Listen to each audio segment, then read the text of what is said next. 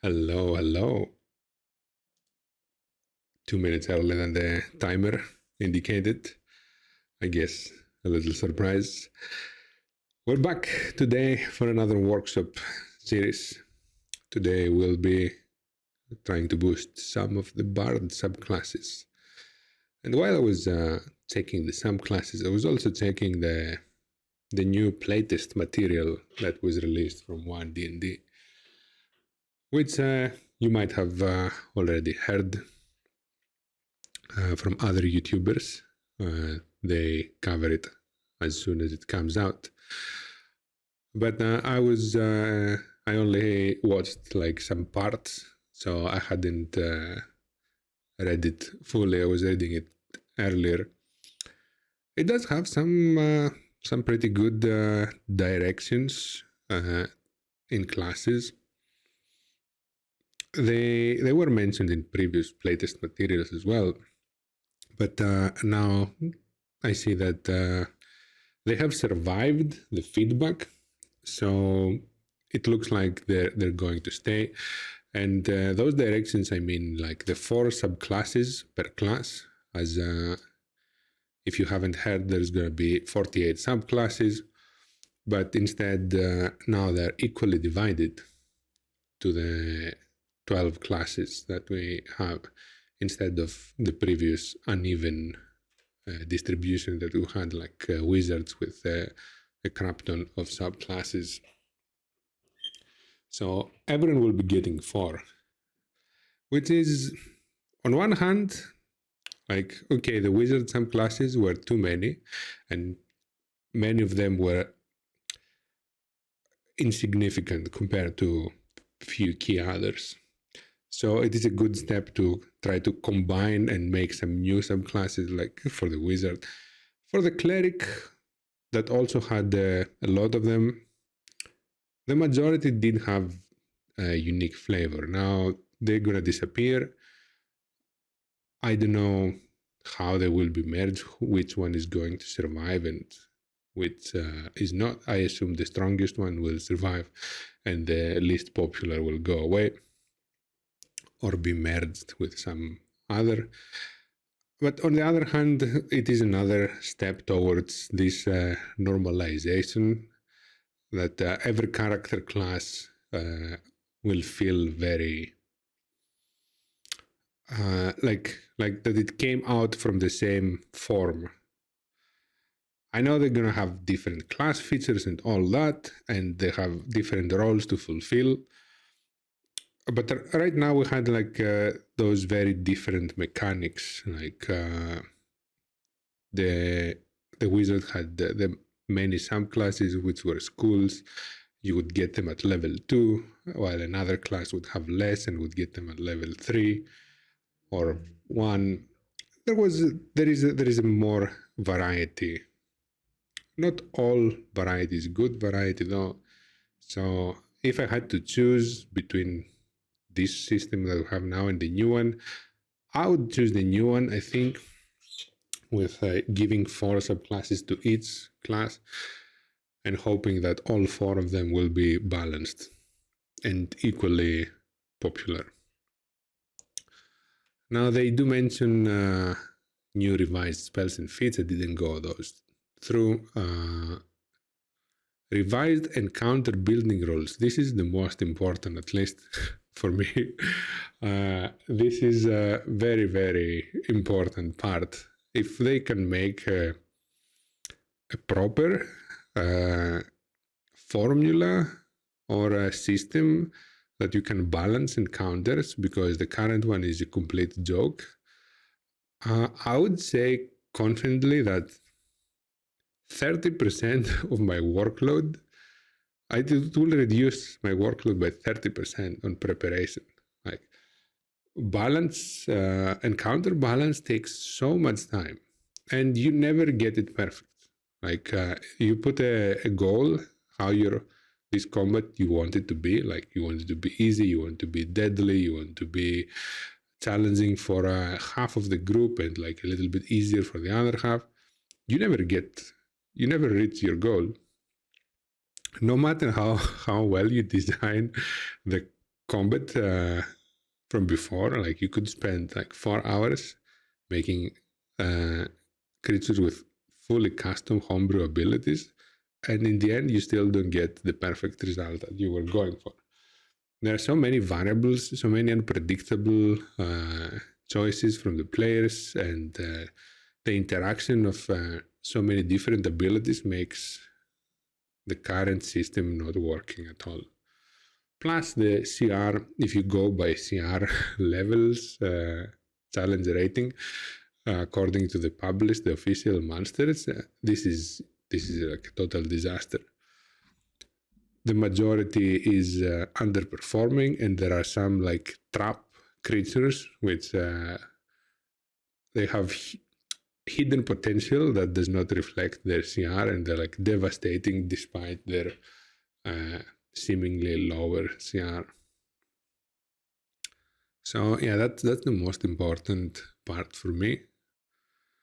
I did read through some of the cleric changes. I mean, it has some nerfs, it has a little bit of boost. The majority is boosts, I think, and it gives a more flexible playstyle. Only one subclass, of course, here, the life domain, which is the like the true healer. Some disappointing changes for those who multiclass, that you pick your subclass at 3rd level now instead of 4th, but you have these holy orders, which not only they're an additional nice feature, but they can easily be integrated into a world and roleplay. You can have like those holy orders exist in your world, and by registering there, you get one of those features. Or maybe you can register at extra ones and get extra choices of this feature without your class mentioning it. So it is described quite well, and it does have a very nice theme to it, proper to the cleric class, and it can work with your world building. Other things that I saw that were worth mentioning. I can't remember anything right now.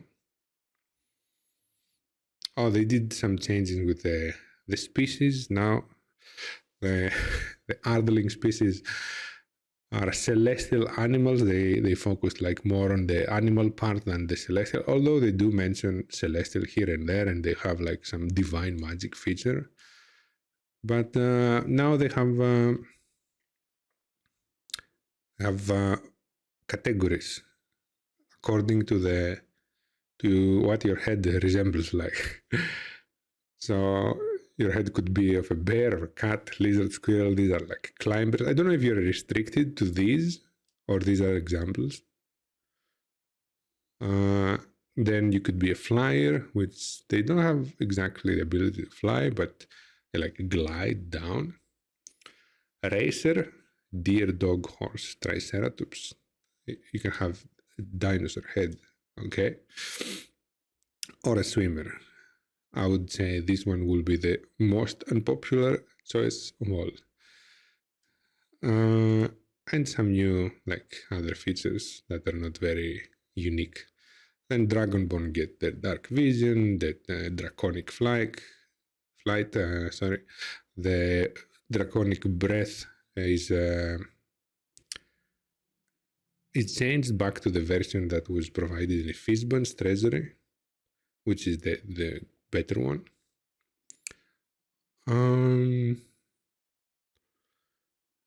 Goliaths get some ancestors as well, depending on which giant they come from. Now, this is okay. This is okay. It does have like some minor disadvantages, but you can't ask too much. Like, it is good that there is definitely pros with that. It customizes your Goliath. It gives your Goliath a chance to be different than the Goliath that is standing next to you. Some of the choices feel a little bit, I don't know, the ability to teleport as a Goliath does not really match in my head. How these big, massive creatures also gets to teleport. I mean, yeah, it is properties of the cloud giants, but I don't know. The other ones do feel okay: the fire, the frost, the hill, the stone, and the storm as well. Now, the minor problem that I was mentioning is that if you're playing in a homebrew world, and let's say that you don't have these three types of giants, do you just delete those options, or do you have to reskin the whole thing, or do you have to make those type of giants for the player options to make sense?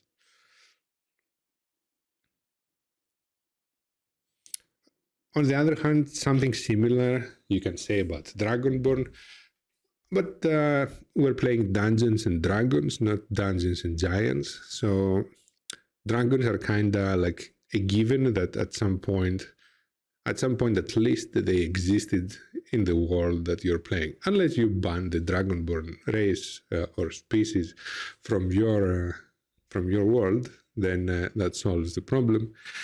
But the majority of D&D games do have some dragons here and there. Giants, on the other hand, you might find giants as well, but you might not find the whole family and variety that Forgotten Realms have.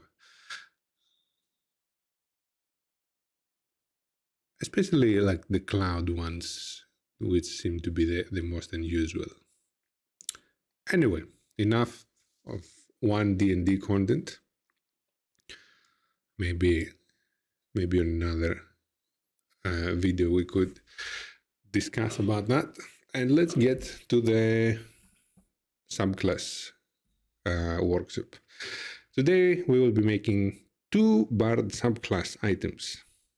On my last poll on Reddit, on of the weakest subclass of the bards, we had a winner, but we had a very close second runner, only by 1 vote. So I decided to pick both and boost both of those subclasses, since I remember seeing them once in the last 2 years. I have, and I run a lot of games. I run a lot of games and a lot of groups as well. So over 20 groups of about 4 to 6 players, and only 1 College of Whispers and only 1 College of Swords on the bard. And the Whispers was a one-shot as well. So you can see that it's not popular at all. I even played myself a College of Whispers bard at some point. I think it was like 4 years ago. No, oh my god, it's been longer than that. It feels so recent. It was 2016. It's already 6.5. Okay, so it did feel very unique at start. When I was creating, I remember the process and the very few levels at the start felt okay, but quickly I realized that as a bard, I knew that I'm not going to excel in combat in any way compared to my other group members that were like spellcasters and martials. But even my supporting features did not feel like they were making much of a difference. As for the swords, I haven't played one myself personally, but I had a player who did play for a quite long time in one of my long campaigns, and it felt like he was driven to pursue a style that was similar to a dual-wielding rogue, but without the cool parts of the dual-wielding rogue, like sneak attack or cunning action. And the bardic inspiration usages were sacrificed for that, were a resource for that, but it didn't do that much of a difference in combat. Out of combat, they didn't have almost anything that the core class did not have.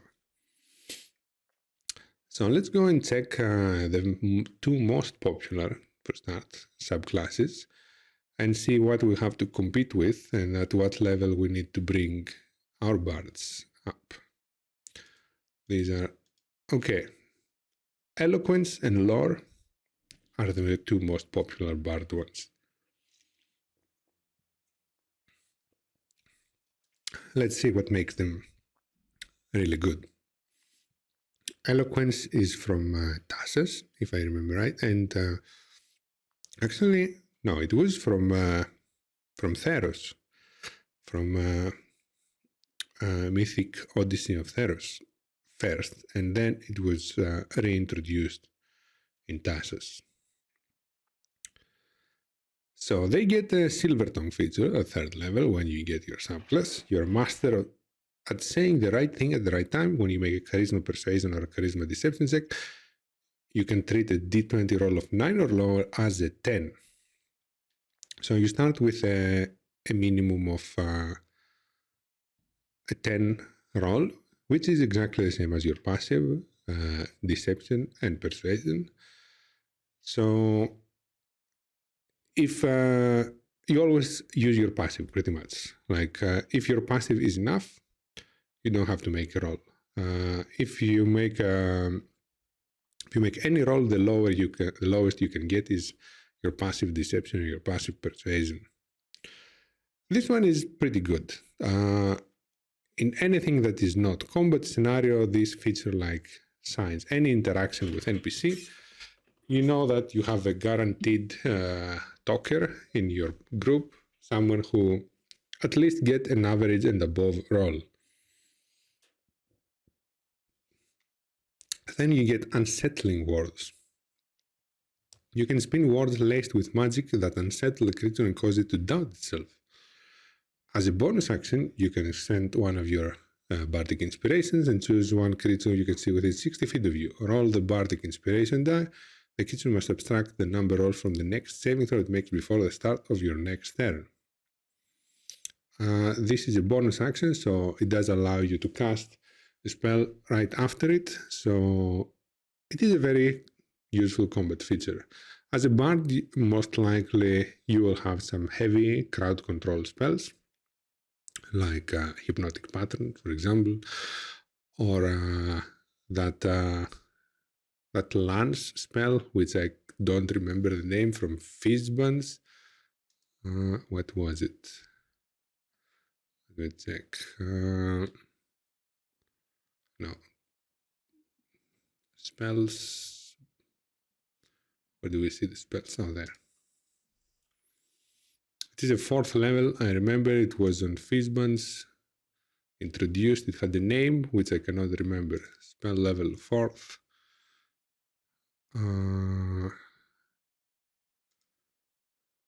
Source Fizzbuns.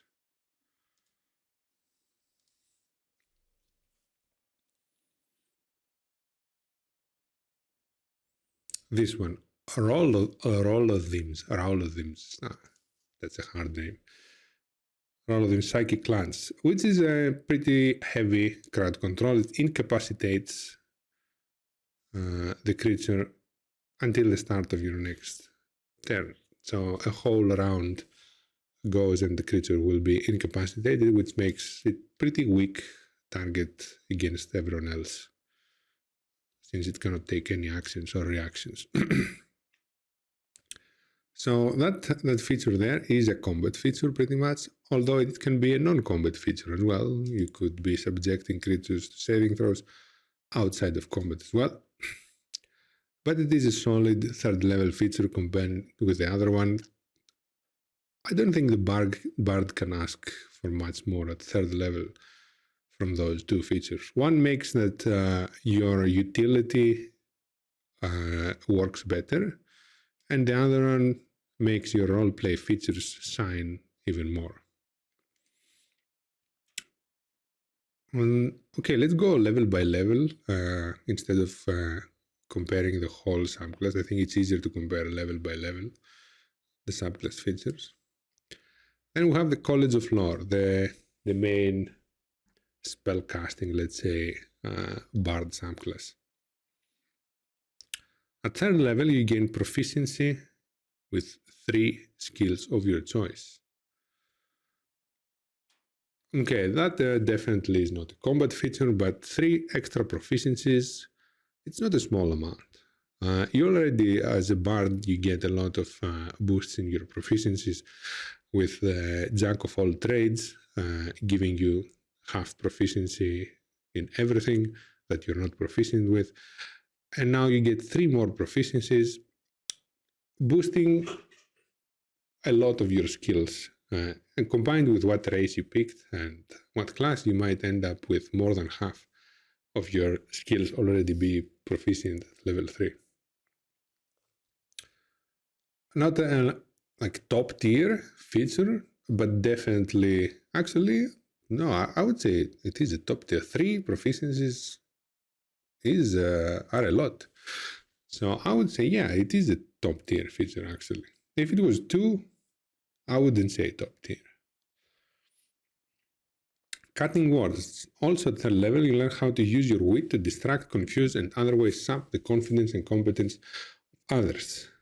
When a creature that you can see within 60 feet of you makes an attack roll, ability check, or a damage roll, you can use your reaction to expend one of your uses of Bardic Inspiration, rolling the Bardic Inspiration and subtracting the number from the creature's roll. You can choose to use this feature after the creature makes its roll, but before the DM determines whether the attack, roll, or ability check succeeds or fails, or before the creature deals its damage. The creature is immune if it can't hear you or is immune to being charmed. Okay, so this is not very different from what the Eloquence bards get. Thematically, it is the same. Like it is reducing a roll of an enemy. However, the previous one was reducing saving throws. This one reduces pretty much everything else other than saving throws. So attack rolls, ability checks, or damage rolls. Meaning that cutting words is more of a defensive spell, while what was called the other one, unsettling words, are a more offensive feature. Now there is a little bit of a weird interaction here. It says you can choose to use this feature after the creature makes its roll, but before the DM determines whether the attack roll or ability check succeeds or fails. So let's say that it was an attack roll, okay? The creature, so there are two scenarios. One scenario, the DM rolls are open, and second scenario, DM rolls are hidden. Let's go the first scenario. DM rolls are open. The DM makes the attack roll, and you see the die rolled on the table. It has rolled a 16.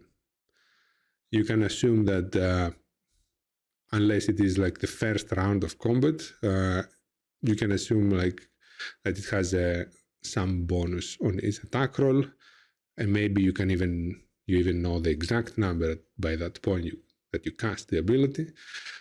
So you see the 16, you know the bonus, or you can approximate the bonus. You know that the target that is hitting is maybe you or someone else from the group, so you know their AC. So by that time, you already know if it had succeeded or failed. The DM doesn't have to say anything. You just saw the roll and you know that it had succeeded or failed. So the part where it says, but before the DM determines whether the attack roll succeeds or fails, cannot be applied here. Then on the second occasion, if the DM is rolling hidden, then you do not know. Then this part applies, so the DM has to tell you, okay, I have rolled, I have something in front of you, in front of me, you don't know what it is, do you want to use the ability? But it kind of slows the game down from what I've noticed, because you have to ask this every single time. If you have a bard with cutting words in your group, you have to roll, and especially if there is a creature that has multi-attacks, or in intense combat there are like a lot of enemies, you have to stop and ask every time and pause. The player also needs to be constantly paying attention to what you're rolling, which prevents the bard from thinking what to do on their own next turn. It doesn't let the player make plans in their mind, because they constantly need to pay attention to what you're saying and when you are rolling attacks and abilities and all that. Otherwise, normally, how I do it as well, when I was rolling the attack, I could see what I rolled. I knew the bonus in my head already. I knew the approximate AC of the target. So the moment I was rolling, I started describing already what was happening, like if it was a hit or a miss. So I was not pausing to give the bard time to use cutting words, which is my fault. I should have been pausing, but then again, I feel like I'm getting distracted from the description when I have to pause, wait for an answer, and then continue with the description of the flavor and the attack. So I don't like a lot this part because of this interaction, which slows down the game and makes it a little bit less immersive. But otherwise, it is a powerful feature. It is a very, very good feature at the same level of the unsettling word from the eloquence combat feature mostly, but can be used outside as well. It does not mention how stealthy you can be with that feature for outside of combat. It does say that it cannot hear you or immune to beat sound, so lets you assume that you are saying something. Also, it's called words, so you're most likely saying some words. But it needs to hear you, so maybe it's not very stealthy. I've had players trying to use it very, very quietly in a dinner or something. Okay, moving on to one of our winners of the unpopularity contest, the College of Whispers. This guy, at level 3, he gets Psychic Blades. When you join the College of Whispers, at that level you gain the ability to make your weapon attacks magically toxic to a creature's mind. This is hard to imagine. Toxic, a weapon that deals physical damage, being toxic to a creature's mind. Maybe the combination of words, maybe me not having English as a native language. This toxic to a creature's mind sounds very unnatural.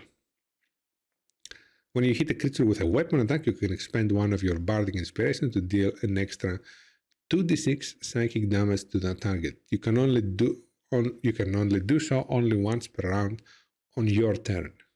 The psychic damage increases the 3d6 by 5 level, 5d6, 10, etc., etc.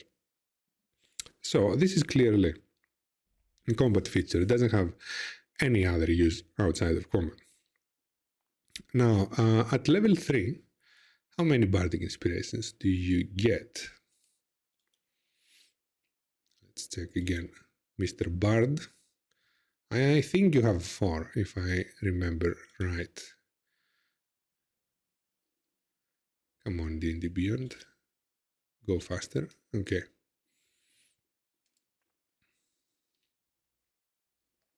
Where is the class table? These are the features. Where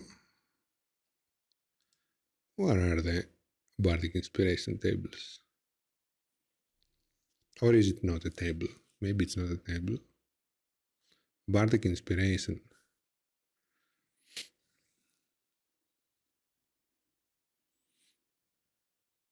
Oh, actually, no. It is actually equal to your charisma modifier.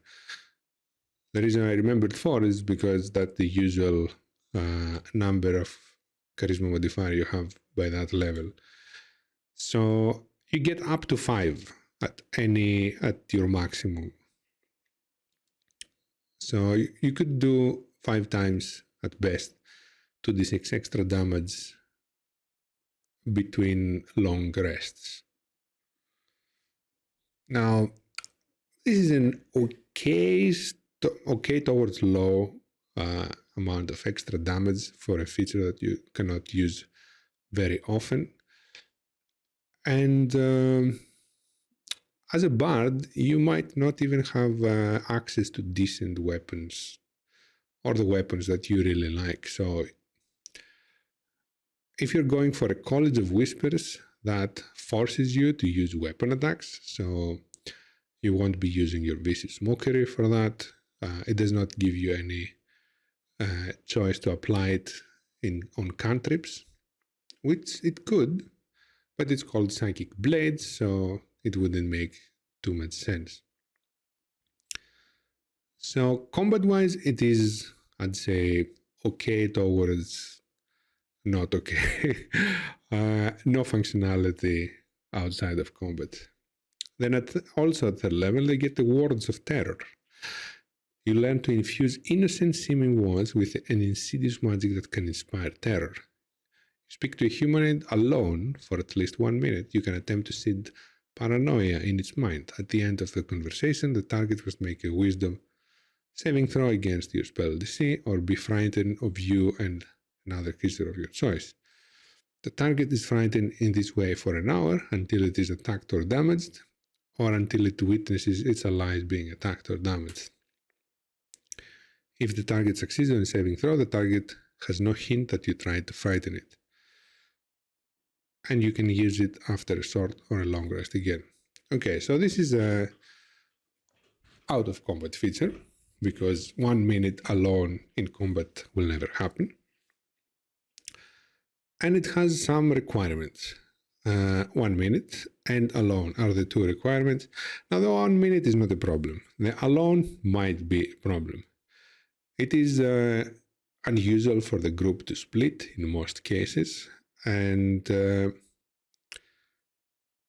when you will really need it, like if you meet an NPC at those levels and the NPC is alone already, it's pretty likely that your whole group, as it is a group, can frighten or intimidate this poor NPC without any use of special feature. You are like 4 or 5 adventurers of 3 level, which is much higher than the common peasant and the average person in D&D world, that you're already quite more powerful. So a group of adventurers of that level can intimidate and frighten a creature, an NPC, if they're alone. Now, they might not impose the frightened condition, which is like, it has combat mechanics, but they will roleplay, make them afraid. Now, speaking about the condition, if this is an outside of combat feature, what is the use of making that NPC, giving them the frightened condition and imposing some combat penalties? Is it with the plan to fight that NPC in the next hour? If that's the case, then I can say this is badly designed. How likely is that you get a minute of alone time with your enemy before you fight them? How often does this happen? And in that minute of conversation, the enemy is not hostile towards you and just listens to you. So I don't see the direct use of this feature. What's the point?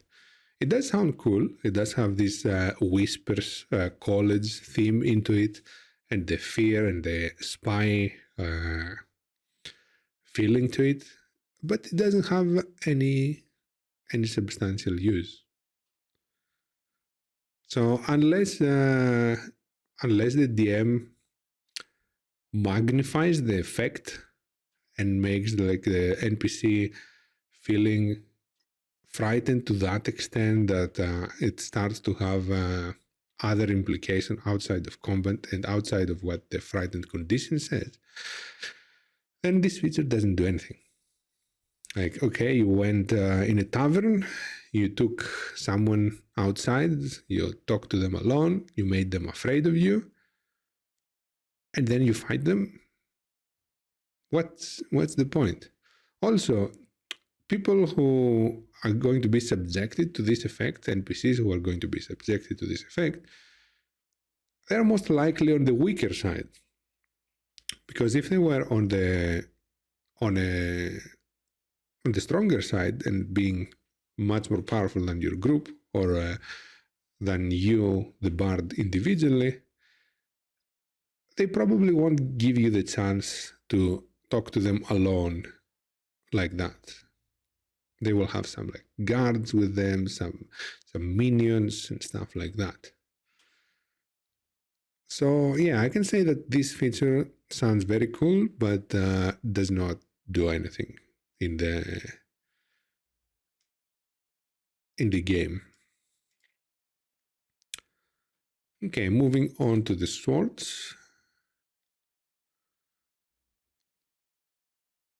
So when you join the College of Swords at 3rd level, you gain proficiency with medium armor and the scimitar. So 1 weapon proficiency and 1 armor proficiency. The armor proficiency is important. The scimitar, not so much, because if you're going by... Wait a second. I can't remember. Do they have proficiency in short swords?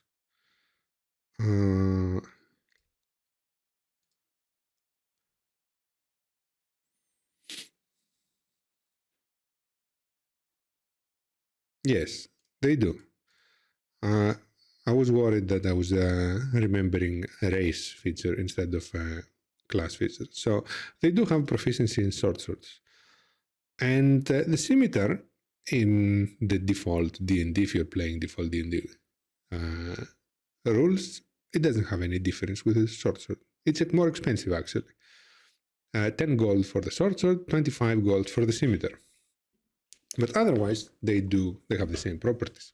They're both finesse, they're both light, they deal 1d6. I think they also deal the same type of damage, although it might be slashing for the scimitar. I'm not sure. But I kind of remember that it was piercing for both. So this proficiency is also pointless. Like, unless you just view it for the value of roleplay.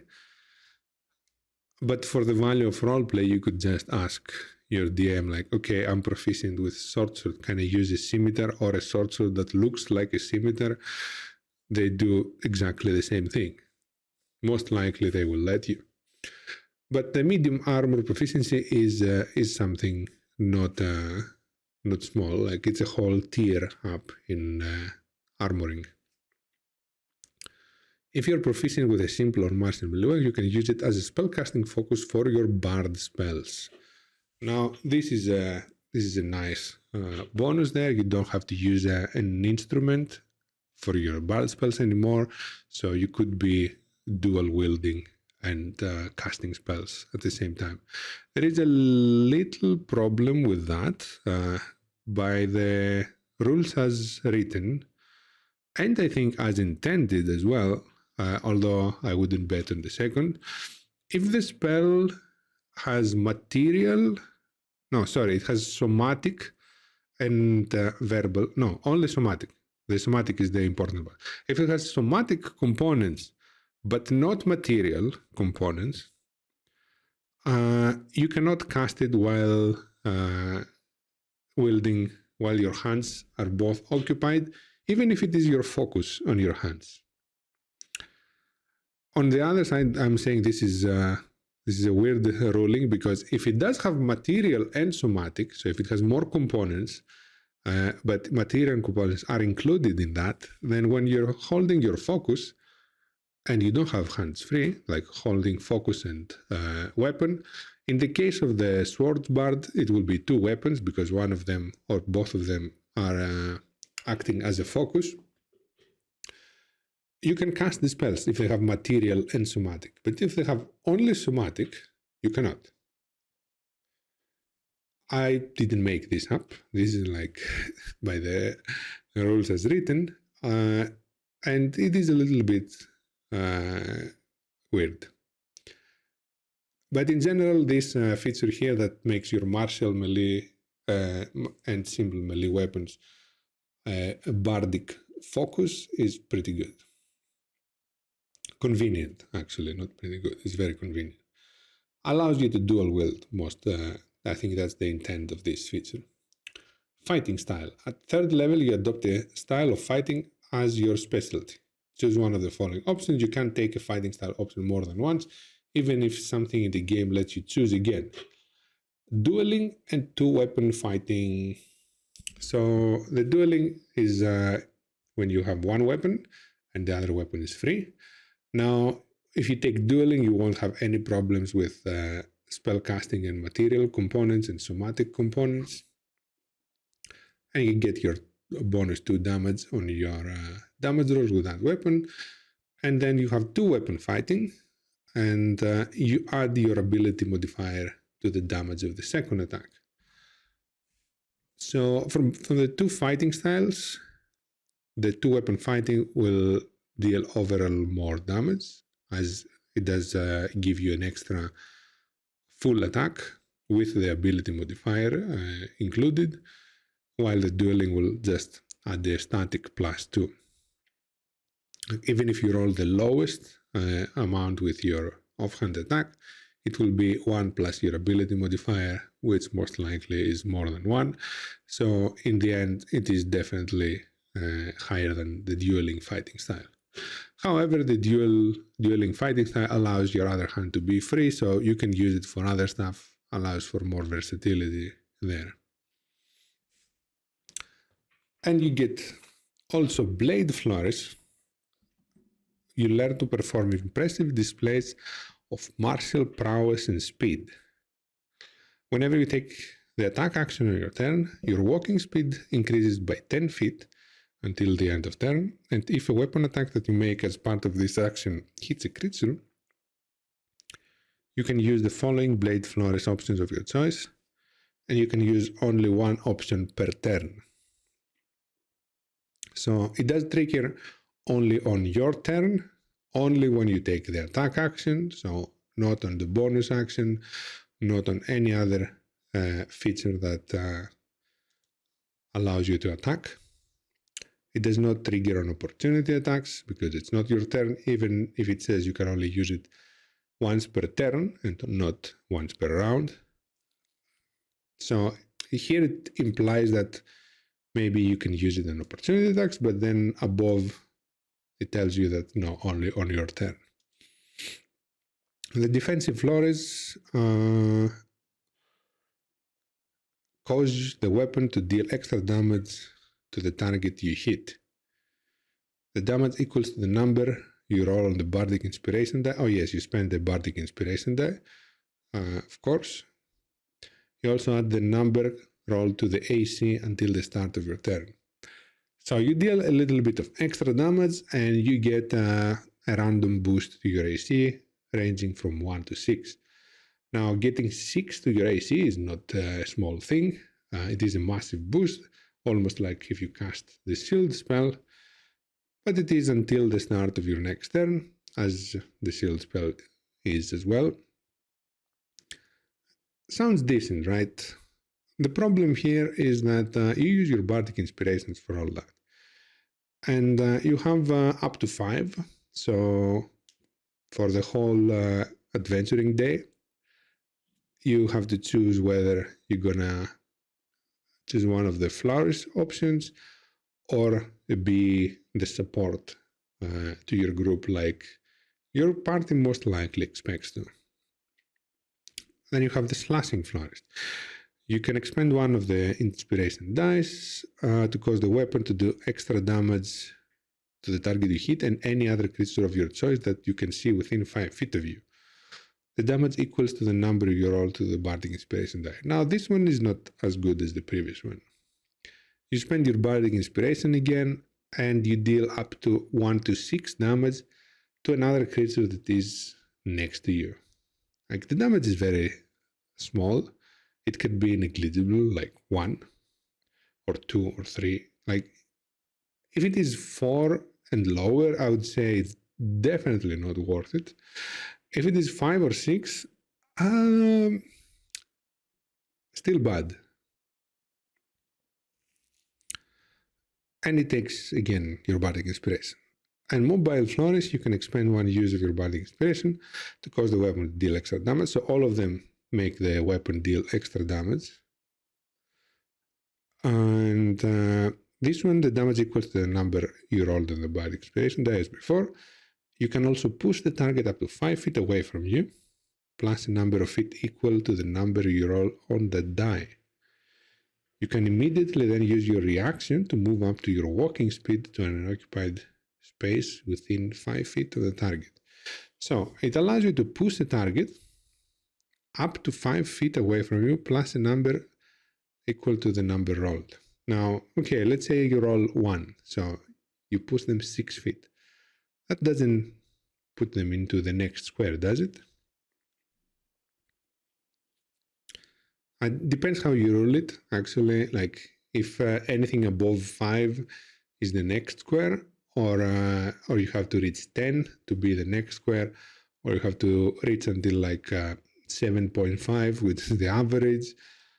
But definitely you will not get anything more than 10, because 5 plus 6 from your bardic inspiration is the maximum 11. Yeah, maybe if you rule it anything above 10 pushes it to the next square, then with that rolling you can put someone 3 squares. But it is unlikely. First you have to roll maximum, and then you have to have the rolling on your side. And you spend your reaction as well. So you spend your inspiration and your reaction to push the target and follow them together with that push. I mean, does it sound cool? I don't even understand how the target could be pushed by a display of swordsmanship, and like, you're not hitting with strength, right? It's not like your blows have such heavy impact that the target is being pushed back and back. You're hitting with dexterity most likely, so I don't see the theme on this feature. The usage is very, very situational. Like, you don't have any reason to do this on the average scenario. There has to be something that like they're on the edge of a cliff or something. We want to push them off, or some other specific scenario. So out of the 3 flourishes, we have one decent, one good, I'd say, that can boost your AC quite high and deal some extra damage on your hit. One that is most likely not very good, and one that is extremely situational. So out of the 4 bards that we compared, we see that the first 2 have 1-in-1 like combat and non-combat features, and they're both very good. While Whispers and Swords, they have some of their features like we'll never see any usage, like the Words of Terror and some of the flourishes, and like the proficiency with the scimitar. At least half of what we read in their 3rd level features were not going to be used. Okay, moving on to the 6th level features, starting with the eloquence again. Your inspiring words are so persuasive that others feel driven to succeed. When a creature adds one of your bardic inspiration dice to its ability check, attack roll, or saving throw, and the roll fails, the creature can keep the bardic inspiration die. This does not sound epic or anything, or actually even cool, but it is extremely mechanically useful. You save so much, like your features never go wasted. So if your inspiration die made the difference, it is used. If it didn't make any difference, they keep it again. This is a big thing. It guarantees success on what the creature needs to succeed.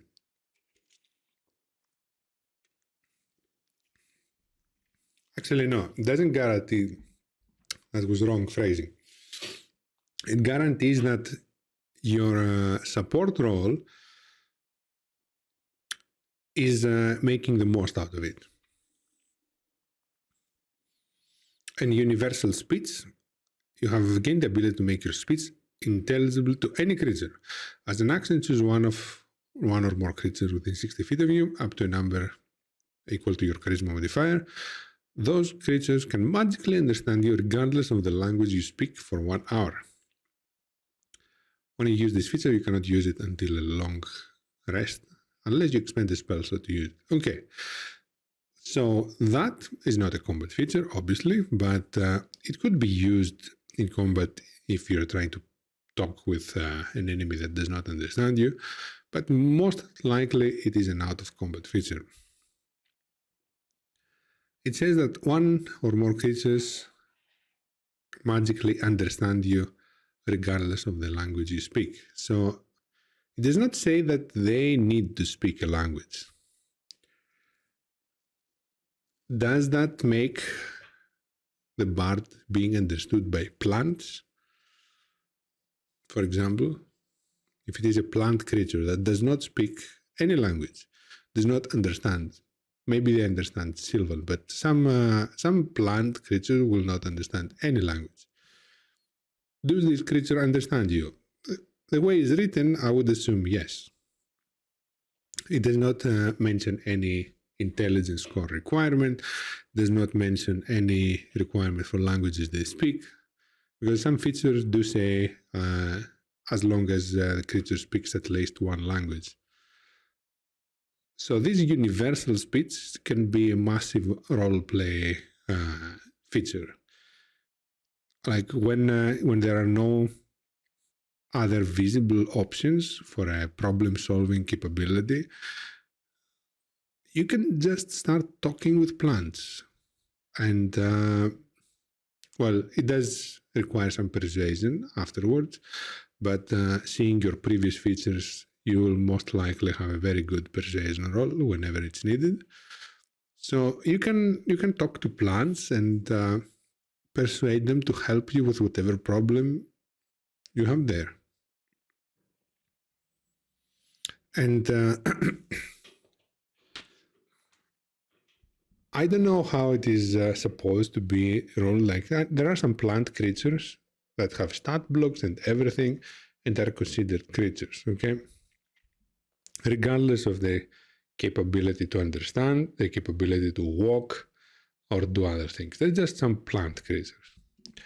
Now, with that logic, is the common grass and the average tree and bush that you find outside in the wilderness also a creature? If yes, then this feature is amazing. It is beyond amazing. You can talk with anything. They don't get the chance to reply though. That is a important part. It doesn't say anywhere that they can reply. So you could be talking to grass. The grass would be understanding you, but it doesn't have the ability to reply back. But maybe you get creative and you find some other ways for the grass to convey information back to you.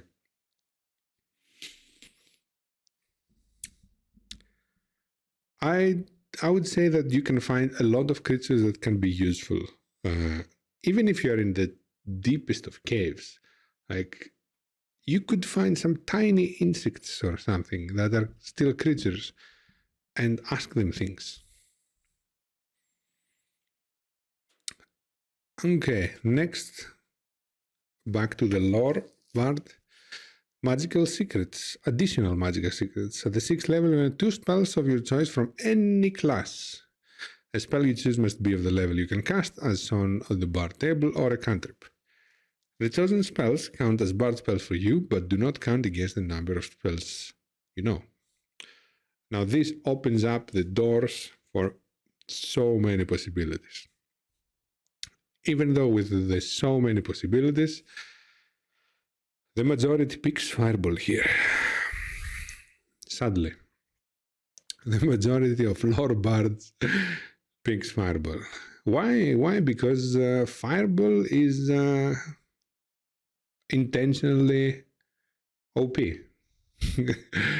Wizards of the Coast have admitted on making this spell more powerful than the other spells on its level because of nostalgia and for being iconic spell through the editions.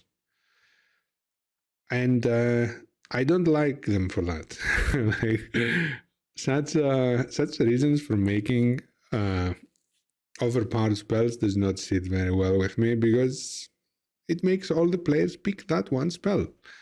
All spellcasters, I know that if I don't talk with the spellcasters about it, and if I don't tell them that I don't like this kind of a trend, that there is one most powerful feature and people go for it, they feel that they're obliged to go for it. If I don't talk about them, about that with them, they always pick Fireball.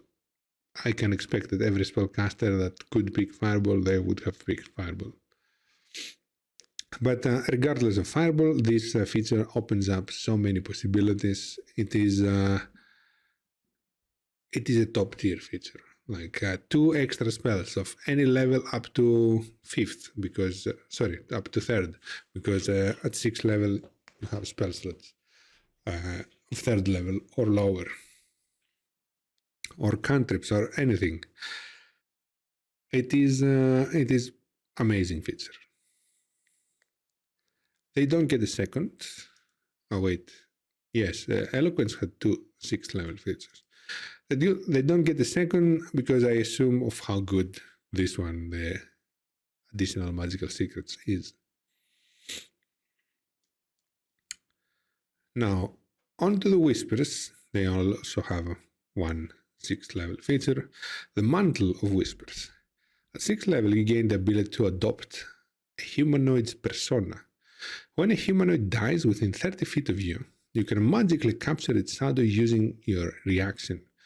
You retain the shadow until you use it or finish a long rest. You can use the shadow as an action. When you do so, it vanishes, magically transforming you into a disguise that appears on you. You now look like the dead person, but healthy and alive. The disguise lasts for 1 hour or until you end it as a bonus action.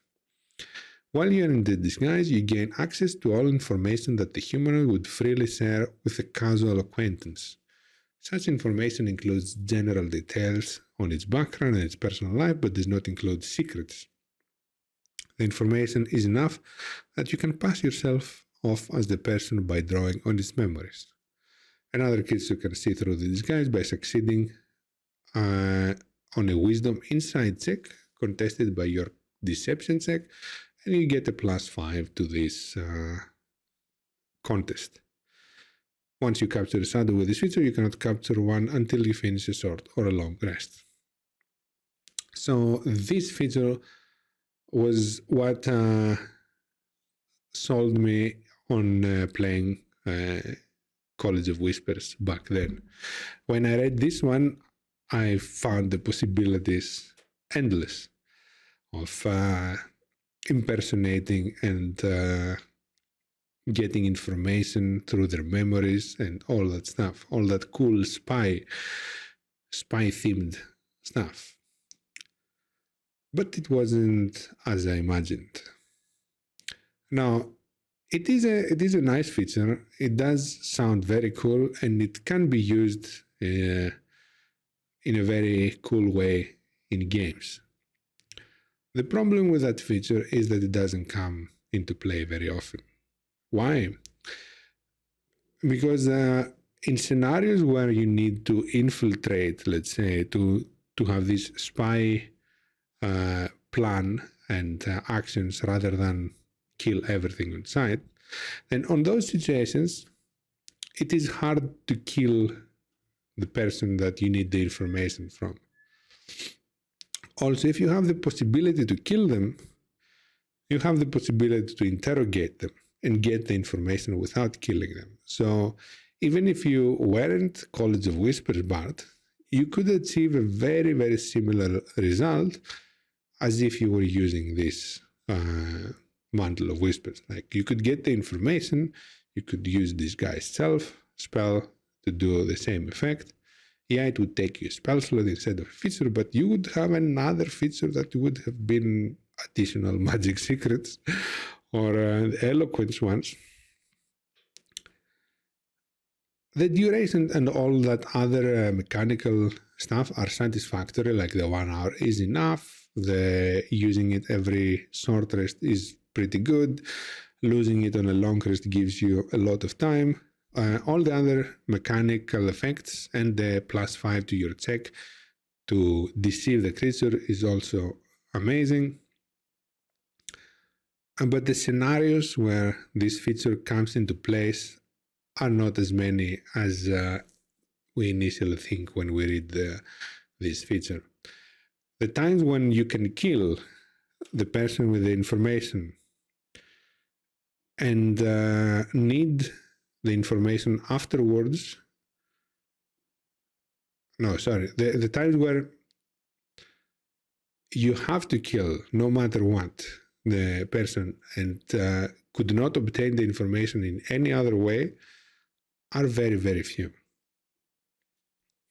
The only situation that I could remember this feature being uniquely useful, like no other feature would had helped, is when my group was in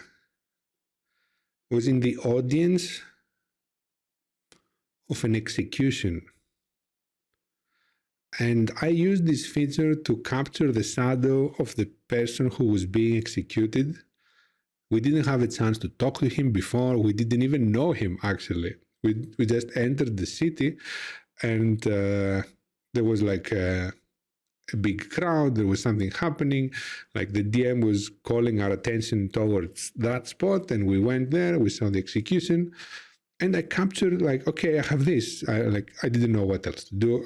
I didn't know if I was supposed to do anything, or if this was just a spectacle. I never learned about it. But the moment the executed person died, I captured its shadow. So I disguised as that person and regained its memories, and we found out why it was being executed and all that stuff, because we didn't have hello Kevin, welcome. We didn't have any idea of why this execution was happening, and we wouldn't have had any chance to get information of that person before it died. It was like a death that was not caused by us, and it was visible within range. So I captured that shadow, transformed into him, found what he was being executed for, and then impersonated him to some people that did not know that he had just been executed. That was the only time that this Mantle of Whispers was a unique feature that yielded results impossible by other means. So in other normal situations where the group is the one killing someone, the adventurers are the ones killing those NPCs, the Mantle of Whispers can be substituted by interrogation, simply. Interrogation plus disguise self, and you almost get as much as this feature gives you without having to sacrifice a subclass feature. And you don't get another one at 6th level. That's all you get. So compared to the previous 6th level ones, I'd say not worth getting to 6th level for this. And on to the swords, College of the Swords. At 6th level, you gain an extra attack. You can attack twice instead of once whenever you take the attack action on your turn. Simple, very, very simple. Is it good? At the first glance, it's very good. Like, who doesn't want extra attacks, right? Question is this bard that poses this as a martial class now competitive with other martial classes? Or what's the direction that it's going for now? So clearly focuses on the swords, not on the spells, wearing medium armor, now getting extra attacks. But you get it at 6th level instead of 5th, while everyone else of the martial classes will get it at 5th. So you're already lagging one level behind in terms of attacks. Your weapons are still limited to scimitars and sword swords, which deal the 1d6 plus your flourish damage 5 times a day.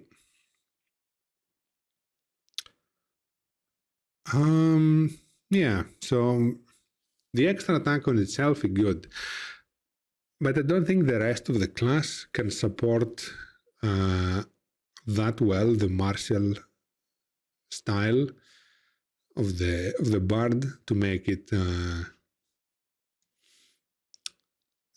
competitive with the other martial classes.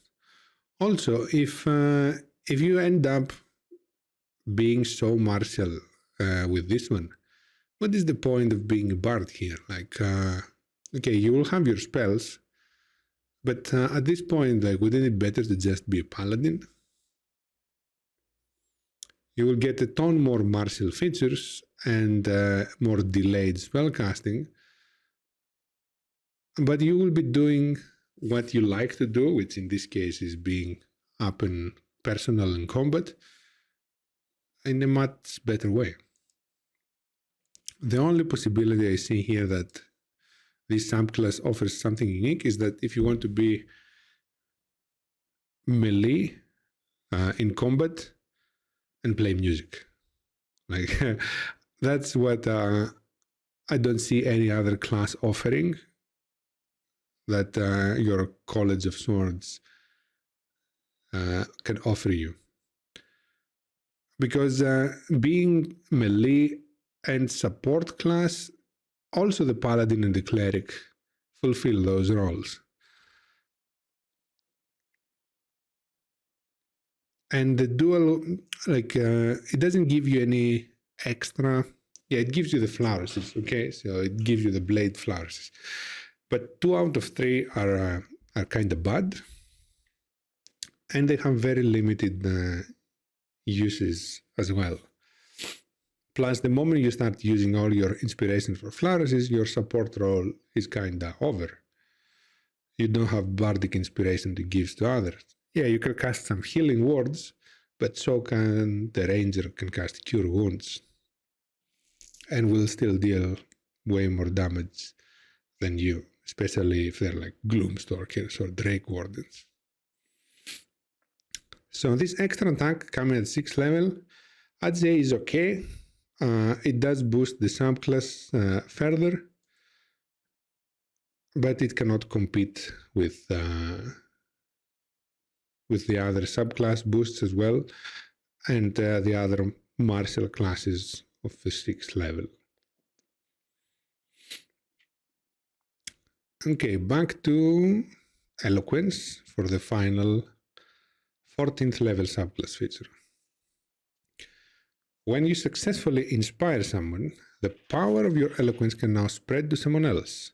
When a creature within 60 feet of you adds 1 of your bardic inspiration die to its blah blah blah roll and succeeds, you can use your reaction to encourage a different creature other than yourself that can hear you within 60 seconds, giving it a bardic inspiration without expending any of your bardic inspiration uses.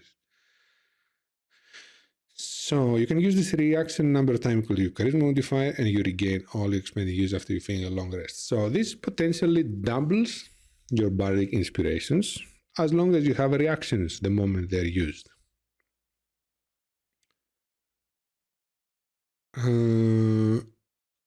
Yeah, it does have I was thinking if there was a homebrew item that would give you 2 reactions, does it mean it triples? But no, it does have a total number limit equal to your charisma modifier. So even if you had multiple reactions, no, it wouldn't reach infinity.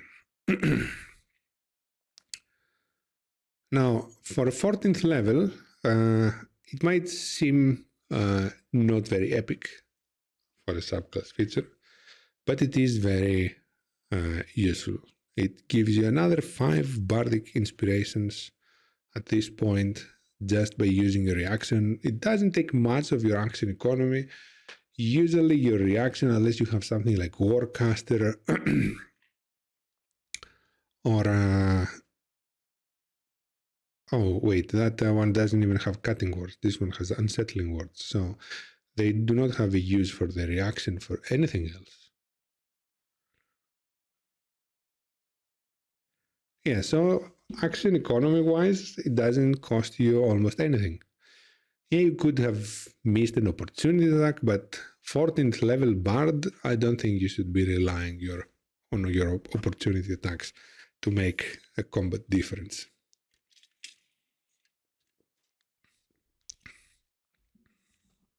So 14th level feature, Eloquence, pretty good. Nothing epic, not extremely cool or anything, but mechanically very, very useful. Moving on to the lore. Starting at 14th level, when you make an ability check, you can expend 1 bardic inspiration. Roll a bardic inspiration die, add the number you roll to your ability check. You can choose to do so.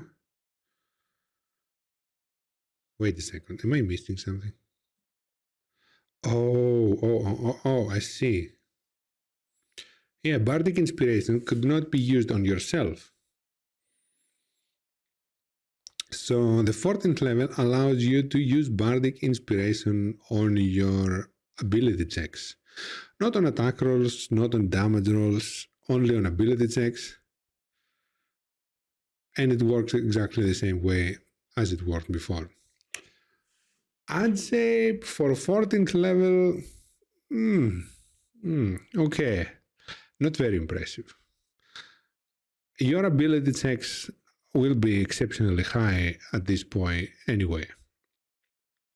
How much boost would you need? Like, this comes into play only if you try to reach some kind of super high, super hard DCs, like, I don't know, 30 or 25 plus for sure. Because you have expertises, you have proficiencies, and if it is a skill that you are required to do, what I mean is that in your group of 4 to 6 players, people have some ability skills that are good at. So usually, whenever someone is strong, they ask that person to move or break a door because they're going to make a athletics or strength check. So you're going to be asked to do things that you're good in doing.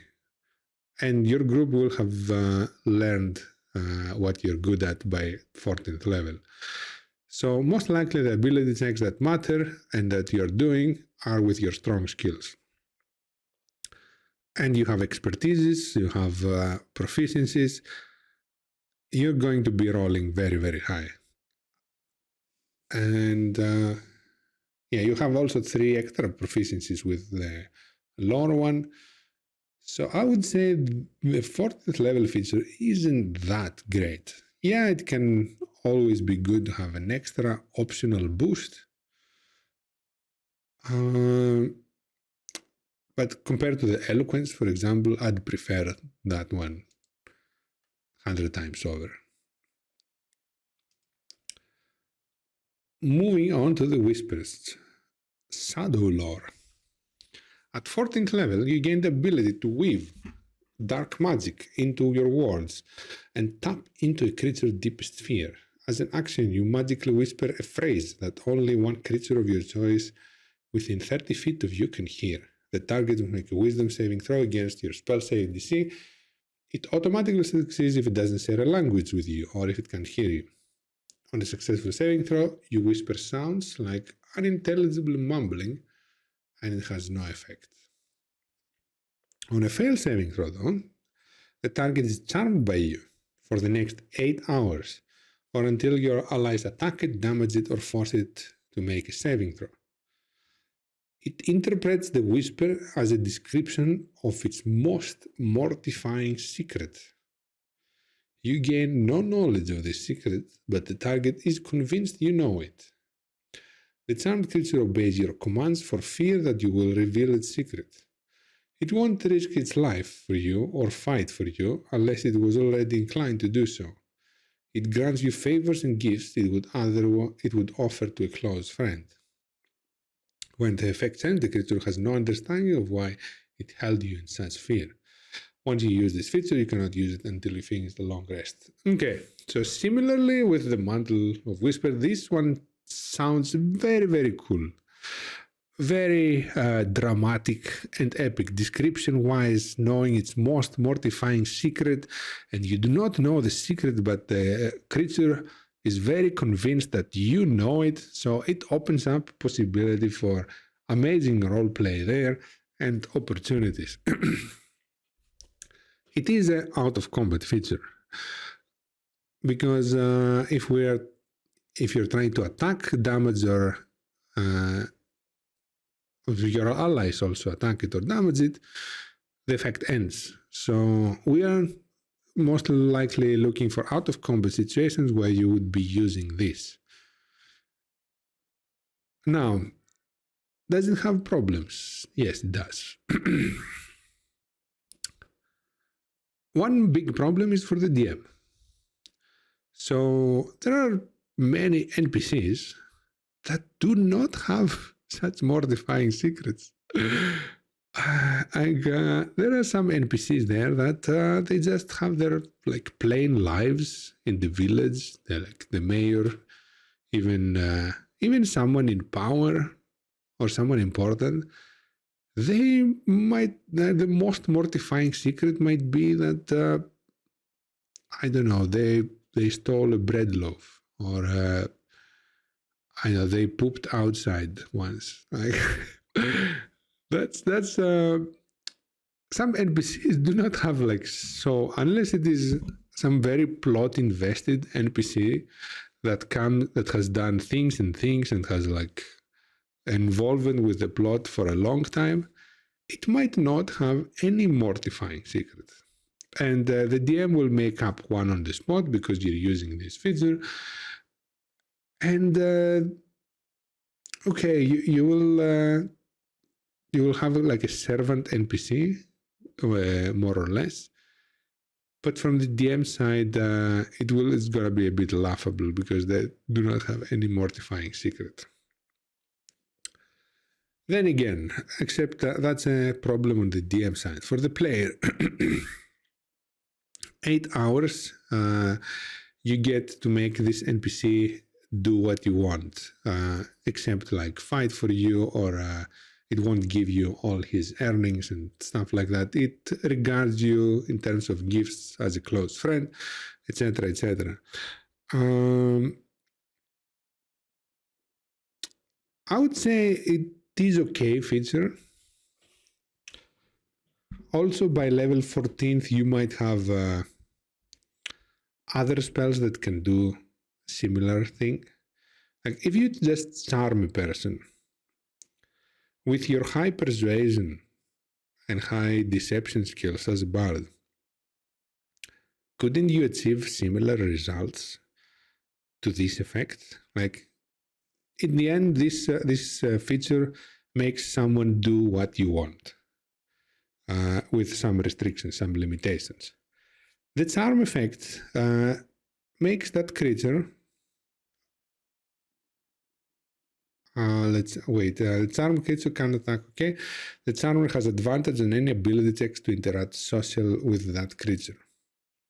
So it does not mention, okay, that it regards you as a friend, but if it is charmed and you have advantage on persuasion and deception checks against it, or even intimidation. Actually, let's put intimidation as well, because there is fear here involved. So you have advantage on intimidation checks, and pretty much very high boosts on that skill as well, because it is a charisma-based skill. Isn't it very likely that you're gonna achieve, if not the same, similar results as what Shadow Lore gives you? Maybe the duration will not be 8 hours.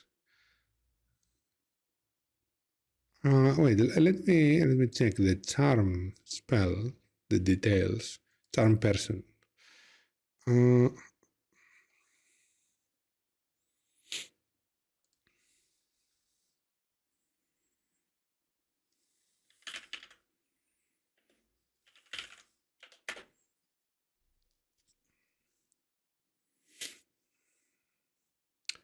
Charm person. You attempt to charm a humanoid, make a wisdom saving throw, okay?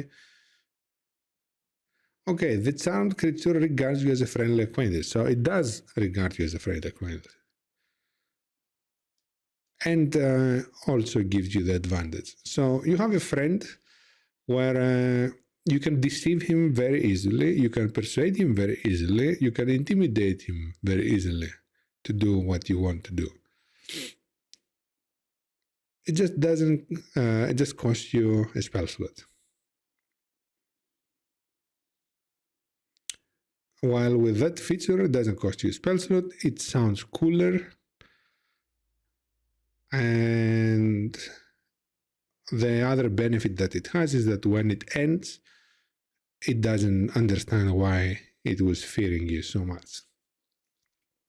On the negative side, it is only associated with fear. So if you didn't want to fear someone, like you just wanted to persuade him or deceive them, but without causing any fear, then this feature is not very useful.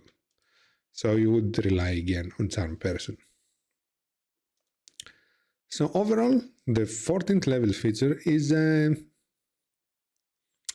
charm person charm person spell with a little bit more duration, because charm person lasts 1 hour, right? Yes, with 8 hours duration instead, only restricted to thematically fear and no knowledge of the event afterwards. So yeah, very cool sounding, but 14th level feature doing pretty much the same that you do as charm person. Does the target know you charm them with this? No, they do not. That's what I said. One of the advantages is that they do not know. After the effects, when the effect ends, the creature has no understanding why it held you in such fear. But it does remember that it was afraid of you. So you can't do it like to someone who you want to build like a positive relationship with. You do it to some NPCs that you know you will discard them, like they have no use for you later on.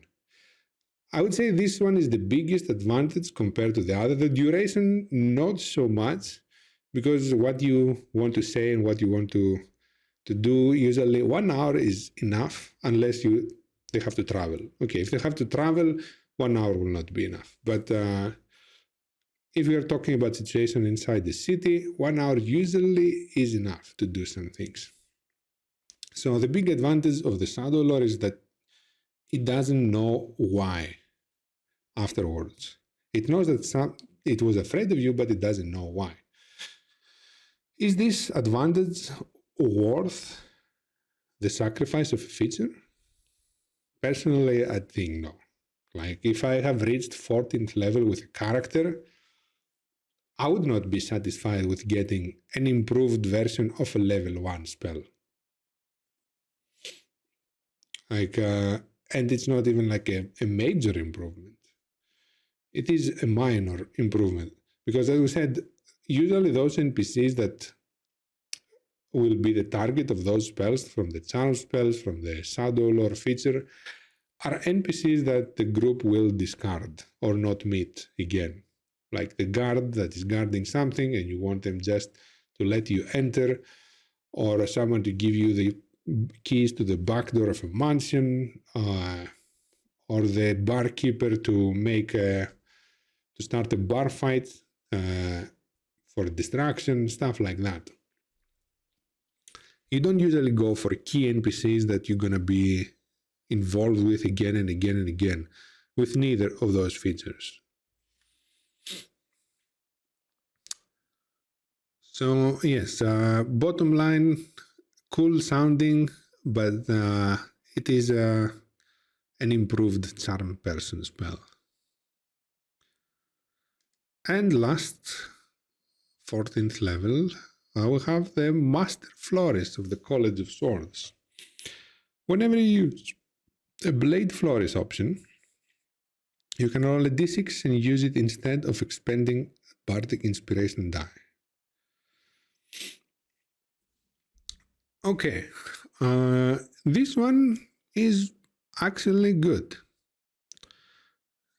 Not amazing, but good. Because it does take, it gives you back all your inspirations that you were sacrificing for your martial attacks instead of supporting your group like a bard normally does. So you roll a d6 now. At 14th level, what kind of inspiration die does the bard have? Does it have a d10 by 14th level?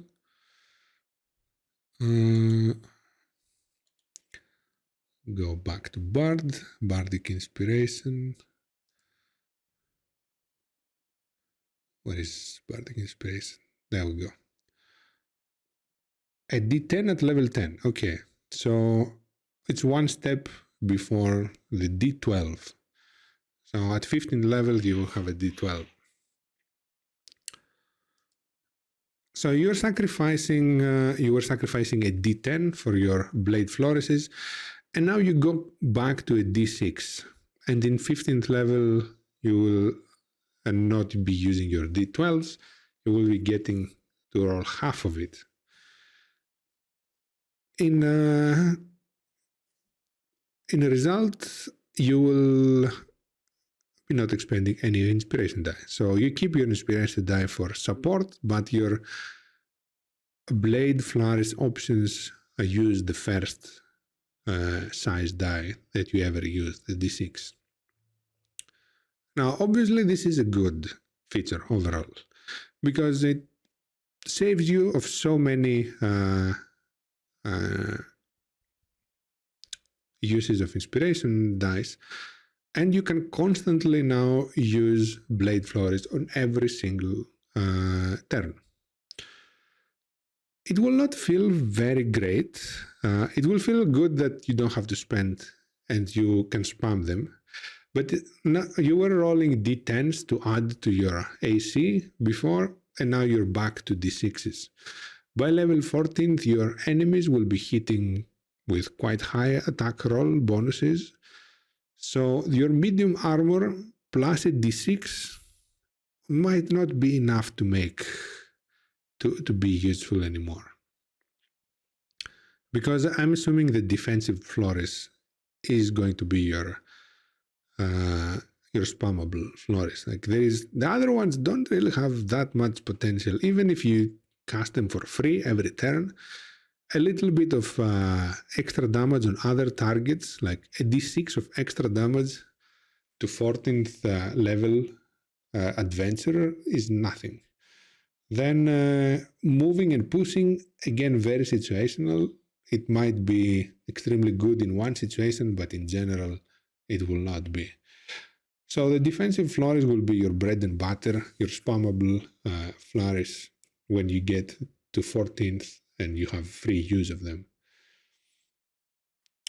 So your AC maybe will get to like, I don't know how much your AC will be. Medium armor, maybe you have some pretty good magic medium armor, some other choices that have boosted your AC to quite high amounts. But my point is that if you were relying on your defensive flourish, if your defensive flourish was making the difference before with the D10, and you were happy with it, like, yes, I reached 24 AC with my defensive flourish, and that's how I dodged all the attacks on that round. If you had moments like that, and you were happy with your use of defense flourish, now you will not be. Because from D10 dropping down to D6 at 14th level balanced encounters, you will not see that, you will not say have your AC that high to dodge so many attacks and have this good feeling that you had before. So yes, you will be saving your bardic inspiration for support, which I assume you didn't before because you were using your class features, your subclass features instead. But it will make your subclass feature look weak now. Could it be that they gave it for free without changing down to a D6? I can't say that it would be overpowered. Other than the defensive flourish, I think the other ones are pretty weak. Even if you gave them a free D10 on every use. I mean, maybe the pushing one, it would be annoying. It wouldn't be overpowered, but it would be annoying to just push and push and push and push and push freely every turn. But I don't think it would be overpowered. So yeah, I think their 14th level feature, while it does have a very interesting idea, and it solves the resource problem the College of Swords had, it makes the subclass features feel weaker now suddenly. So this is a good point for us to intervene and change it a little bit to make it more competitive. Okay, we have gone through all the class features. Now we have an overview of the power level difference between the first two, the most popular ones, eloquence and lore, versus whispers and swords. I think seeing the features now, examining them closer, I completely understand why the two of those are tied. Personally, I would put the whispers one as weaker because I've played it. And I witnessed firsthand how these cool sounding features don't actually come into play. And while the lore and the eloquence don't have anything remotely cool sounding like those, their features shine like so many situations. Now the swords one is a little bit more complicated, meaning that it is a bard that tries to be a martial class. And its comparison should be going towards other classes. But we are comparing subclasses and not other classes. So that's why it's harder to compare the swords with the others, because the others two do not have anything to do with weapon attacks and martial stuff. So you're comparing spellcasting and utility versus martial prowess. which is hard to do, even if it is within the same class. They're like very different concepts.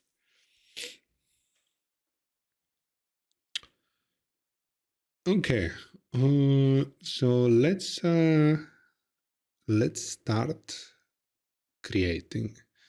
I have been kicked out of my server for being inactive for an hour.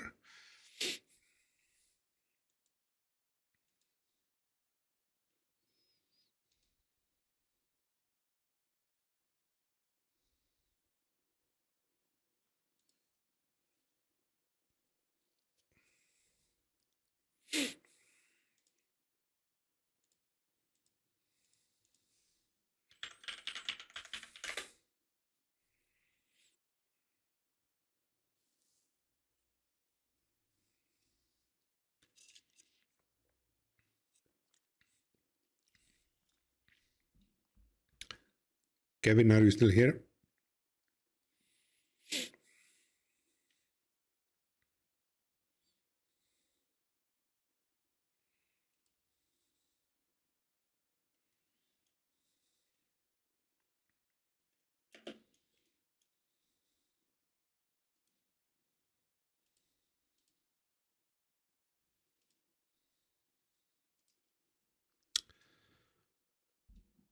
Hello, hello, Poke9er. Welcome. What do we name this one? Let's just start with their subclass names. We'll figure out proper names later. Whispers, equipment. Tonight it's going very well, and we're boosting bard subclasses tonight. The Whispers and the Swords, College of Swords and College of Whispers. We just finished our detailed analysis of their features and compared them with the Eloquence, Lore, Bards, and we saw how much far behind they are, what they're lacking, what makes their features unpopular, and we'll try to find now how to boost them with a magic item that boosts their subclass features and try to bring them on an equal level with the lore and eloquence bards.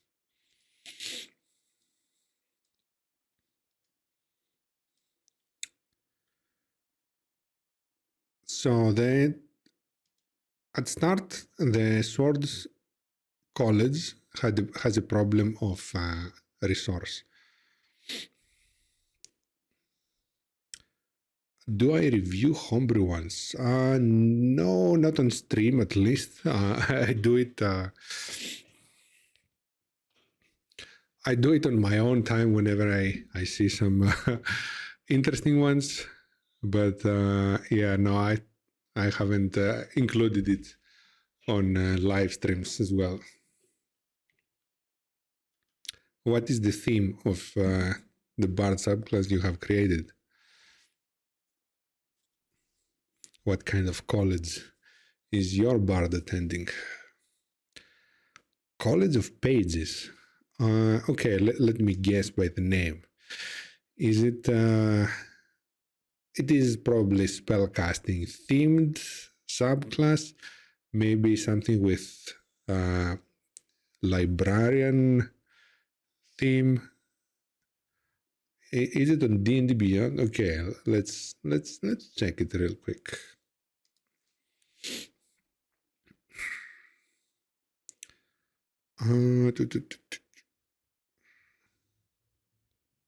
I have forgotten. How do we view homebrew content on D&D Beyond? I haven't looked for quite a long time. Oh, Bros Homebrew. There we are.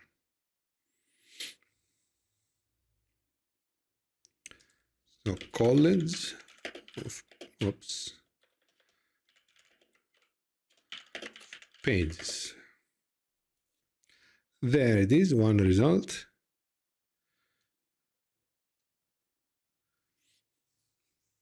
I hope it's this one, right?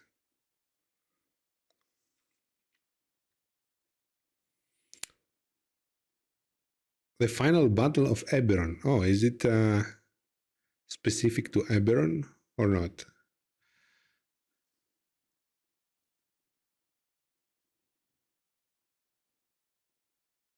I like the flavor introduction.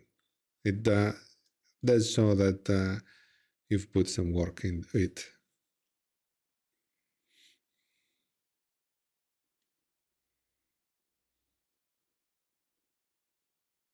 Your hand can influence the writing of history and what is to come. Okay, so it is related to library and history as I had in mind.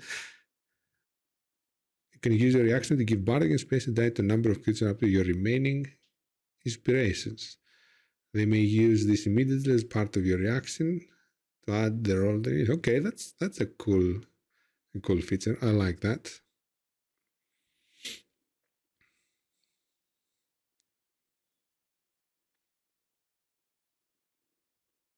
The ability to look into others' motives and trying to write the stories behind those motives. You learn the message cantrip, which doesn't count, okay? You also gain proficiency in any wisdom insight. Already proficient. Choose another skill from the body, okay?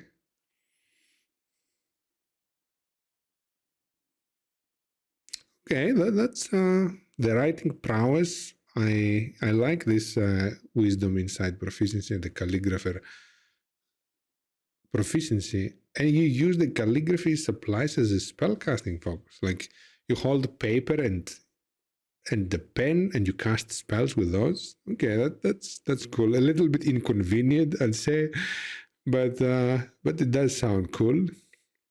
The message cantrip, I don't see the connection. How does the message cantrip relate to the theme of this feature?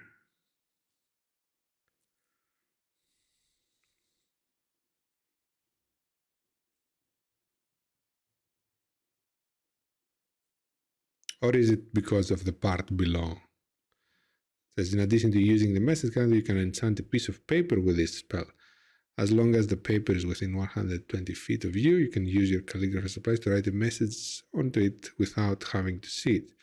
The paper remains enchanted until you cast the message cantrip onto another piece of paper when you finish along the rest. Okay, I see. So the message itself is not related until you read the other part. That makes the message like a written message. So you write on a paper. How do you know that the paper is there if you can't see it?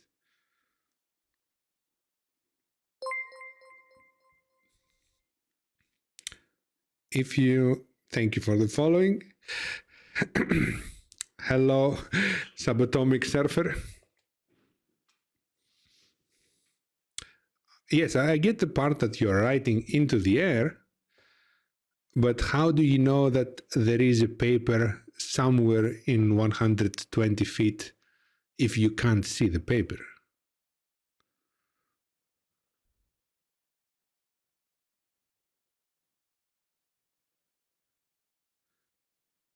You have to know that the paper is somewhere there, right?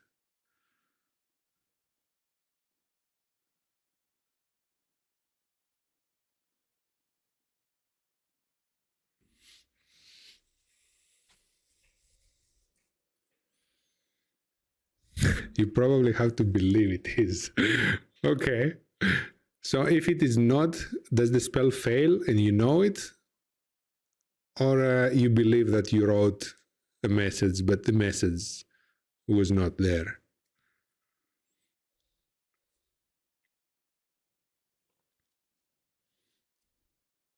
Can be used to relay information or warning. I would say to make it easier for your for these types of questions, I would suggest that the message cantrip instead of writing on a paper, it makes an illusory paper appear, and it has like a illusionary pen writing onto it. floating like somewhere. Maybe you would need line of sight though for that.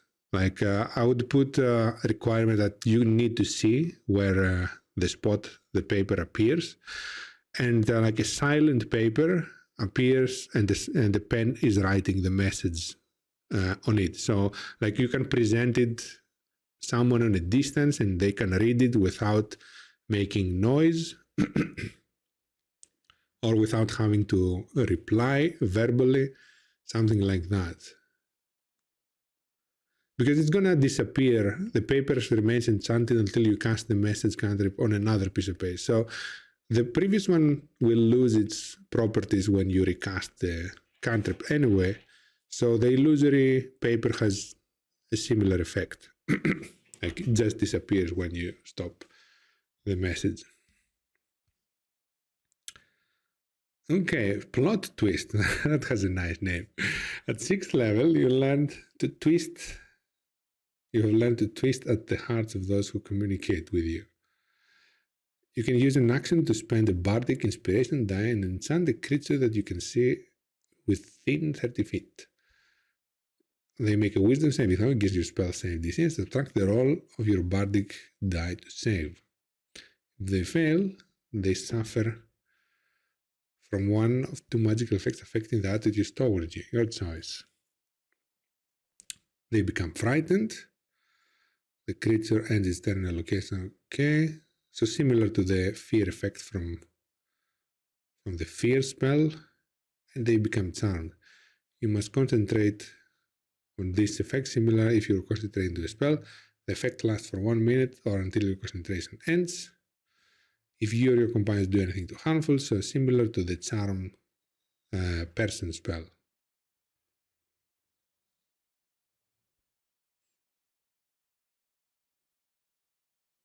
The effect fails if it can't hear you or it is immune to being charmed.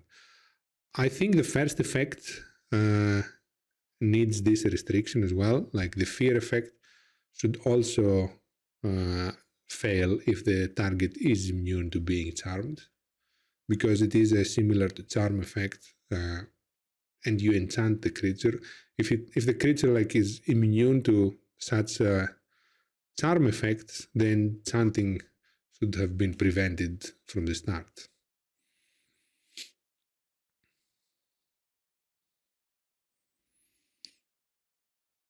And you can use okay, now so the plot twist effectively gives you charm person or fear spells on a creature within 30 feet.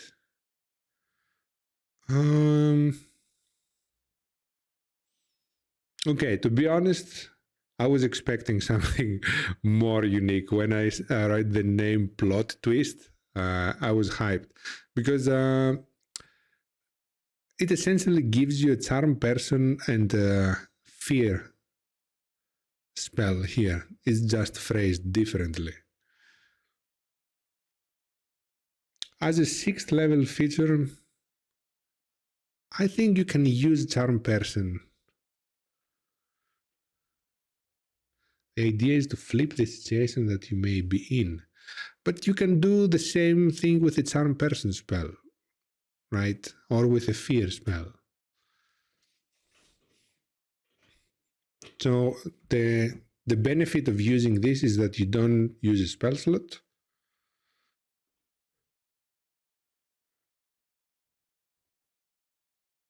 Also, being charmed and being frightened will not guarantee that you turn, that you flip the situation.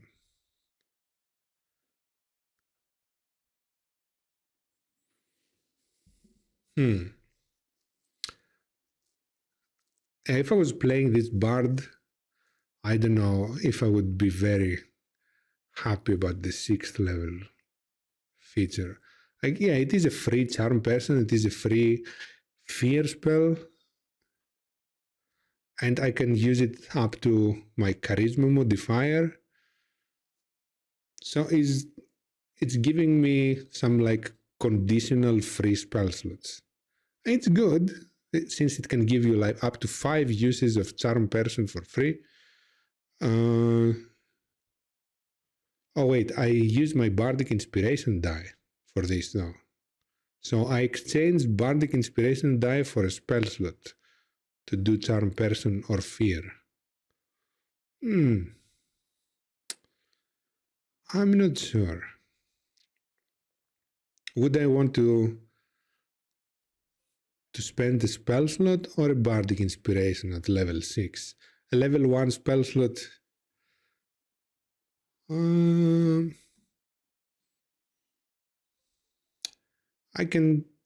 I'd say it's situational.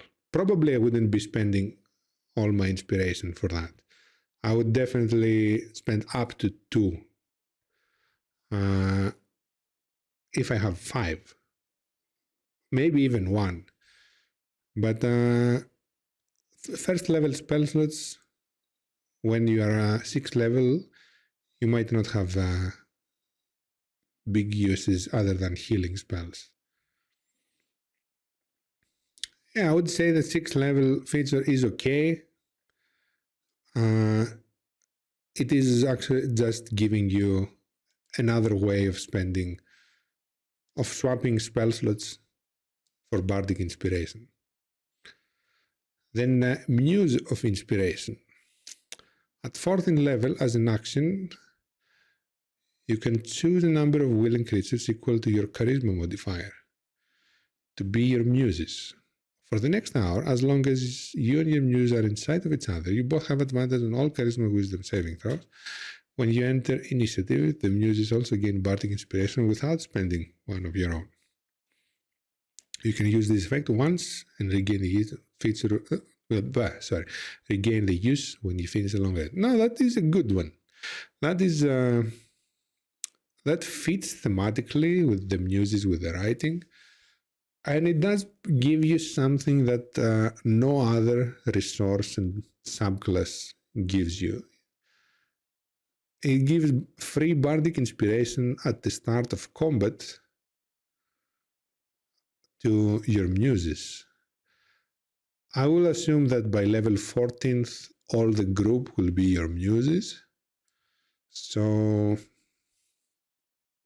oh wait, it says for the next hour. So you have to predict.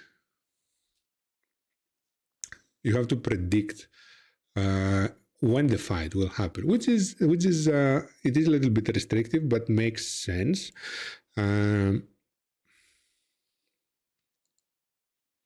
I don't know if the hour, maybe it needs a little bit longer.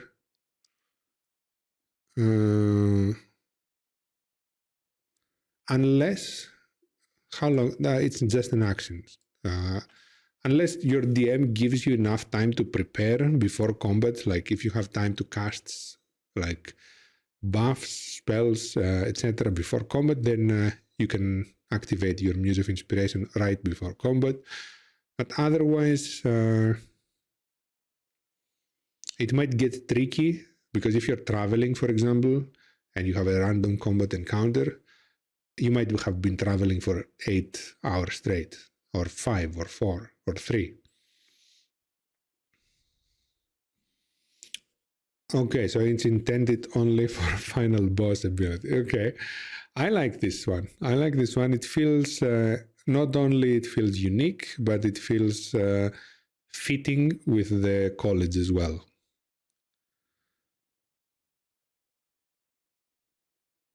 Well, the previous one, it has amazing name, but the benefits did not seem very fitting with the rest of the, like, it is you get some free casts of Charm Person and Fear. I don't see how this is closely related to the historian type of writer page. Not page, person. And also, one more 14th level, words to build upon. At 14th level, your words can influence people to shape their destinies in the moment. When a character rolls, what does it say character? Is this intentional? Like, does it not work on NPCs?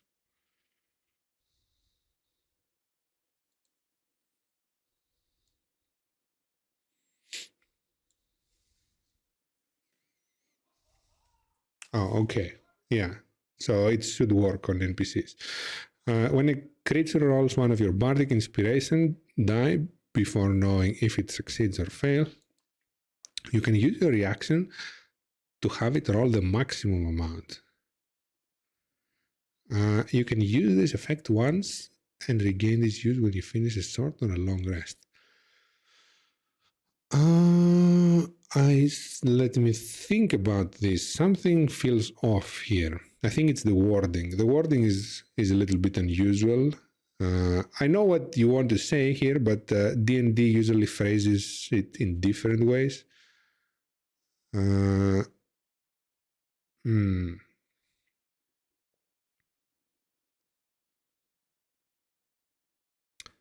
And you can use your reaction to do that.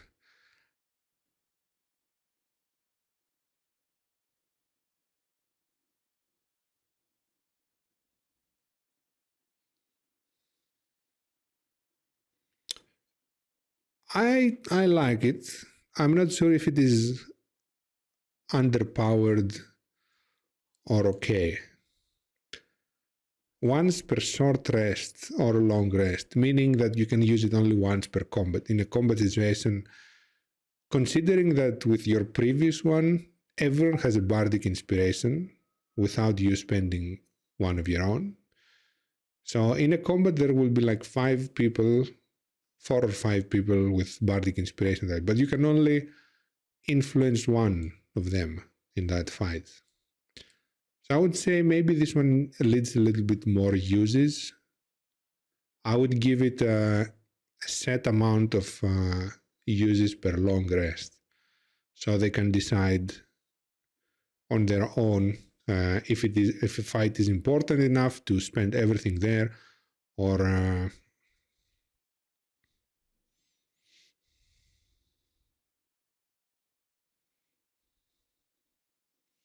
why a single dramatic boost though? Like everyone hears your words. Shouldn't everyone feel inspired? Why does only one feel inspired? The others like, yeah, we heard you, but yeah, we don't care. We don't care that much. That guy though cares super. The protagonist. Well, in D&D we don't have protagonists though. It is a group. It is a group play. If it was a story with a protagonist, yeah, it would make sense.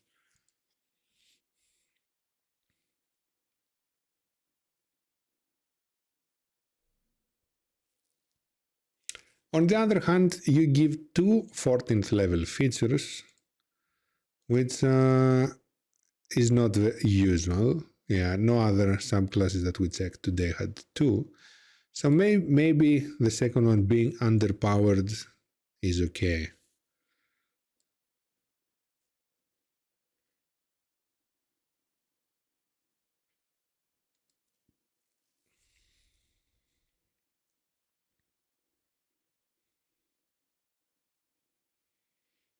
Oh, I do have a lot of updates.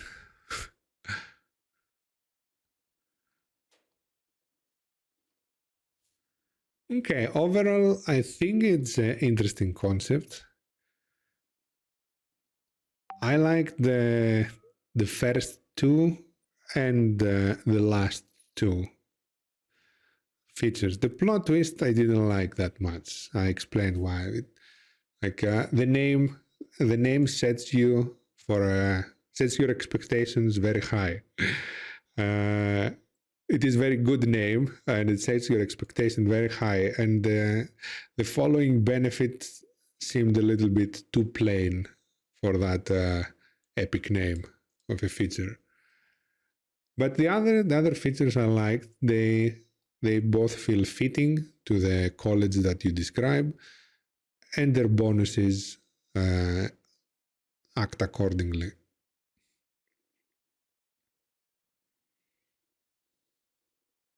Yeah, that is a good subclass.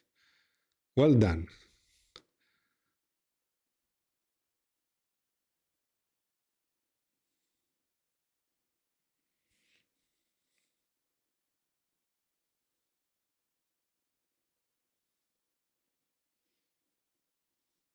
Have you played it yourself?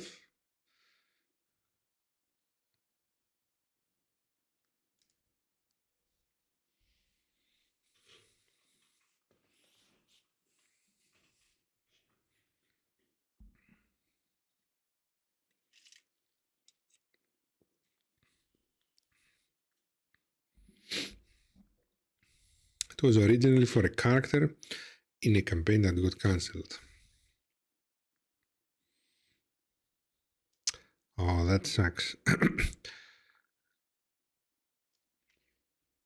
So you haven't had any chance to play it yet?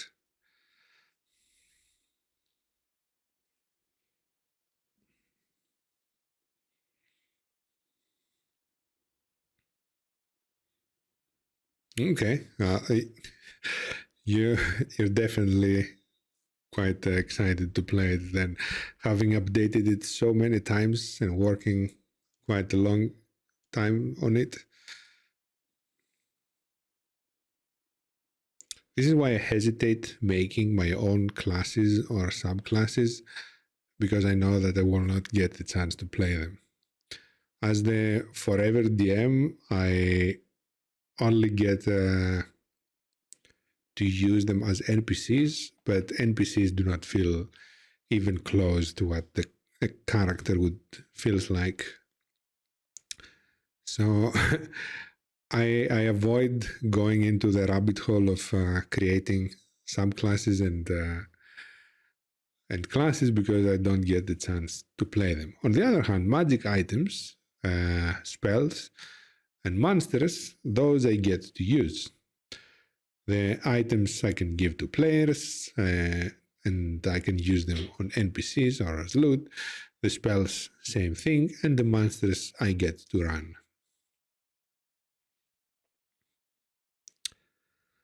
Okay, we got a little bit sidetracked, but we have finished the half of the stream's content today, which was the comparison.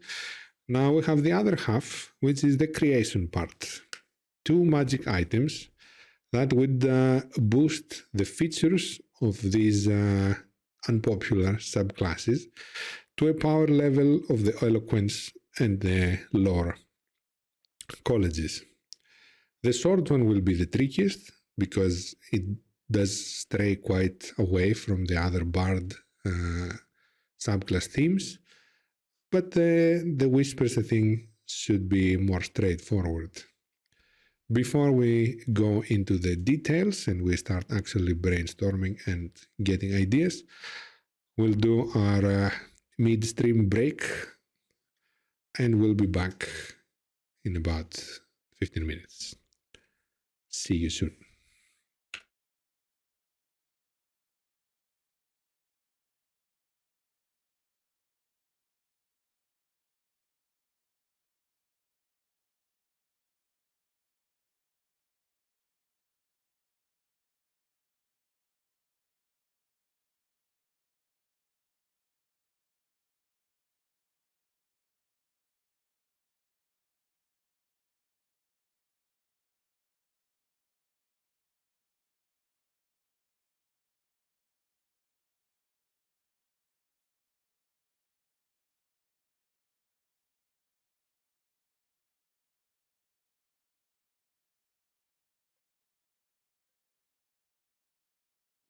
We are back.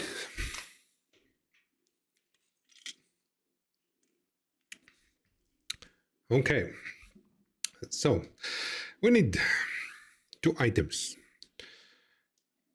On the Swords College, we did mention one very obvious change on the 14th level feature that would make the subclass more viable, and that being not having a reduced die on the blade flourish. Unlimited times of usage, that would make the defensive flourish pretty much the go-to action, boosting the bard's AC to quite high amounts potentially, but there's always the chance of rolling very low, even on the 12. So it's not going to be like an untouchable bard, but on some rounds it will feel untouchable for the DM. So let's start typing RODS into the little item boxes. So what was the name of the feature? Was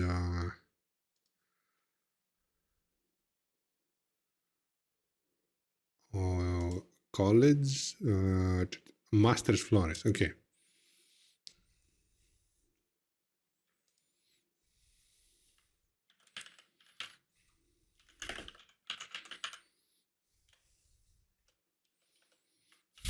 We'll name it True Masters Flores.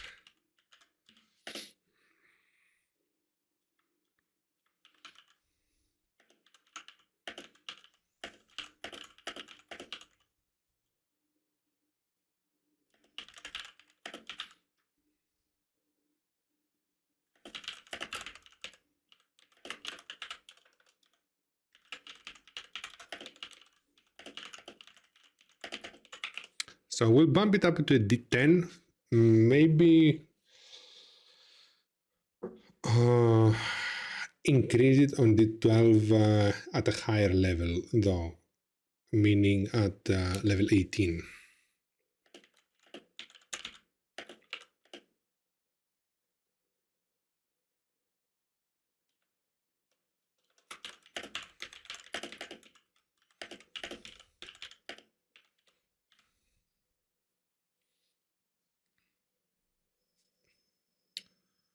Okay, so that is for the 14th level. Then on the 6th level, what can we do on the 6th level?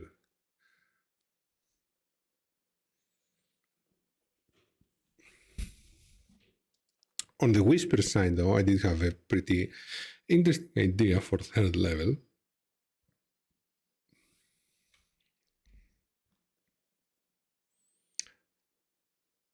The words of terror,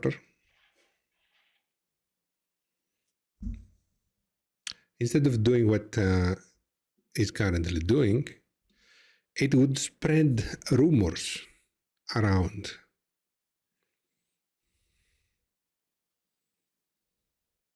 Rumors that are related to fear. Whispers, as the college says. Maybe rename it words of or whispers of terror, actually.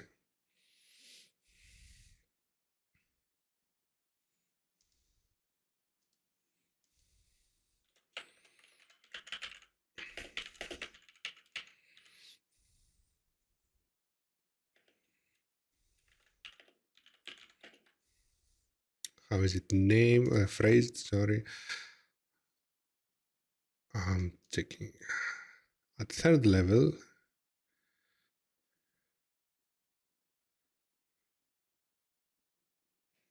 okay, that we keep that phrase. It feels perfect.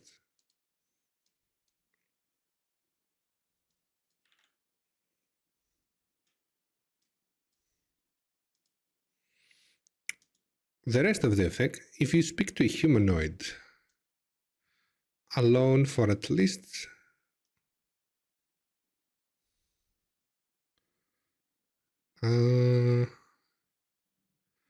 okay, we keep until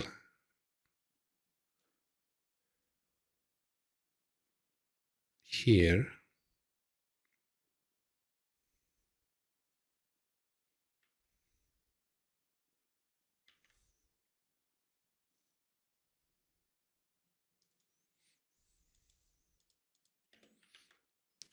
One minute. Yeah, 1 minute should be enough.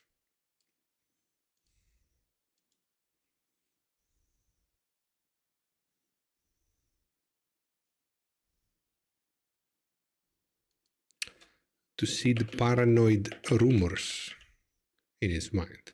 At the end of the conversation, the target must succeed in wisdom against it, or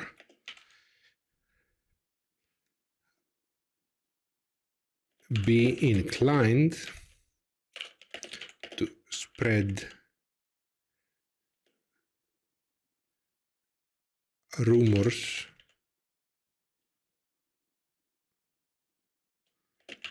about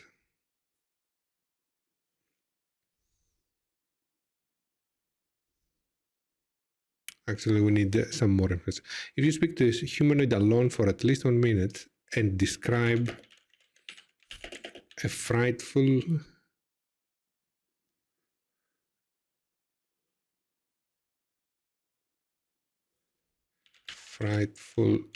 event or person,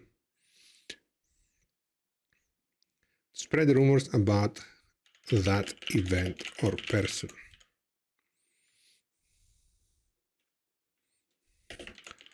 Over the next, how long does it last? 1 hour. Okay, we keep the DS. Over the next hour,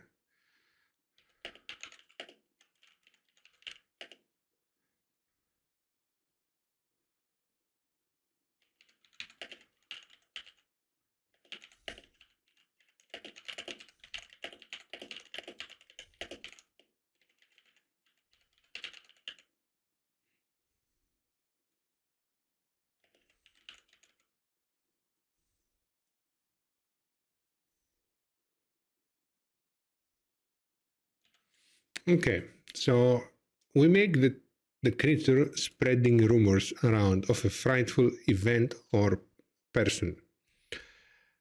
I can see that having way more uses than just being feared. And of course, it is not a combat feature, but it is something roleplay, something that can be used in roleplay. It does fit the Whispers college, and it has a lot of potential, like spreading rumors around. What adventuring party doesn't want to do that?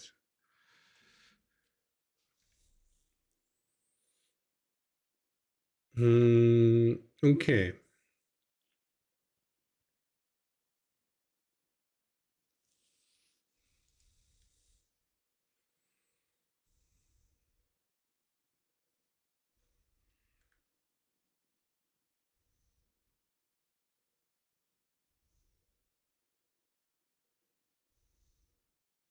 Let's type some more details. The person's credibility depends on their status.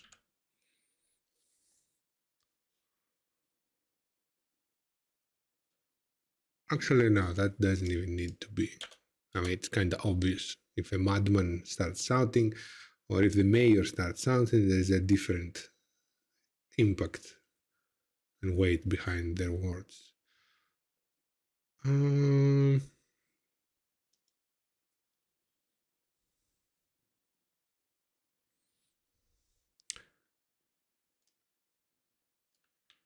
Let's add that important part as well. If the target succeeds, the target has no hint that you were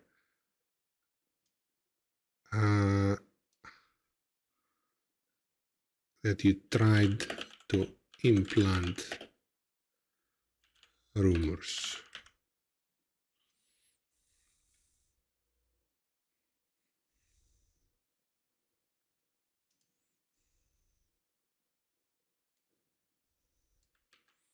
Again, short rest, long rest, that is fine. Now, Psychic Blades also needs some kind of boost.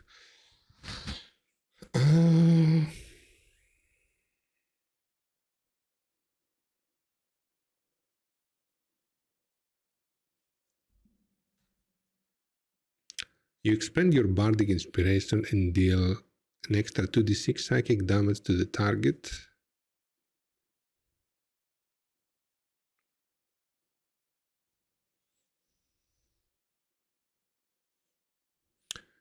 And this has to affect somehow, like, let's try to make it a little bit more supportive,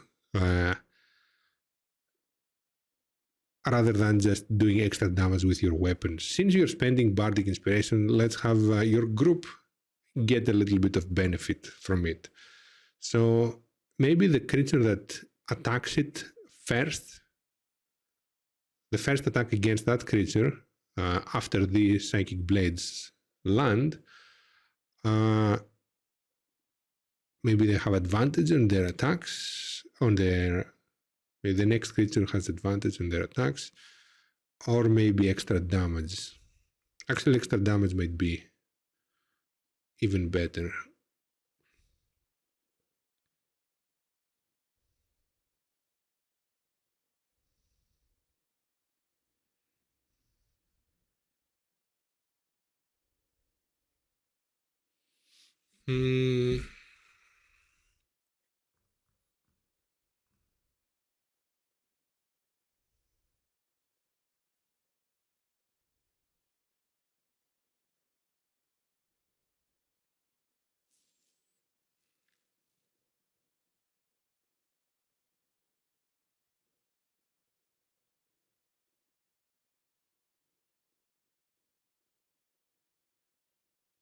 Okay, so extra damage, and we put the fear effect, the frighten effect from the words of terror into the psychic blades because it didn't make sense to be outside of combat. So let's include it in a combat feature.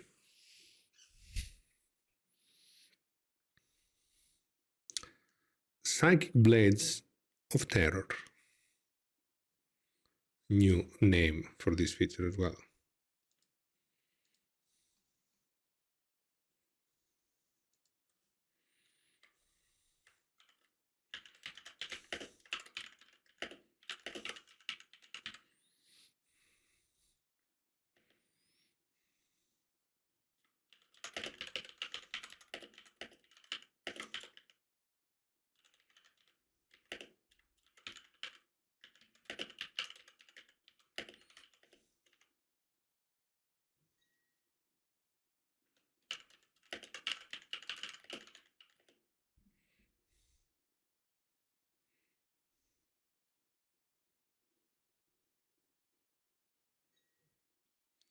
The next creature or the next attack? The next time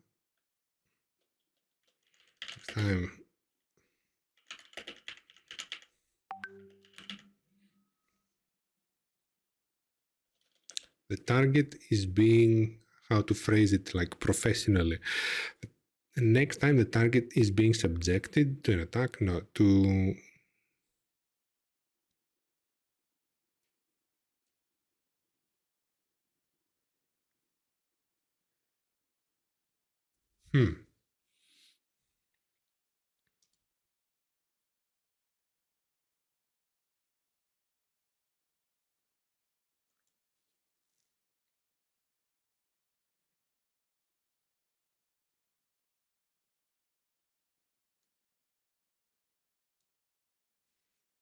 or we can make it like a temporary condition.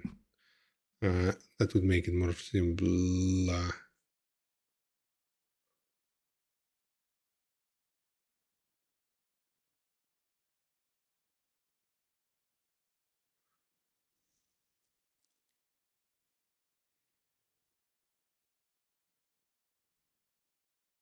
In addition to the psychic blades effect, the next time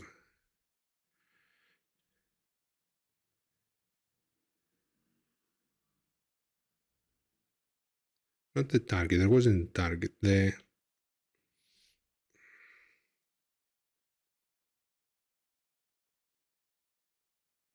that's tricky to phrase.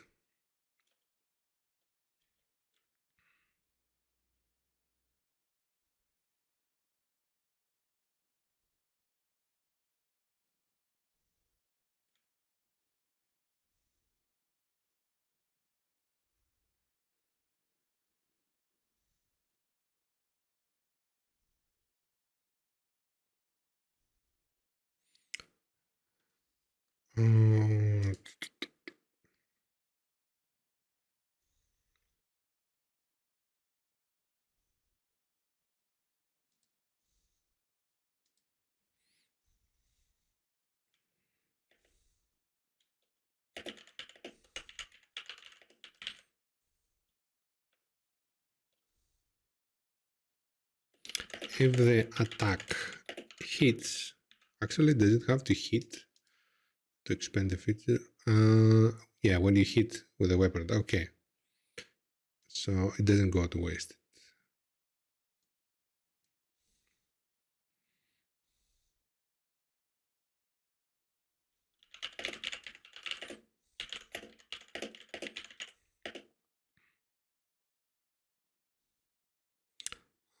How do we name it? Terrified?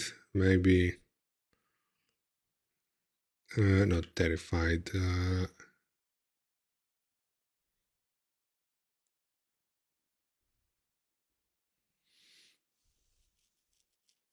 We will put the frightened condition inside.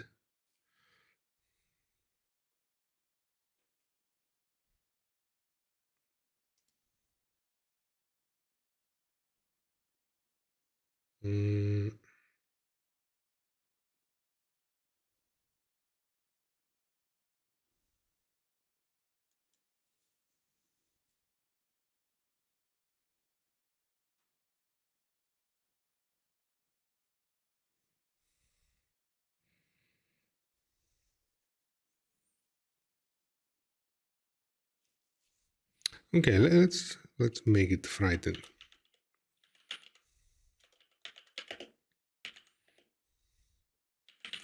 Of you, but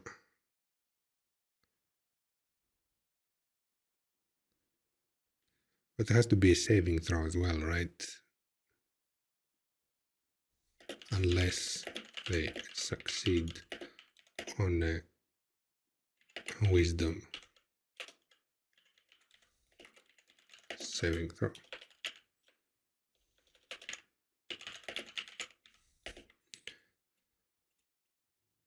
Your next ally that hits that creature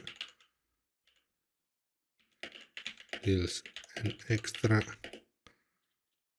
5 psychic damage.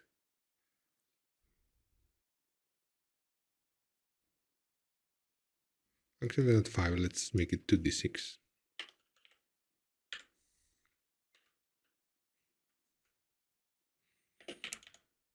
On their first attack that hits. Actually, I did say that hits. It's a next.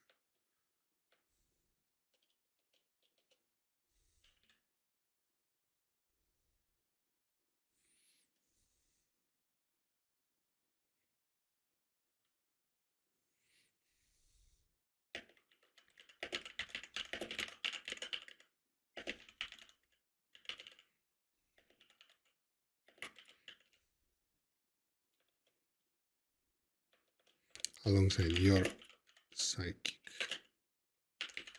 blade damage. Okay, that is now complete. Let's make it bigger.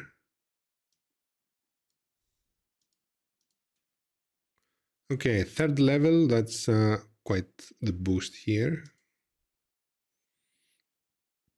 6th level. Now is the difficult part. This ability needs serious rework.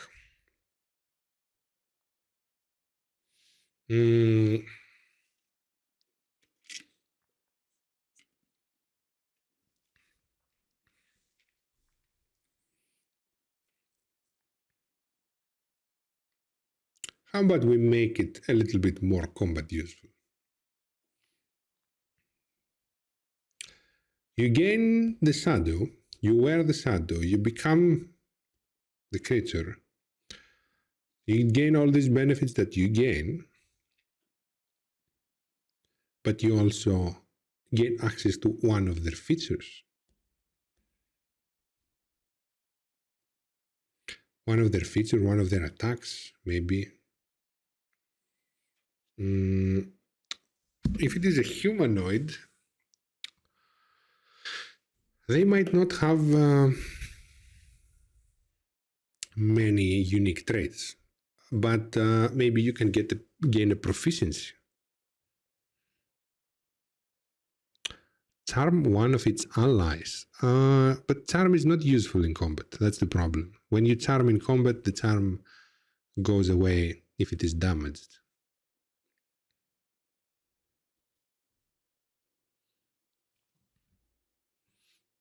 charm in combat is very situational, I'd say. Like only when you need to flee, or if so somehow stopping temporarily the combat benefits you in a way.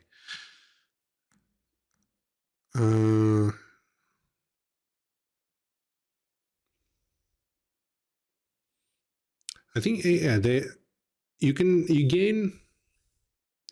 gain one of its features, and if it doesn't have features that you can gain on benefit, you could gain some proficiency that it had, right? So, for example, if you get the shadow of a spellcaster, you get to use one of their spells for how long your shadow lasts. So until the long rest, for example, or until you use another one. And if you gain the shadow of a guard, let's say, you get to use, let's say, proficiency with heavy armor if they don't have any other like unique features. So you get something beneficial from their mechanical bonuses to use until the long rest. Will you have a heavy armor to use? Maybe not, but maybe you can go and buy one. If you will be a bard with proficiency in heavy armor, you could go and buy a chainmail really fast and use it for the rest of the day.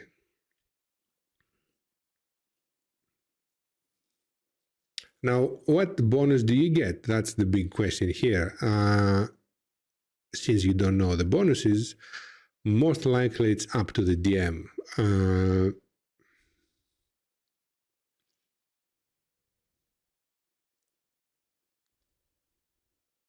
But we can narrow it down. So you gain a unique feature or spell that the creature had, and if they didn't have, you gain an armor and a weapon proficiency that they had.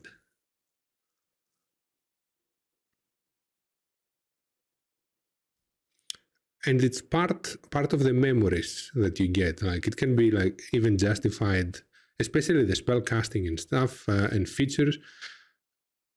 It can be justified by gaining the information from their memories. Also, for the armor proficiencies, they most likely will have strength requirements. So, in that sense, we can also put a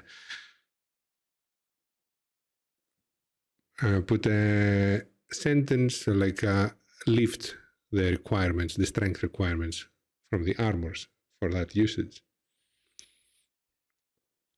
That you ignore the strength requirements for the armor when you gain the feature this way.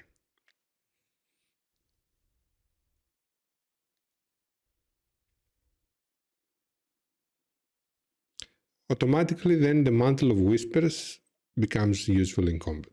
Like the moment you kill a humanoid that had some type of thing you can use, you would want to use it.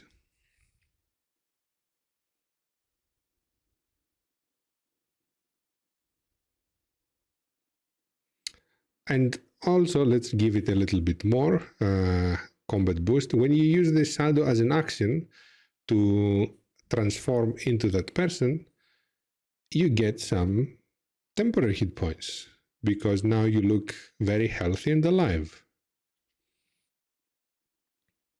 So you'd gain temporary hit points equal to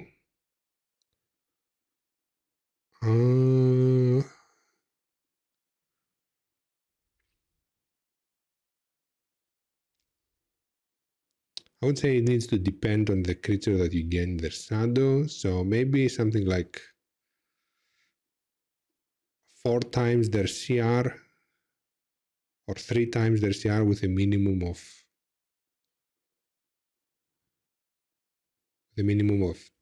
10.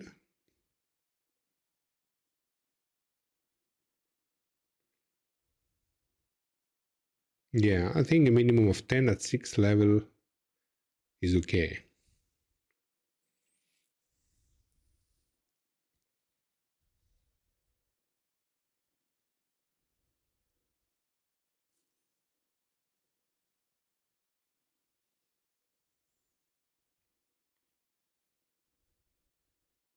Oh, the disguise lasts for 1 hour.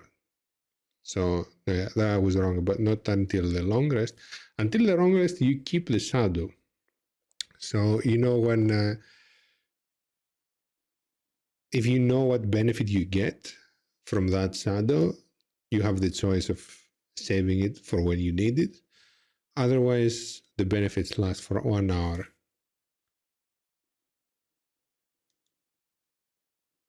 Okay, I think I'm not sure if it's gonna be as good as additional magic secrets.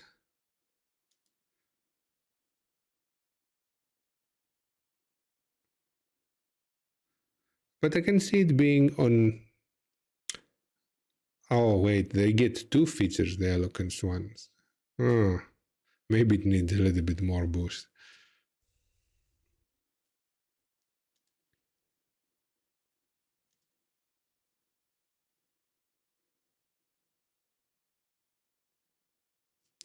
Okay, extra boost. While you're using the shadow and you're transformed,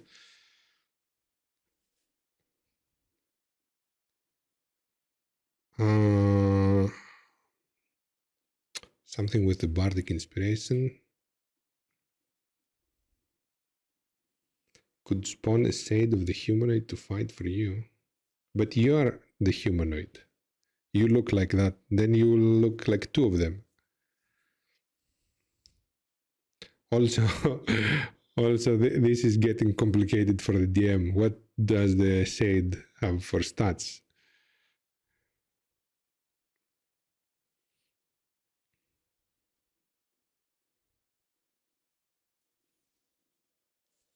I was thinking something more along the lines that your bardic inspiration can now be used to produce some kind of fear effect, or your psychic blades get a temporary boost. Uh,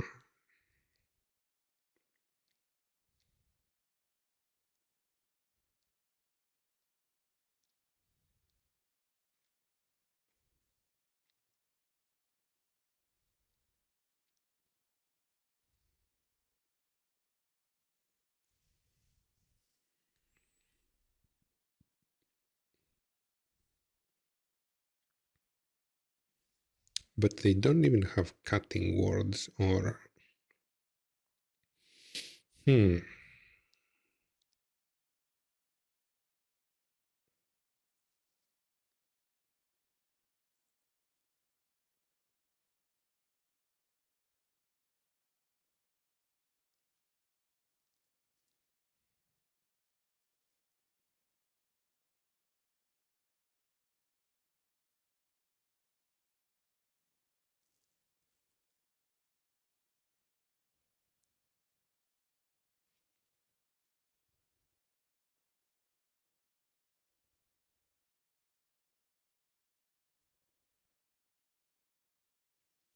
I'm getting into something. One moment. What if you, while this disguise lasts, you can spend and roll two bardic inspiration dice and get spell slots back because they do not have any kind of resource replenishment like the others do.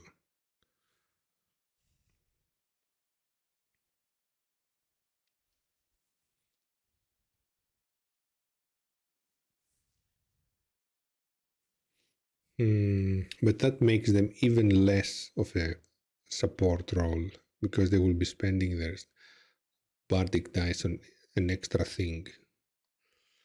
What if they could do the opposite? Sacrifice a spell slot for bardic inspirations. Almost like sorcery points. But what would be the ratio?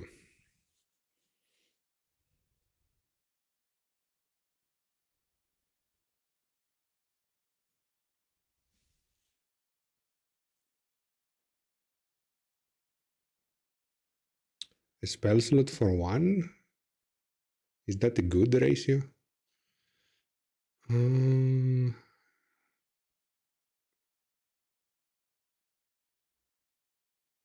How much damage can you do with a level 1 spell slot?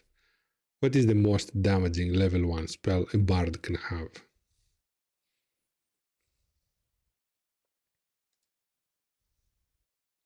In case we don't know, we will go and check the spells.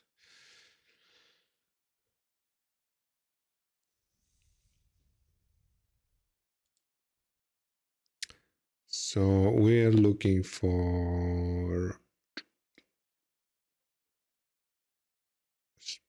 Is there no...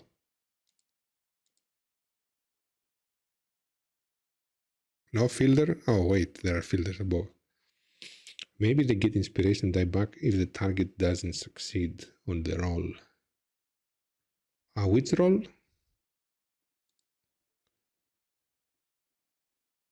Oh, you mean the ally doesn't succeed on the roll. But that the eloquence bard has that. I think unfailing inspiration. Your inspiring words are so persuasive that others feel driven to succeed. When a creature adds one of your bardic inspiration dice to ability check, attack roll 7, and the roll fails, the creature can keep the bardic inspiration. So, like, it is the exact, we would be copying the eloquence.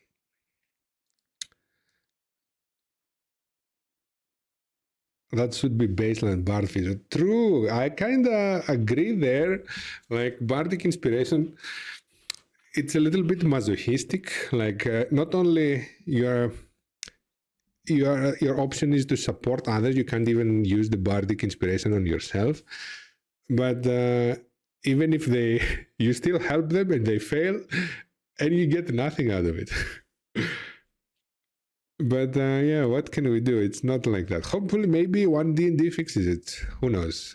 With the expert classes, maybe you become expert at supporting finally.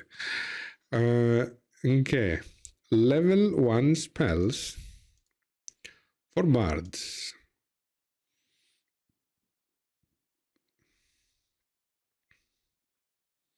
Two pages. Okay, which is the most damaging of these? Dissonant Whispers. Oops, I didn't mean to open it. What's the damage? 3d6. Earth Tremor definitely is not. I don't think Hideous Laughter is. Silvery Barbs, no. Although it's broken.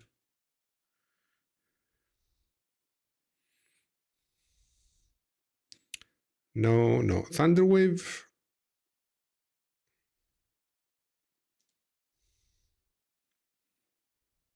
2d8. Tassa's Hideous Laughter doesn't do any damage. They have only 3 spells that can do damage at first level. Well, I mean, I knew that they don't have a lot of damaging spells, but I expected a little bit more.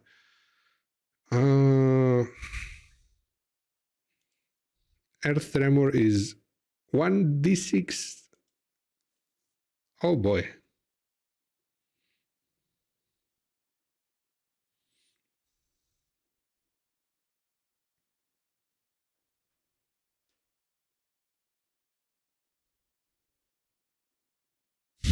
Okay.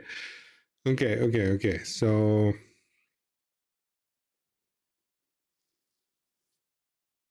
the most damaging spell is Dissonant Whispers. 3d6 first level. Why was I searching this? I was searching this because I was thinking if they can sacrifice a spell slot to get a bardic inspiration and then they use the bardic inspiration to do psychic damage, they get an extra 2d6 psychic damage. And their ally, because of our recent change, and an ally also gets 2d6 psychic damage. So it's a total of 4d6 extra psychic damage with a spell slot, provided that the attack hits But if it doesn't, it does not get expended. So it's good. So 1-to-1 does not seem very bad. One spell slot for one bardic inspiration.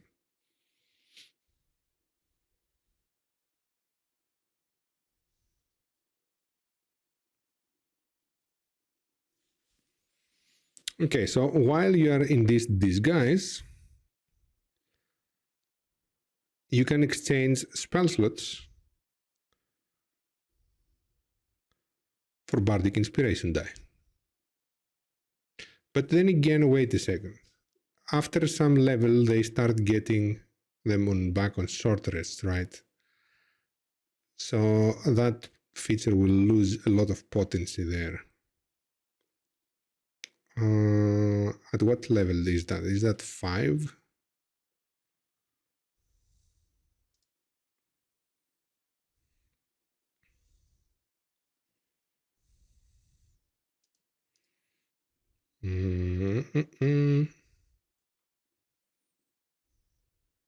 Where is bardic? Oh, there it is.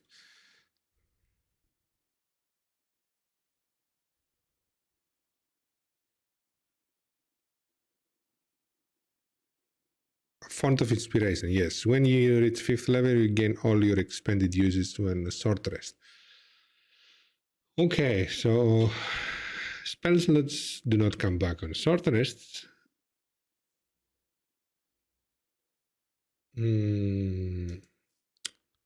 What if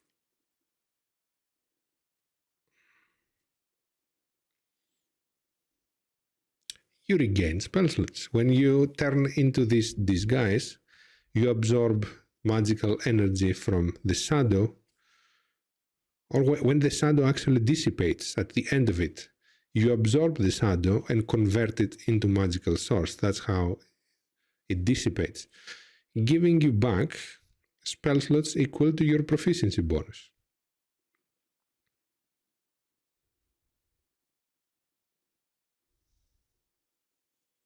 How does that sound?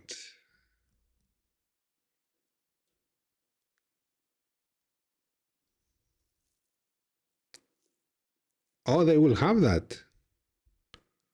Yeah, that's not a choice between the two. They will have the stealing feature. That's an extra.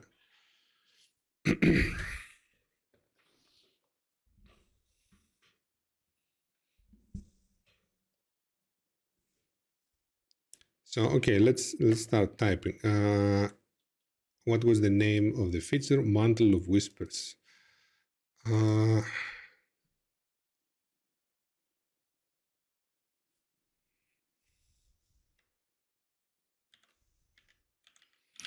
Mantle of Shady Whispers.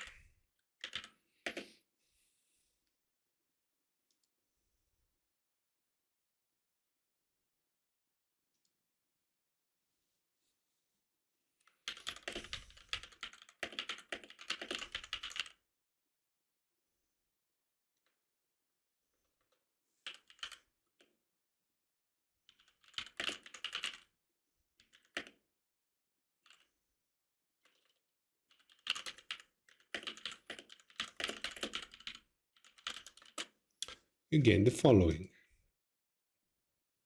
Oh my god, College of Whispers is gonna be top tier subclass after this. Do we change anything? Let me see if something needs to change.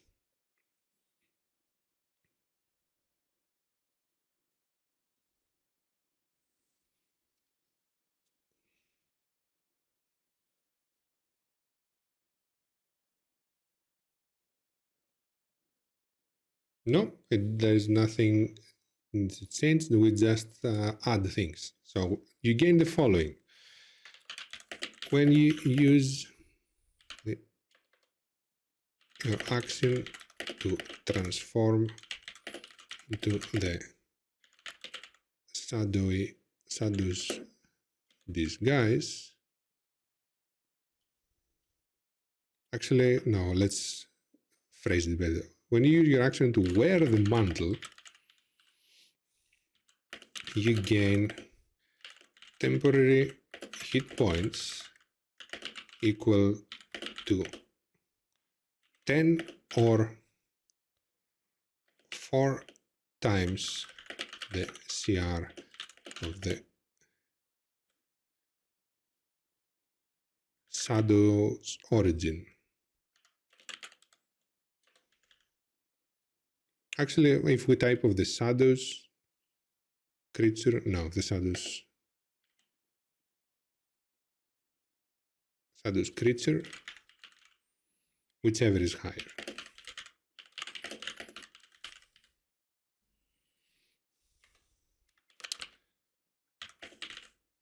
When you use your action again to wear the mantle, you also gain one feature, spell, or proficiency. One feature, spell, one feature, spell, or 2 proficiencies. One armor, one weapon that the creature had and you do not.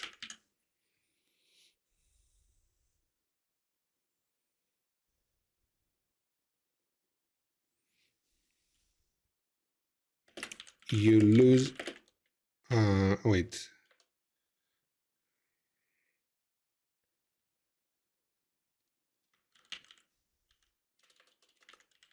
Armor proficiencies gained that way ignore the strength requirements.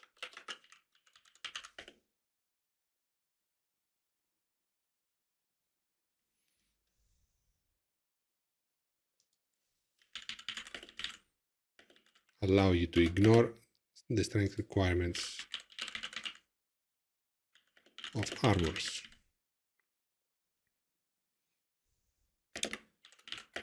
You lose access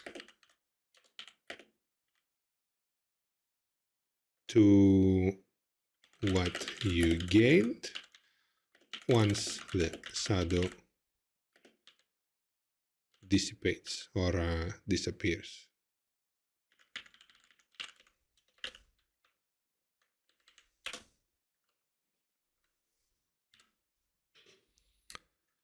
And third feature,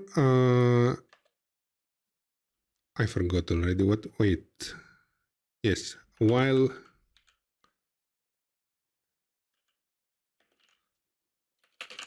wearing the mantle, you can, as a free action,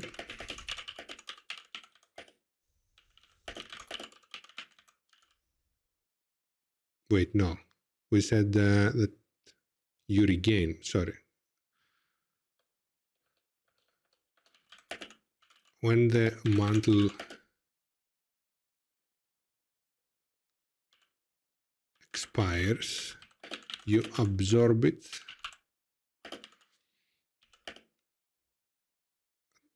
transforming it into magical resources. You regain spell slots equal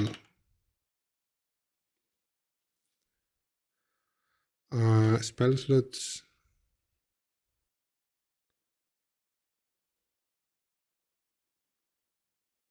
actually, yeah, you regain 1 spell slot equal to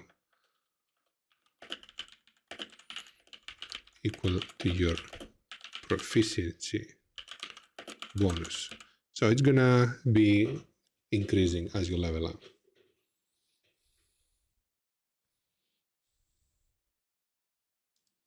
One spell slot of level equal to your proficiency bonus.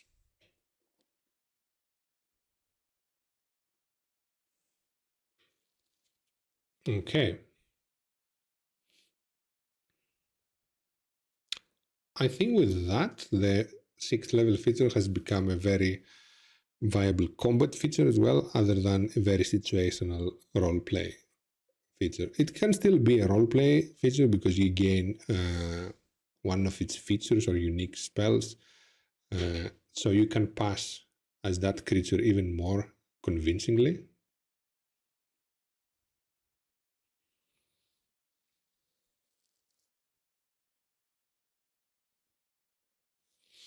Okay, let me save before we do something stupid and I lose everything here. And last we have the Shadow Lore. Yeah, which is again very much in need of a rework or a lot of additions.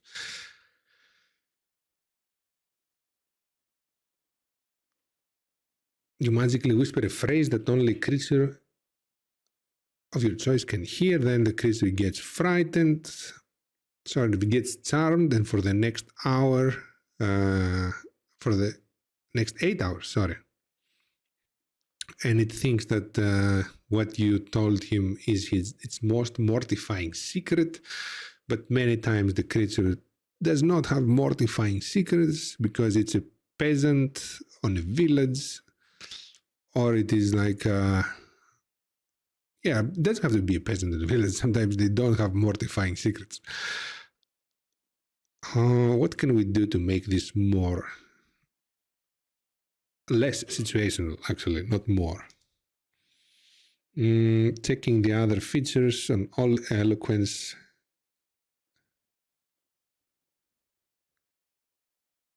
This one spreads, gives you extra bardic inspiration usages.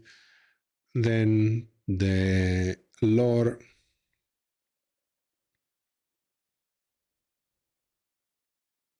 allows you to use the dice on yourself for ability checks. Oh, that's kind of meh as well. And we have the Shadow Lore here. What could Shadow Lord do?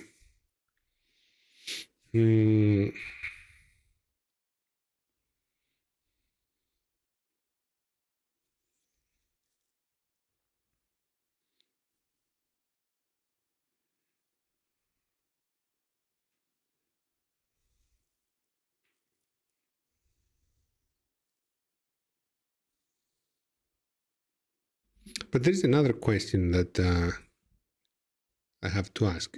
Do we need to boost the 14th level feature as well? Like what we boosted so far, isn't maybe already at the level of the others?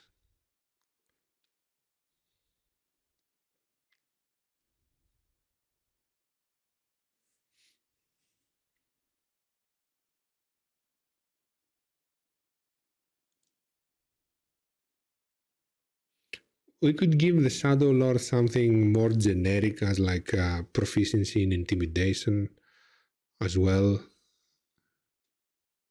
or expertise.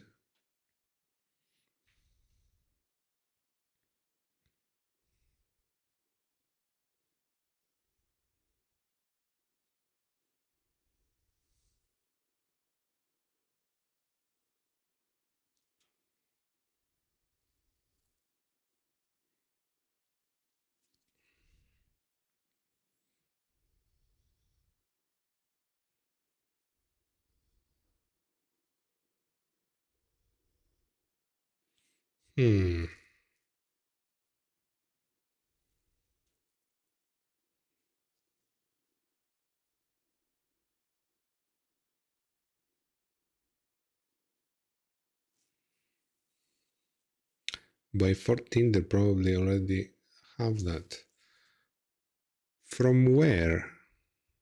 Their subclass doesn't give them any proficiencies. Does the bard, the core class, give?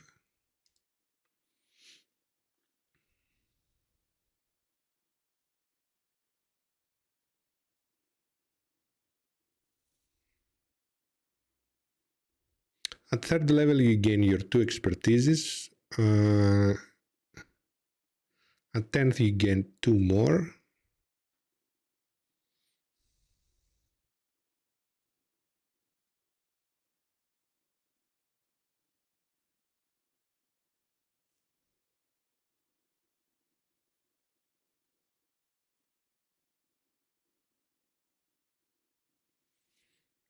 Or if you get one more at 14th, if you know that you're going to get one more at 14th,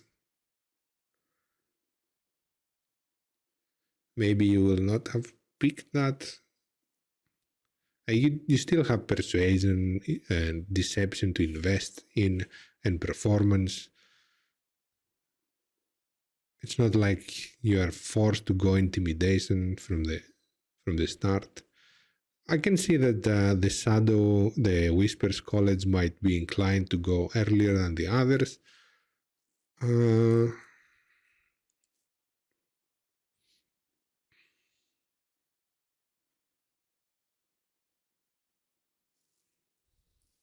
Okay, what if we give a minimum to their intimidation checks?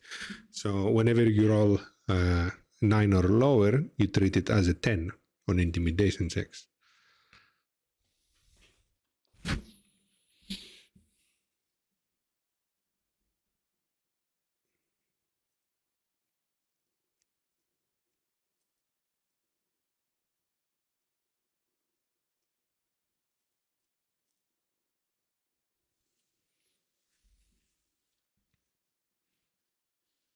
Because I feel that the boost on Mantle of Whispers might have been a little bit too much and might be making the subclass already at a competitive level with the first two. Plus we boosted the Psychic Blades as well. So I don't want to go too crazy with the 14th feature. Besides, the majority of the players will enjoy the first two features way more than they enjoy the 14th, as most campaigns play between 3 and 10 or 3 and 12, and 14th is harder to get. By the time that happens, maybe we'll have a revision of this item.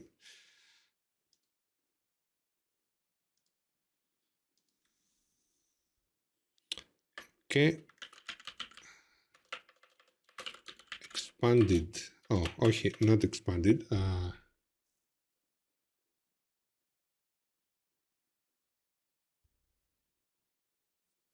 Shadow Lore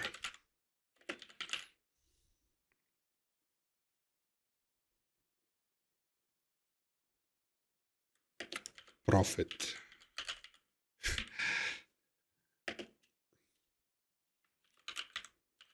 Whenever you make a charisma intimidation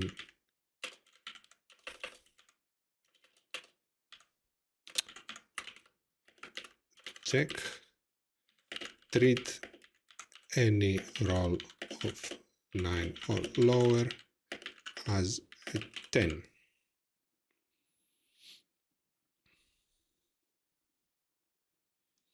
Okay, let's make it a little bit easier to read.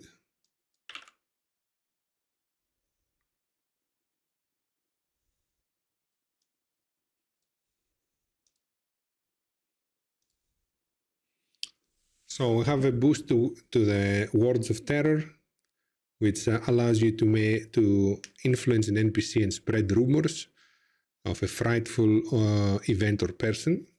I think that has a lot of roleplay potential. It's not a combat feature. It wasn't before. It's not now as well, but it's much easier to be used now than it was before. Now, the Psychic Blades of Terror allow you to do extra damage and impose the frightened condition at the same as part of the same action, while the first ally that hits the target also gets extra 2d6 psychic damage. And if they crit, they go for 4d6. And Mantle of Whisper, our most unique feature here, gives you 3 things. First, temporary hit points when you change when you wear this mantle. Then you gain a feature, a spell, or 2 proficiencies, 1 armor, 1 weapon, that the creature had and you do not have.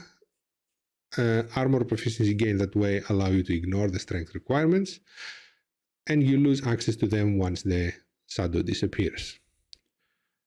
And last, the third one, when the mantle expires, you absorb it, transform it into magical resources. You regain one spell slot of level equal to your proficiency bonus. So from the get-go, at third level, you get a second spell slot back when this effect ends.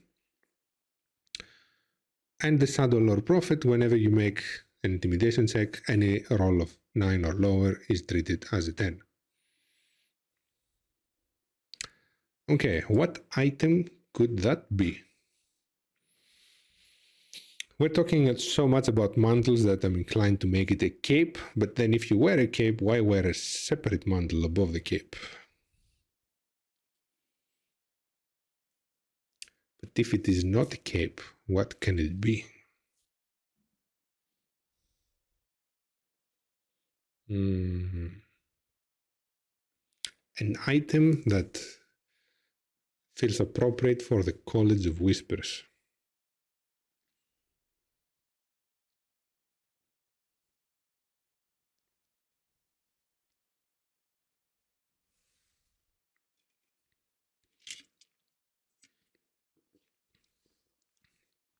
I'm drawing a blank.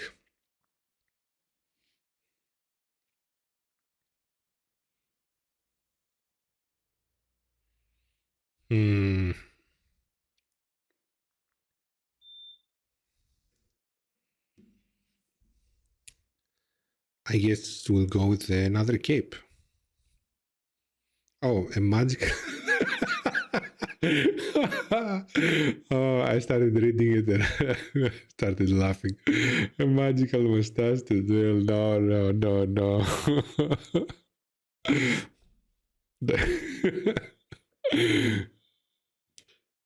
That's so funny.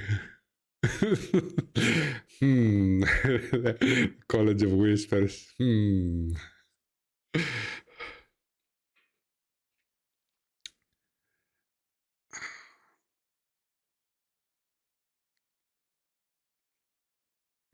Maybe a mask, although a little bit too edgy. Wait, a half mask. Oh, those look awesome. Have you seen those half masks that they wear? They used to wear like in Renaissance times.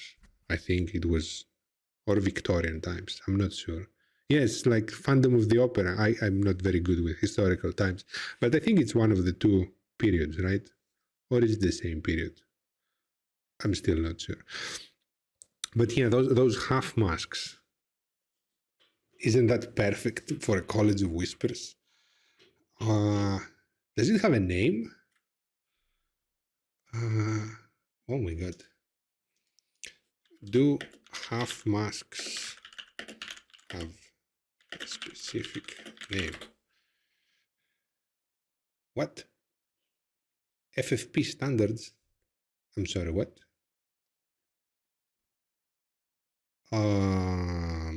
No, I think I've gotten into wrong type of masks. What? No, what the hell?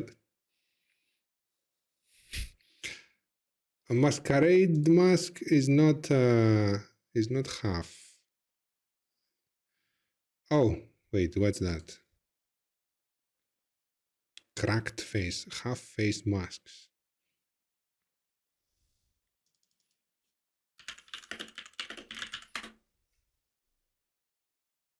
No, that's the wrong half. I don't want that half.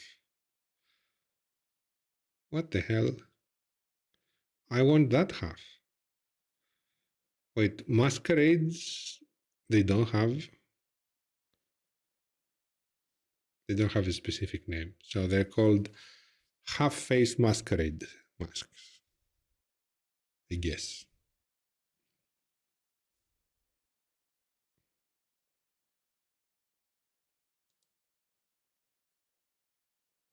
Glitter half-face mask.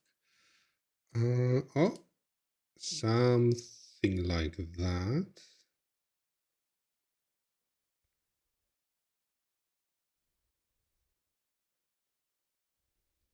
Okay. We'll call it the Mask of Whispers, I guess.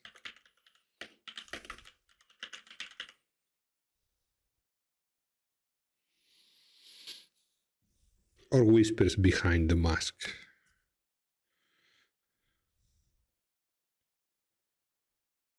I guess Mask of Whispers is more correct. The other one is more abstract, but it does sound cool.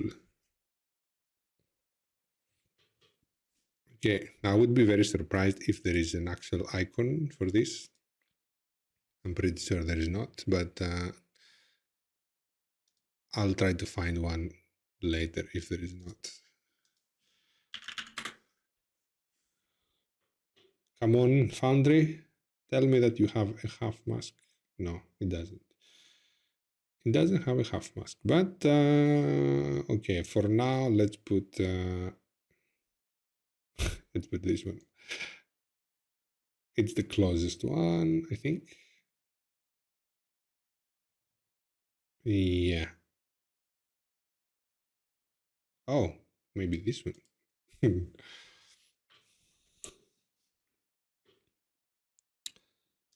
Okay. It's an uncommon item. It is clothing. It's not an armor.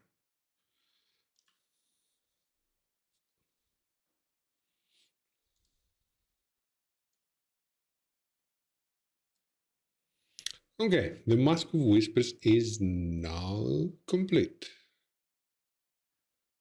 With that, the College of Whispers starts to get potential. And putting this college aside, we have the swords to finish. We have put one feature already. Masquerade Mask is definitely for Glamour Bard, on second thought. You're right, but the whole Masquerade Mask is for the Glamour Bard.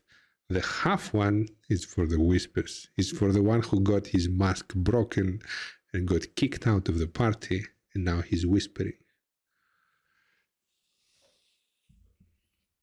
So the half mask is for the Whispers, the full mask is for the Glamour.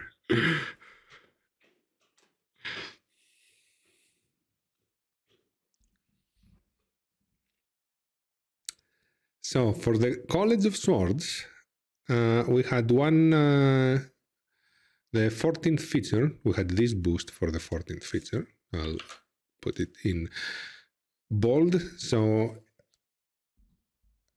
I'll remind you the 14th level feature was giving you a free D6 for all your Blade Flourish options instead of expending your Bardic Inspiration die, which is welcome because it is a free resource, means that you can spam flourishes at every single turn. But the decrease from D10 to D6 and on the next level from a D12 to D6 is a little bit disappointing and can set you back on your combat expectations. So instead of that, we boost it to a D10. So you use the free D10, which will make your defensive flourish a pretty good feature to spam on every turn. And it increases on a D12 at level 18. So it lags a little bit behind your Bardic Inspiration in terms of when you get and when it is upgraded. But it is not a D6. Like, it gets upgraded to double that amount eventually. However, the other features also need the boost. So starting from the third level, they need proficiencies with other weapons as well, like only scimitar. What proficiencies do they get? They get simple weapons, hand crossbows, long swords, rapiers, and short swords. So we'll have to give them more martial weapons. But are they Are there more martial weapons to use? Let's check the weapons. The weapons are on Player's Handbook, if I remember right. So let's keep this here. Player's Handbook weapons. I don't know why I'm looking at this when I have homebrew weapons and and others as well. But now let's compare the basic ones for sure. Battle Axe Bard doubles as a guitar. Oh, that's actually a nice idea. An axe that is also a guitar. I'm not sure how realistically possible that concept is, but I can see that the shapes do align.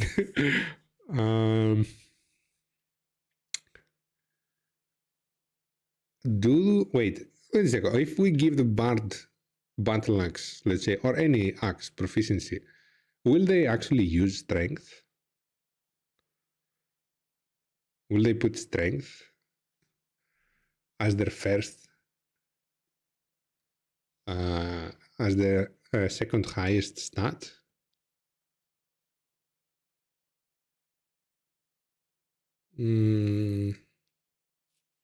I'm thinking, do they have anything else that pushes them towards dexterity? It's probably their armor.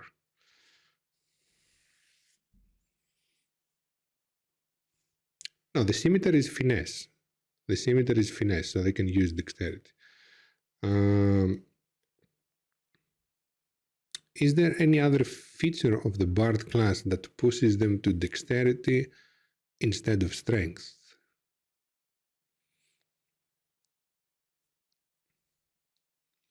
Most likely their incapability of wearing medium or heavy armor is what pushes them to dexterity.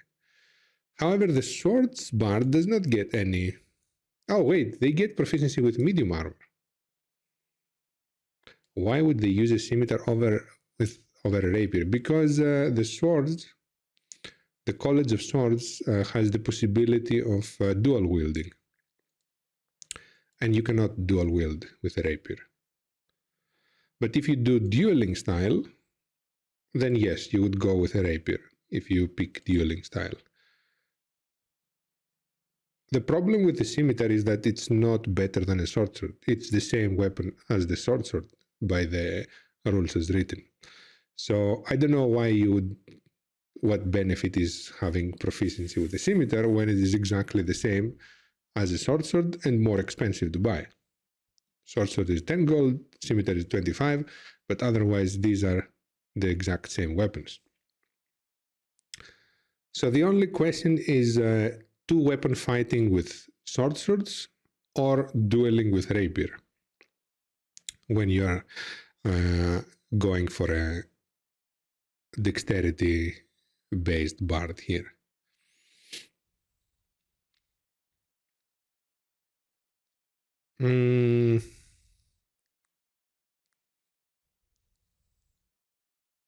Okay, so we need to give them some more proficiencies. Medium armor they get. So if you get medium armor, you could go strength and put like a small amount, not your second highest, but maybe your third or your fourth, to dex with medium armor. So it could work with strength-based weapons.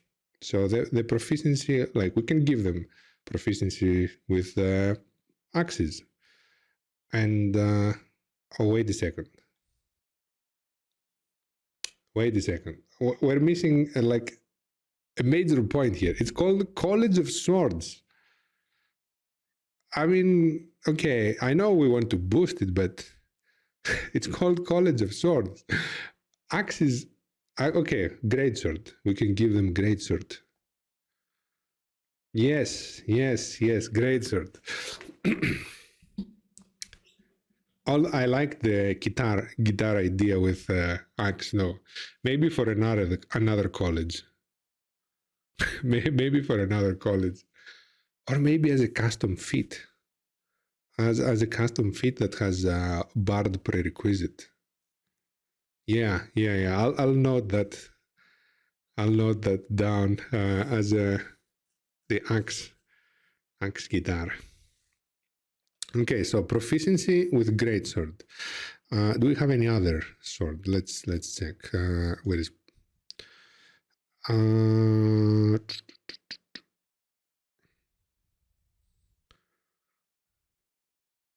a longsword? Wait, do they have? I think they have longswords, right? Yes, they have longswords. Okay, so greatswords they don't have.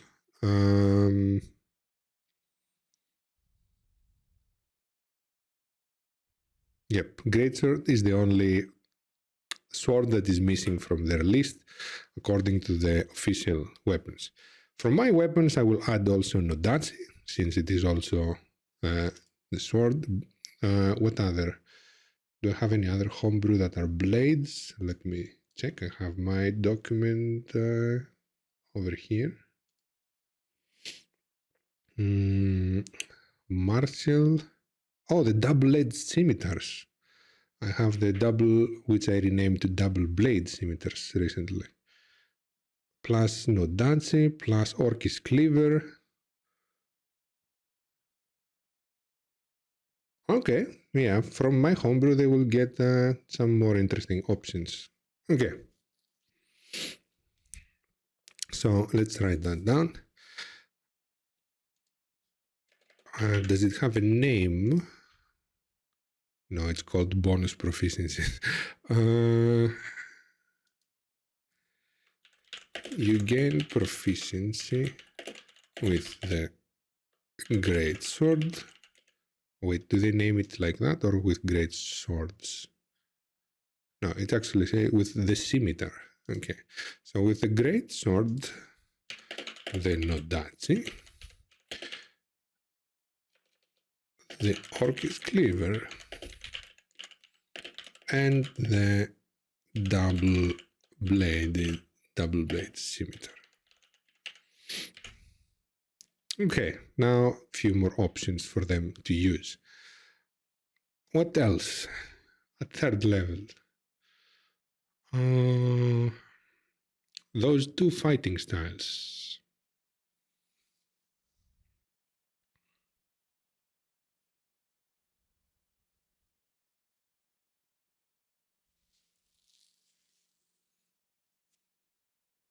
Can we do anything about their fighting styles? On one hand, I don't really want to change them because they're universal, like they work the same for other classes, so I don't want to change the fighting styles themselves. Could we add an extra fighting style? Is there any other fighting style that would make sense? What are the fighting styles, though? All the fighting styles. Where would those be listed?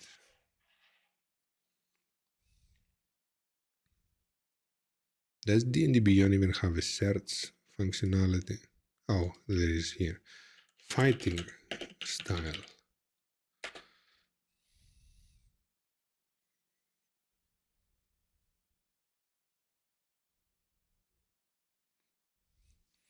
Player's Handbook, basic rules. Okay. Are there anywhere else? Tassa's Cauldron of Everything. Do we have anywhere else?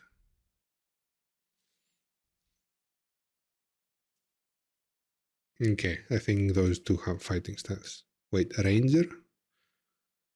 Why did it open up the Ranger? Ah.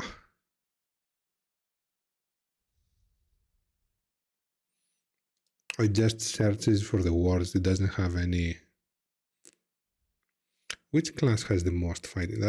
Isn't the fighter? The fighter has all the fighting styles, right? Or not?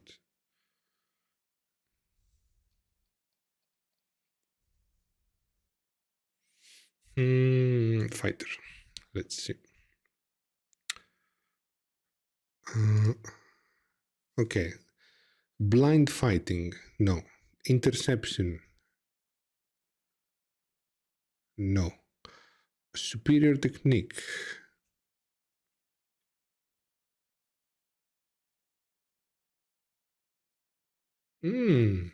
Superior technique could be fighting style available.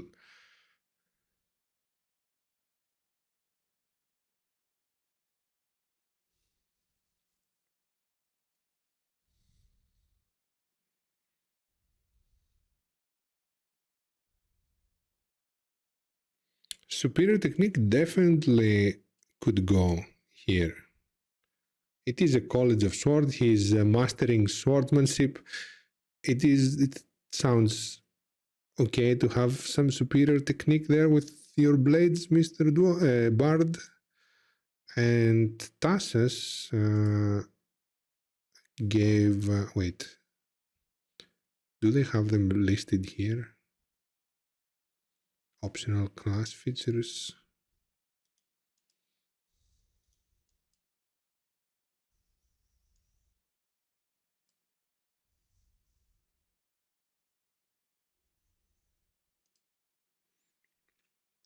Druidic warrior. No. Blessed warrior.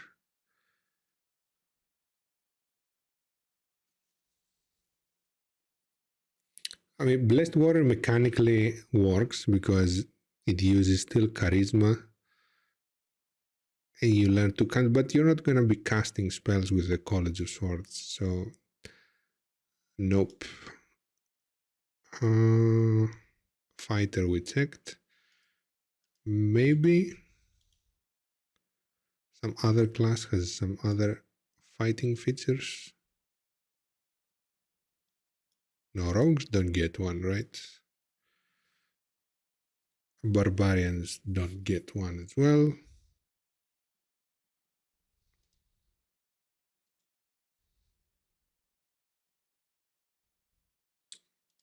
Monks, no. Rogues, no. Okay. So superior technique can be added as well as fighting style.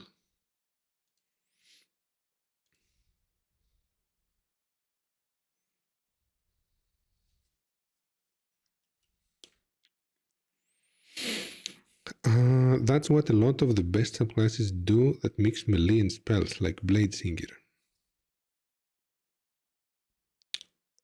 Really? I mean, I know the concept, but usually when you mix them, it comes as a trade-off, and you lose progress from your main aspect.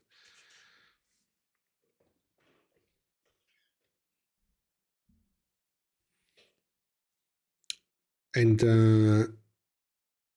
yeah, Blade Singer does it. Blade Singer, I can go and do what it wants. But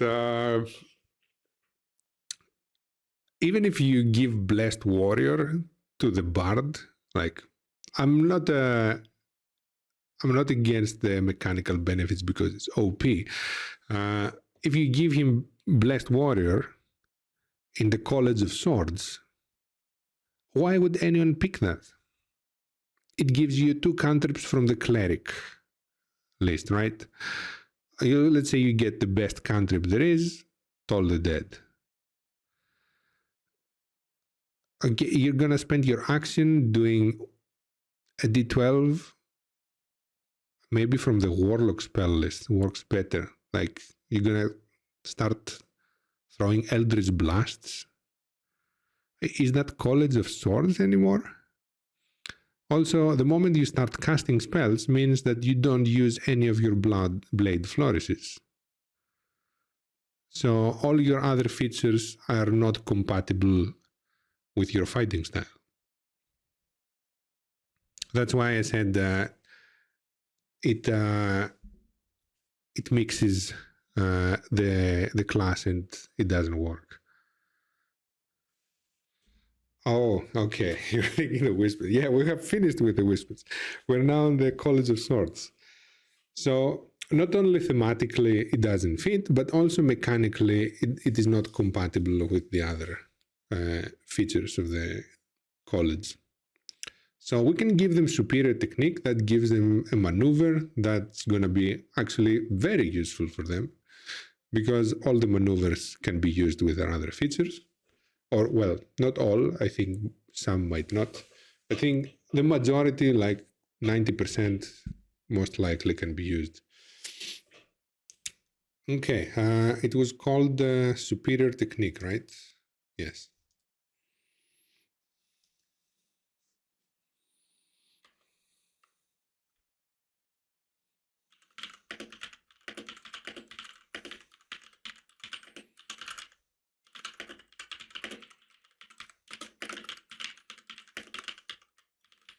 Superior technique. Okay. And now going into the third level feature, blade flourish. So defensive flourish we don't touch, it's already okay towards good. Slashing flourish and mobile flourish, we might need to touch a bit.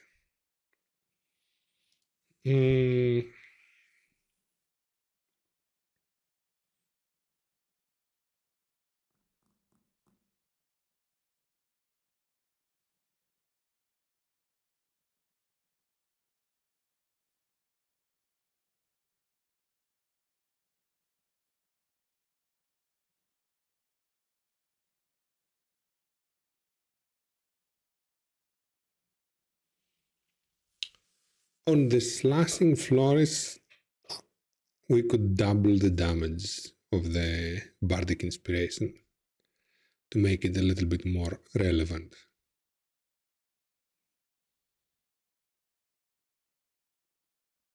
Or actually, no, we can increase the targets instead. So I imagine this slashing flourish a little bit more like a whirlwind spin with blades extended, although I cannot see it happening with a rapier, but every other bladed weapon in the list, I can see it happening. So we could increase the targets to every creature within 5 feet of you. Takes the damage. So you can dispatch a number of a lot of weaker surrounding creatures with that.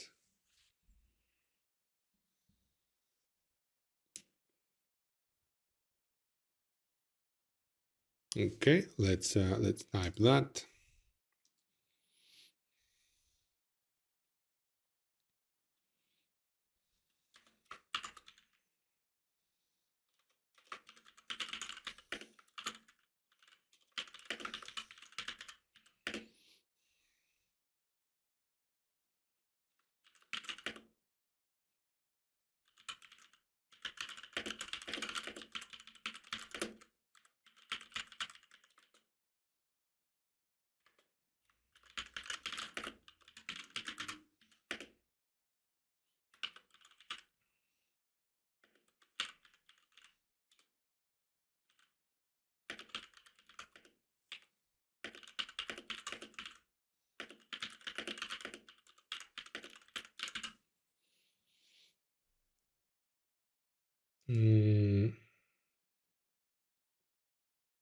Also, you see, it does not check if the attack hits. So you only need to hit one target, and the other takes the damage. Meaning that if you have a difficult target to hit and a weak target to hit, you can always aim at the weak target to hit and always damage the big one, the hard one.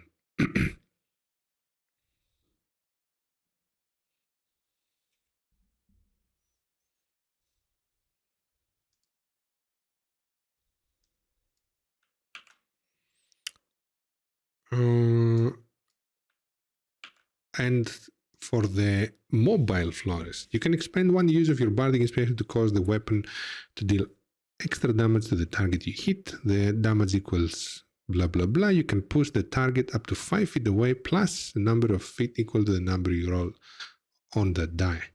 You can then immediately use your reaction to move up your walking speed to an occupied space within 5 feet of the target. I'm not sure what to boost here without changing this feature. I don't really like the flourish itself.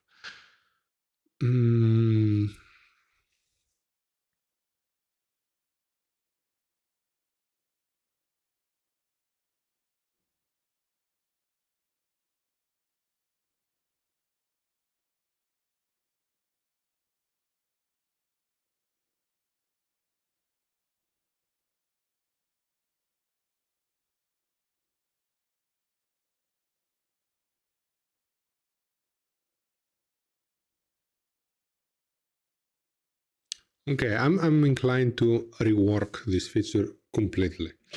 Instead, I want to make it keep the name, and I want to make it into a dash-like feature where you pass next to creatures and you slash them. So the concept is that you need to move in a 20 feet unhindered straight line.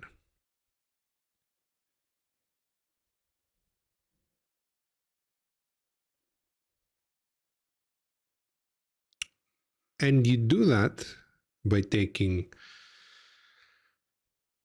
would it be much to take the dash action as well?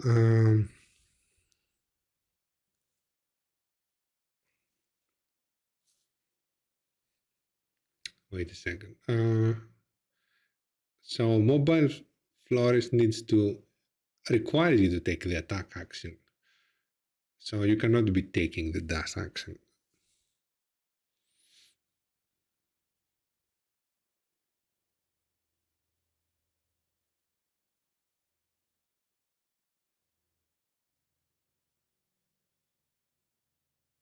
Okay, so you have to take the attack action first. Then your speed is increased by 10 feet.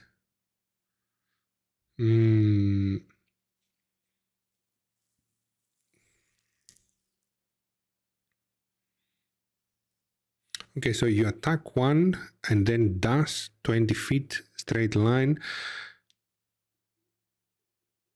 And every creature you came adjacent to takes some damage. So, like, effect-wise, it would be similar to slashing florists, but instead of around you, they would be targets along, not along, on the sides of a line, which allows you to move similar to what mobile florist did, but it doesn't push.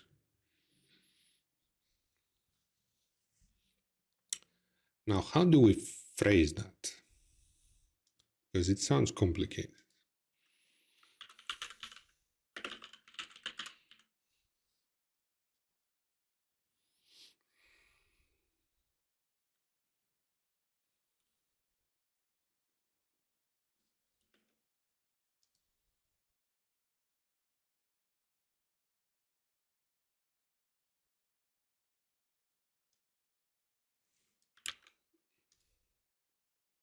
Mobile florist V2.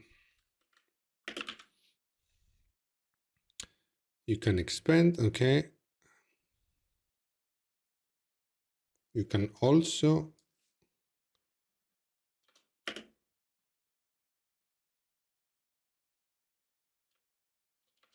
now if you also move 20 feet straight line, move at least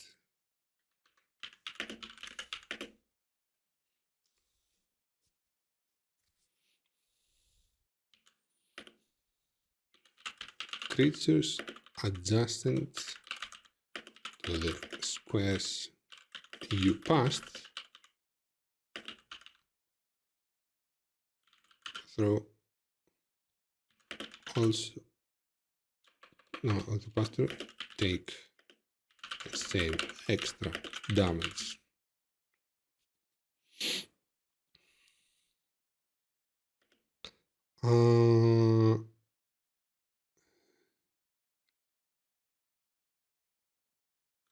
Now we need to address opportunity attacks here. So either you're considered to take the disengage action for this, or your opportunity attacks against this have advantage. Actually, no, even better. Creatures that make opportunity attacks against you take the extra damage again. So they risk their opportunity attack against your swinging and flailing swords. So if they try to attack you, they take the extra damage again. The inspiration die gives you AC of the roll, but that's what defensive flourish does. That's exactly the defensive flourish. The first one.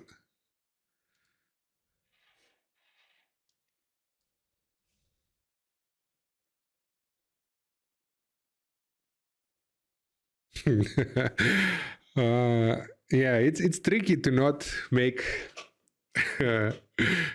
very similar features.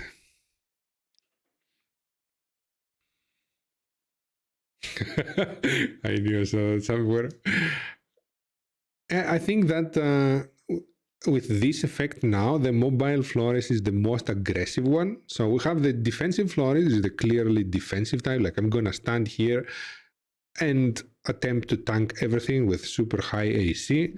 The slashing flourish is the one that you get surrounded and you're fighting against overwhelming numbers. And the mobile flourish is the one that is chasing something or is being aggressive. It does not care much about defenses.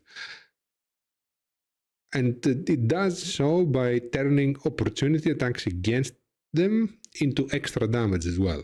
Like, yeah, you're gonna hit me, but I'm gonna damage you again then.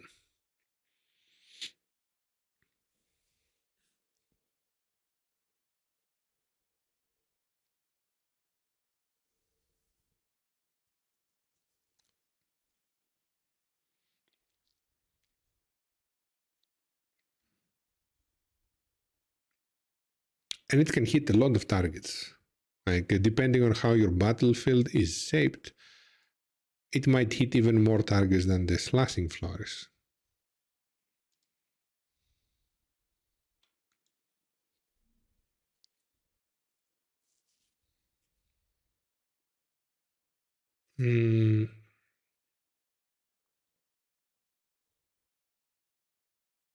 Actually, no. The creatures that make the opportunity attacks against you, they should take a better damage, not so random. Take damage equal to your bard level.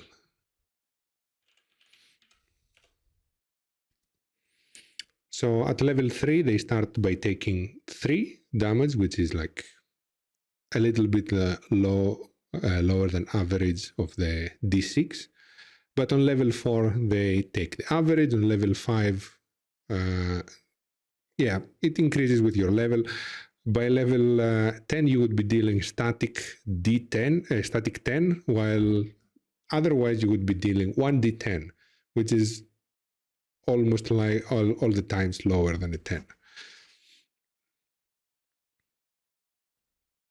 So it starts slightly weaker at compared to the inspiration die at starting levels, but it grows much better later on. At 16, you get a d12, and with this version at 16, you would be doing plus 16 damage. Static.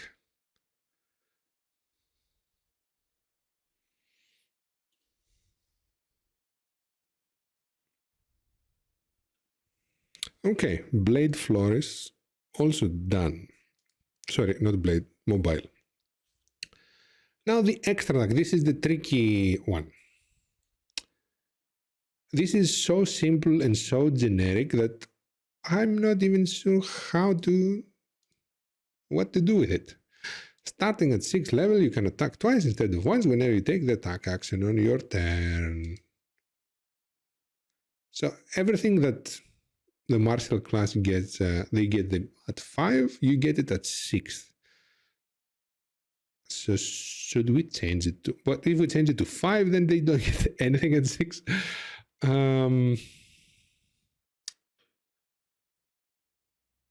What do we do with this one?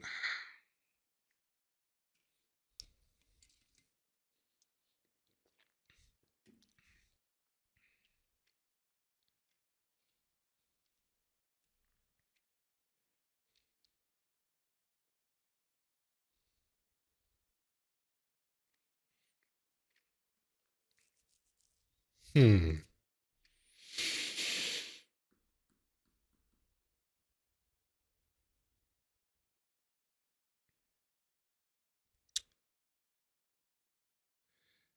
Green flame blade at level 6. For a moment, I thought something else, but then I realized what you meant. I thought you suggested the spell Flame Blade at level 6. What if they get... Okay, let's consider both options and the benefits. Green Flame Blade spells. I have to constantly recheck those from tasks because I have not memorized them at all. Green Flame Blade, and then Flame Blade. Actually, I should have put Flame Blade, and then we get both versions. Okay, so Green Flame Blade. You brandish your weapon used in the spell casting to make a melee attack. You see, okay, first sentence, I just read the first sentence. It already doesn't work. This requires you to cast a spell. You cast a cantrip, and you brandish your weapon and then make a melee attack. All the blade flourishes, they only work if you take the attack action on your turn. So if you cast a spell, all the flourishes do not work anymore. You cannot, even if you attack through the casting spell thingy Green Flame Blade does, that still does not qualify for the requirements of the blade flourishes. Also, you do not get extra attacks.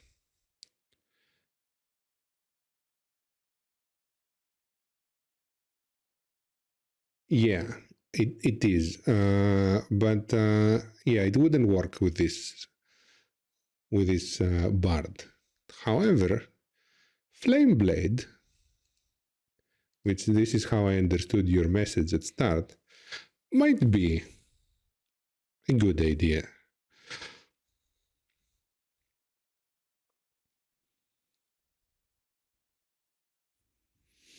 So first you have to cast the spell, okay, as a bonus action though, and then you can use your action to make a melee spell attack with the fire blade. Now, is a melee spell attack performed through the attack action? That's the question here.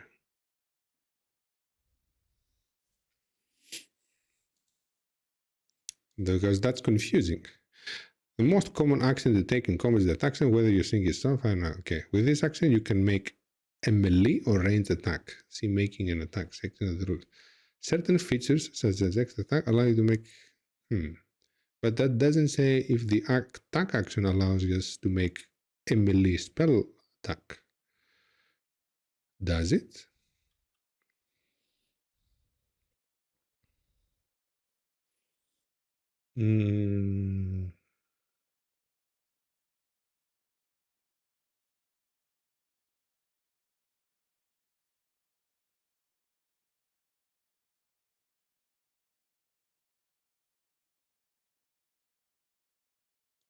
Let's set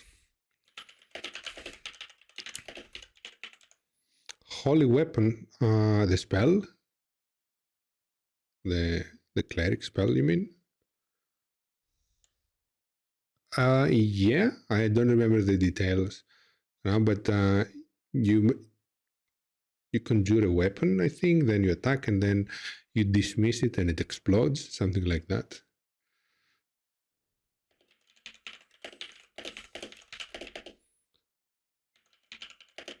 Spell attack. Okay.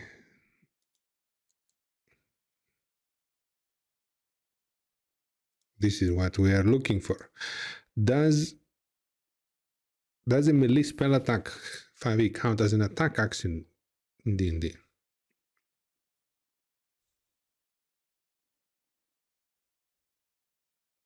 Melee spell attacks do not profit from any magical bonuses you hold to any weapon or an arm strike you're wielding.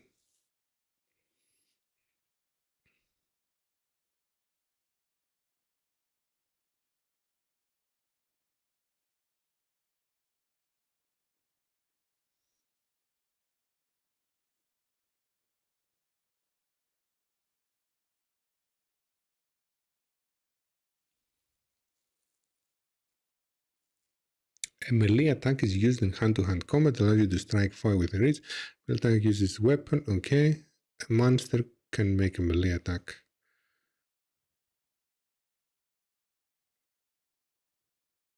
You see, Green Flame Blade also allows you to make a melee attack.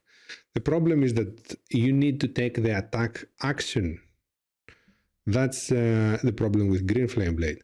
However, Flame Blade is a bonus action. So after that is my question. Do you take the attack action or do you take some other action that allows you to make a melee spell attack?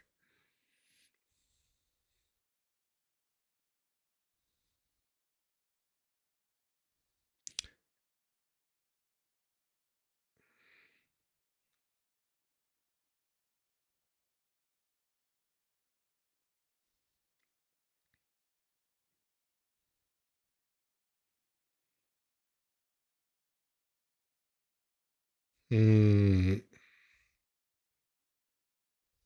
Is it an attack action for sure? Do you have a reference? Yeah, I believe you, but I would want to know where it is written in case I come into this debate.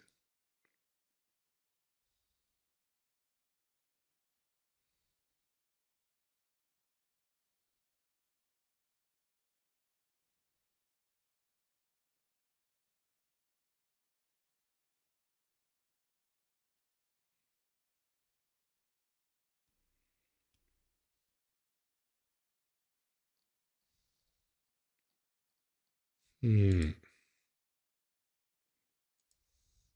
You can use your action to make a melee spell attack with the fire blade.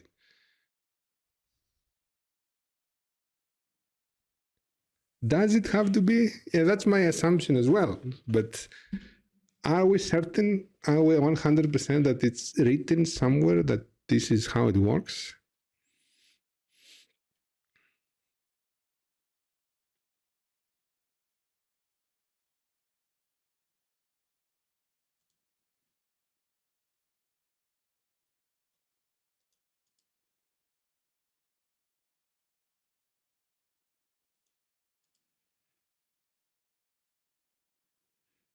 Okay, let's see a few more. Well, you aren't going to take the dash action. I don't know, man. I don't know. D&D rules can be complicated. It could fall into the casting spell category. That's what I'm thinking. It could be still considered casting a spell that allows you to make a melee attack, similar to Green Flame Blade.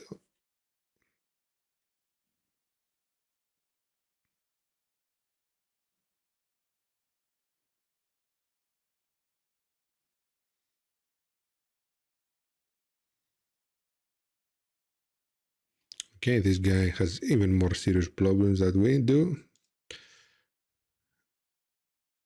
In combat casting, we'll use the cast spell act. The action may include the spell attack. See what Jeremy says here? Use the cast spell action. That action might include the spell attack, as in the spell Firebolt, yet it remains the cast spell action, not the attack action.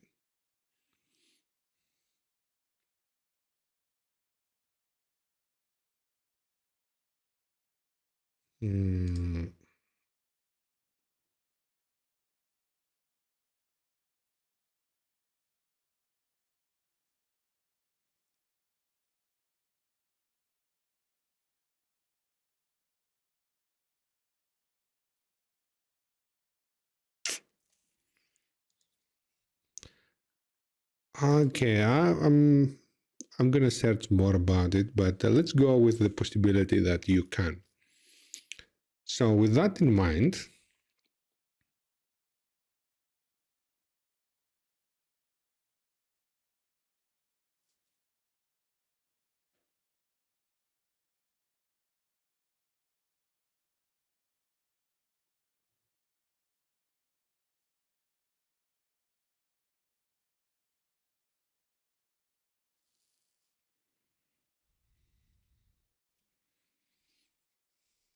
holy weapon, let's see holy weapon.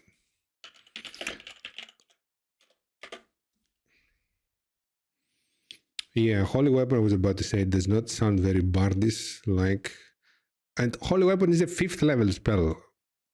I think that's, you can't get 5th level spells at 6th level.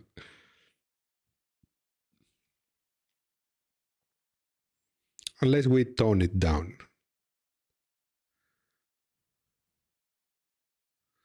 In addition, weapon attacks made it deal 2d8 radiant damage. The weapons are advanced because, okay, as a bonus action, you can dismiss the spell.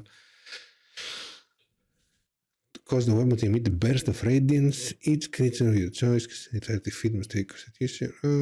Blinded for 1 minute.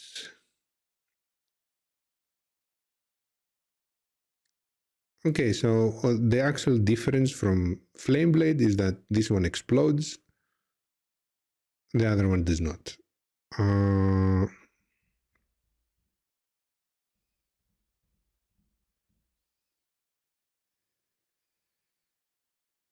Do we want it to explode? That's the question now.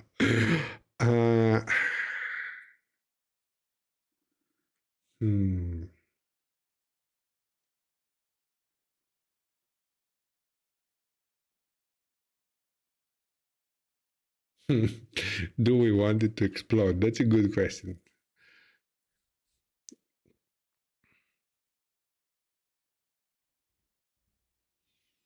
Also, if we reskin it to something else, okay, so I have an idea.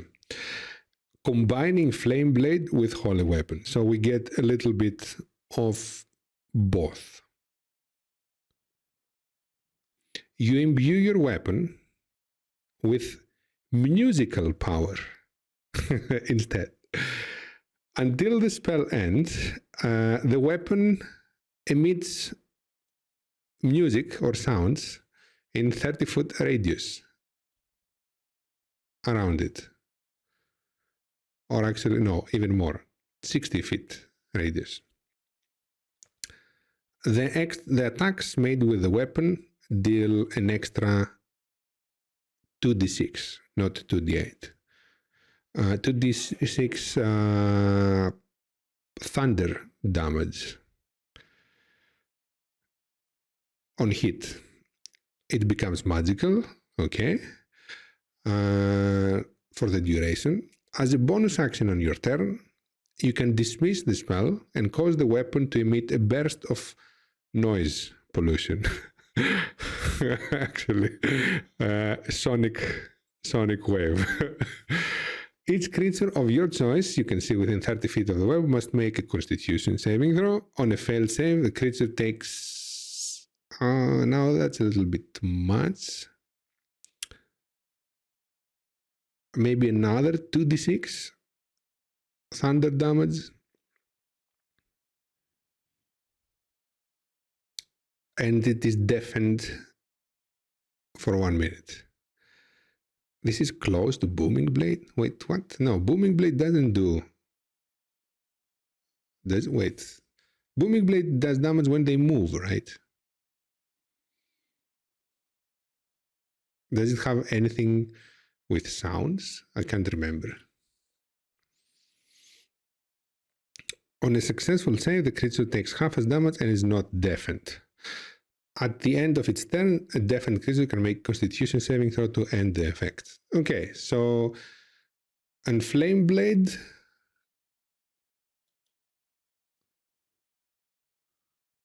Flame Blade...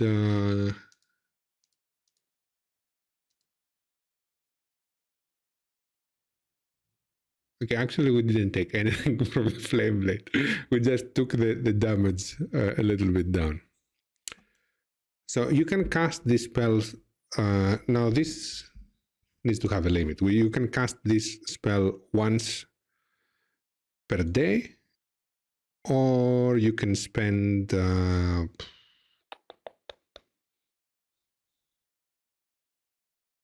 actually, no, we shouldn't put spell slots usage for this. Just once per day, because it's already very powerful. I think 2d6 on hit. Then you have extra damage from flourishes. You have second attacks with your other weapon. It's gonna be a lot of damage if you are able to cast it on every fight. So this will be like a highlight feature that you cast it once per long rest. You need to save it for the fight that will be appropriate. Maybe you could tie it into another feature. Like what? It's going to be tied into the 6th level feature with the extra attack, if that's what you mean.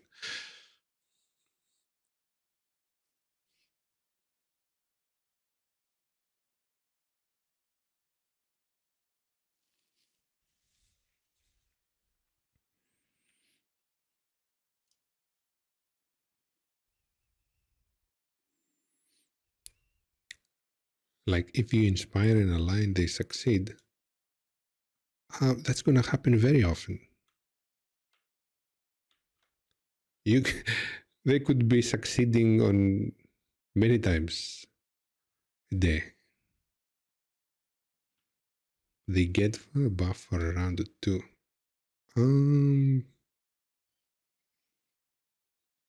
That sounds like completely different feature, right? That doesn't have anything to do with this one now.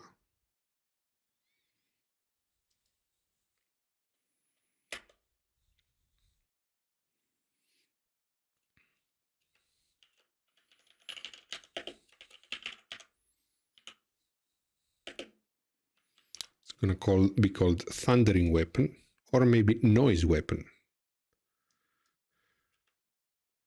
Thundering sounds more proper, but noise sounds more funny. Or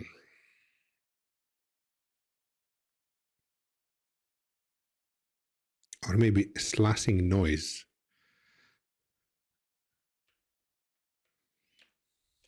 Booming Blade. Yeah, I'll name it Booming Blade just to troll all those who want Booming Blade. What if I name it Booming Swords?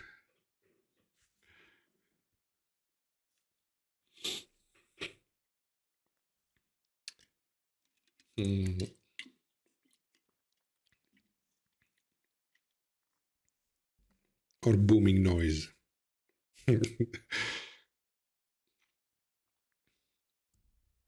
Actually, Booming Noise doesn't sound so bad. Or Noise Weapon, Noise Swords.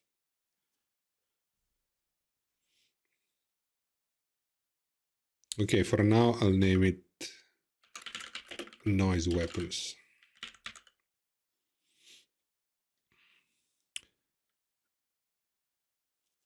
Wait, what? What did I copy here? No, I was copying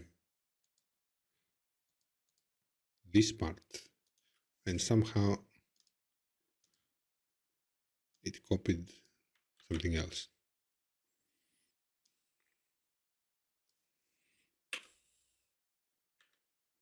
Okay.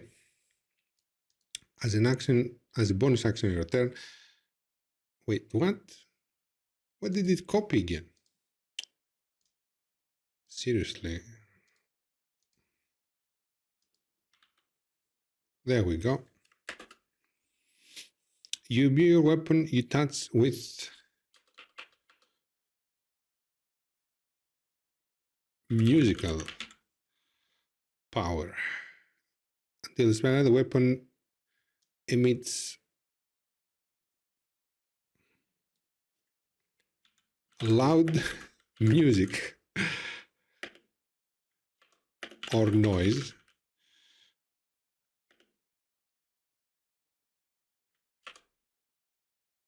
Okay. Emits or produces? Produces.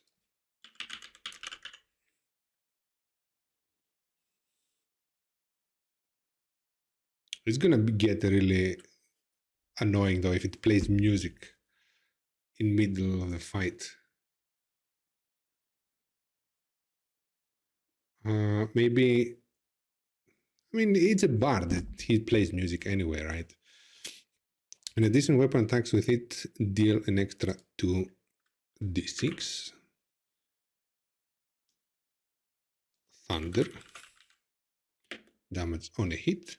If the weapon is already right, it becomes one for the duration. As a bonus action, then you can dismiss the spell and cause the weapon to produce again a burst of deafening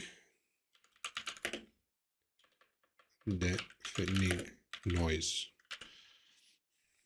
Each creature of you, well, is it of your choice though? Everyone can hear it. It's not like you can stop sound.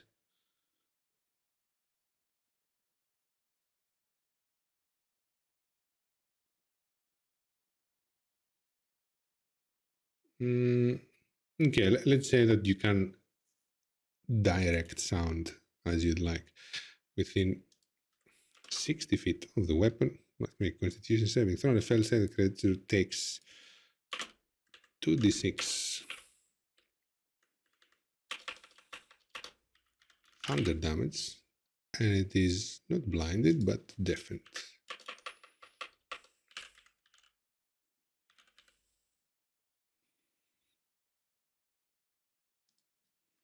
I know that the deafened condition isn't as strong as the blinded, but this is just an extra. The main part is the above. This is just extra flavor for the spell. It's not the main component, so it doesn't have to be strong as well.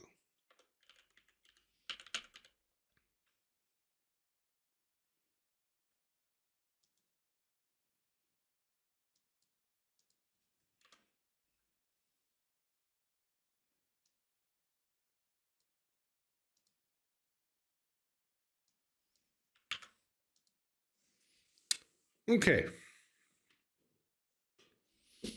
So College of Swords gets more proficiencies now. All the swords in the game, they have one extra fighting style, superior technique, which I personally think would be the best one to pick, as it gives you the most versatility as a bard you could get. Not only you have versatile and a lot of skills to use, but skill proficiencies, I mean, but the maneuvers can cover any type of crowd control you're lacking. Then the two weakest flourishes get upgrades. The one deals damage to each creature instead of one extra, while the other one gets a rework that allows you to slash creatures as you dash by them. And the ones that try to do opportunity attacks, they take extra damage as well, based on your bard level. Then we have the noise weapon. We need to mention that you get this at level 6. Otherwise, it implies that you get it from the get-go. And how often you can use.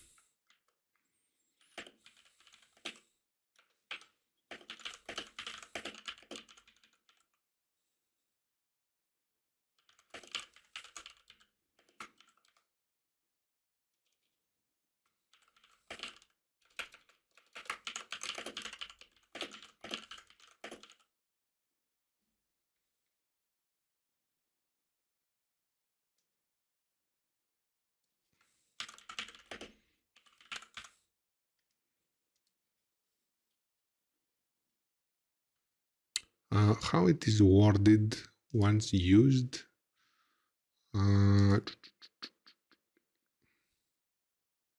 Once you use this feature, you cannot use it. Okay.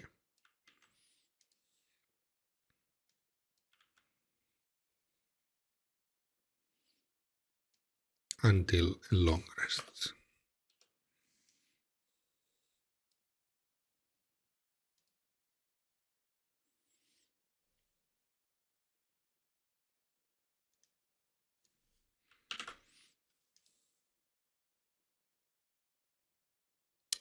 Okay, they get a noise weapon, which they can use once per day at level 6. And at level 14th, their free dice, instead of d6, they are d10s. So they get to add d10 on their AC every single round in combat that they attack, or they get to slash around, dealing extra damage every turn, or continuously spin in place whirlwind attacks every single turn. Okay, what do you think, College of Swords now?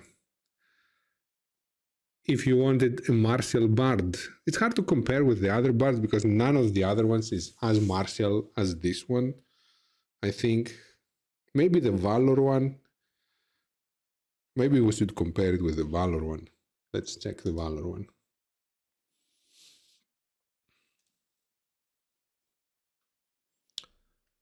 Okay, direct comparison now. Valor versus our new swords. So, third level, you gain proficiency with medium armor, shields, and martial weapons. Okay, the Valor beat us there. On the proficiencies, they get everything. So they have a win there over the swords.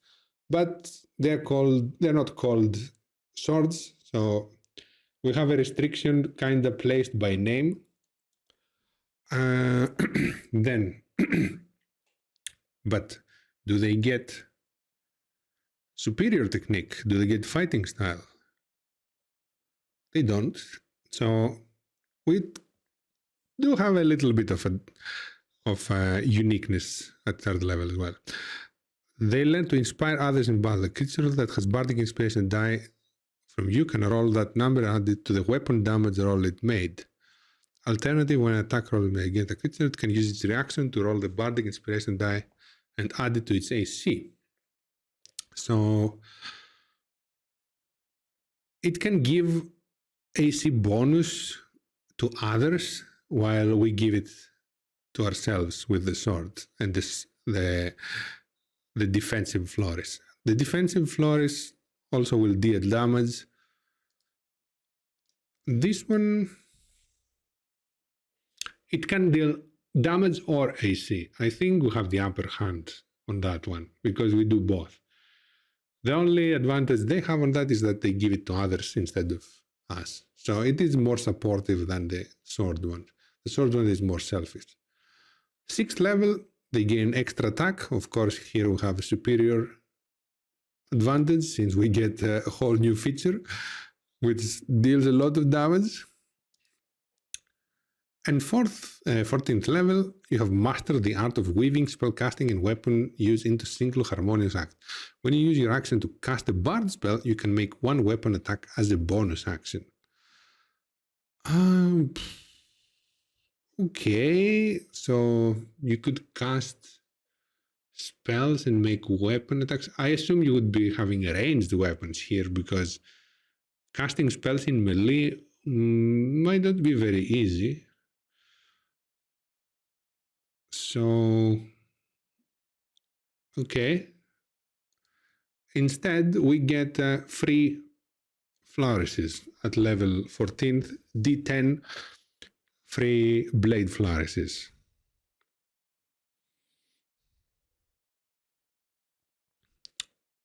You couldn't get the extra either with Valor?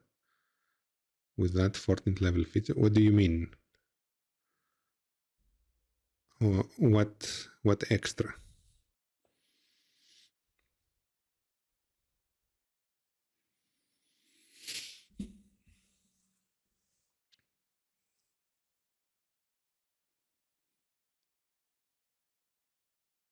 Oh, you mean the extra attack from the 6th level feature? Yeah. Yeah. You don't get the extra attack.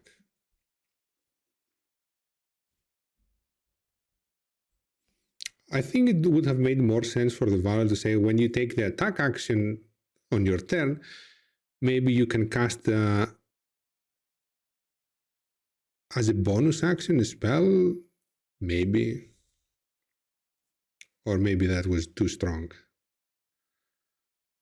But, no, that's not too strong. It's just one more attack than you normally would. So, like 2 attacks in the spell, how OP can that be for a bard at level 14th? Yeah, so direct comparison, Valor with our new swords, I think the swords now wins. Just from the last, no, not even the last two. Everything except the proficiencies is better. Proficiencies we lack there because we tried to stay true to the name, College of Swords. So we limited our proficiencies, but all the other new features on a direct comparison with the Valor, I think now you're better picking College if you're going to fight with swords anyway. If you're going for, I don't know, a more defensive / supportive build, then yes, maybe Valor works better with a shield, some rapier, or maybe strength weapon as well. And you can use your combat inspiration to affect your allies instead of yourself. So I'd say College now the offensive, more selfish version of Valor and more damaging as well.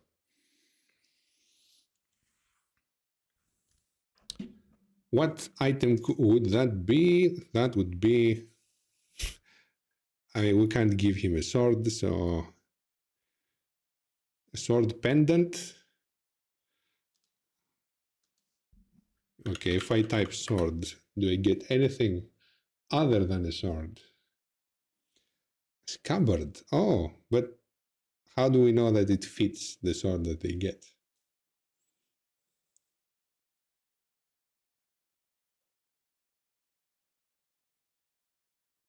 Magic. Oh, it fits whatever it needs to. Okay. You convinced me. A scabbard. Do you have an icon for a scabbard? I don't think we do. Wait, I should type scabbard maybe. Nope. There are no scabbard.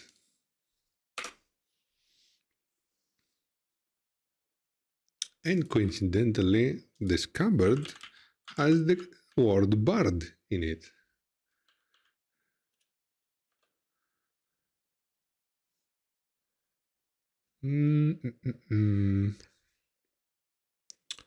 I'll need to find an icon for the scabbard. Also, I typed it wrong. It's with 2B. Nope, still no icons. Okay. So I'll need to find a scabbard icon and name. What would be the name?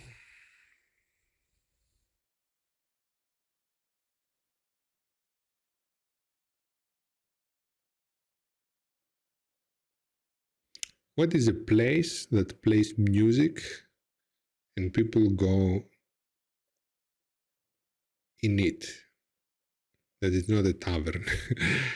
Some kind of, since the sword is going into it, music hall. Okay, yes, music hall. We can name it a Blades Music Hall. Since your blade will be going into it, will be imbued there with magic from it, will be coming out as a noise weapon at some point at 6th level. So it's getting, it has its ears blasted inside there.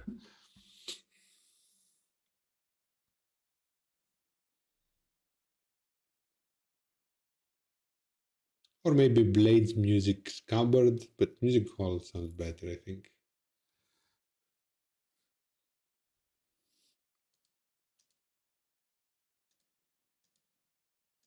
It's gonna be a trinket.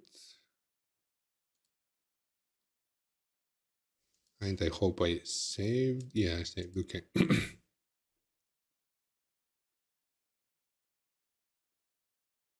Wait, maybe they're typed as seed. Oh, yeah, I guess that works.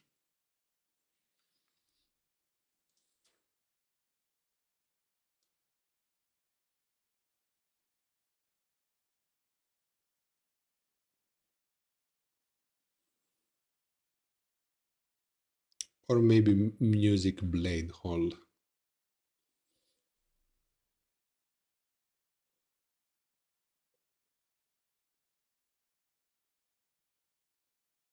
No, Blades Music Hall. Okay, I'll leave it as this. Okay, that is done as well. Two items. Where is my? There we go. Is it visible? Oh, the chat is hiding it behind.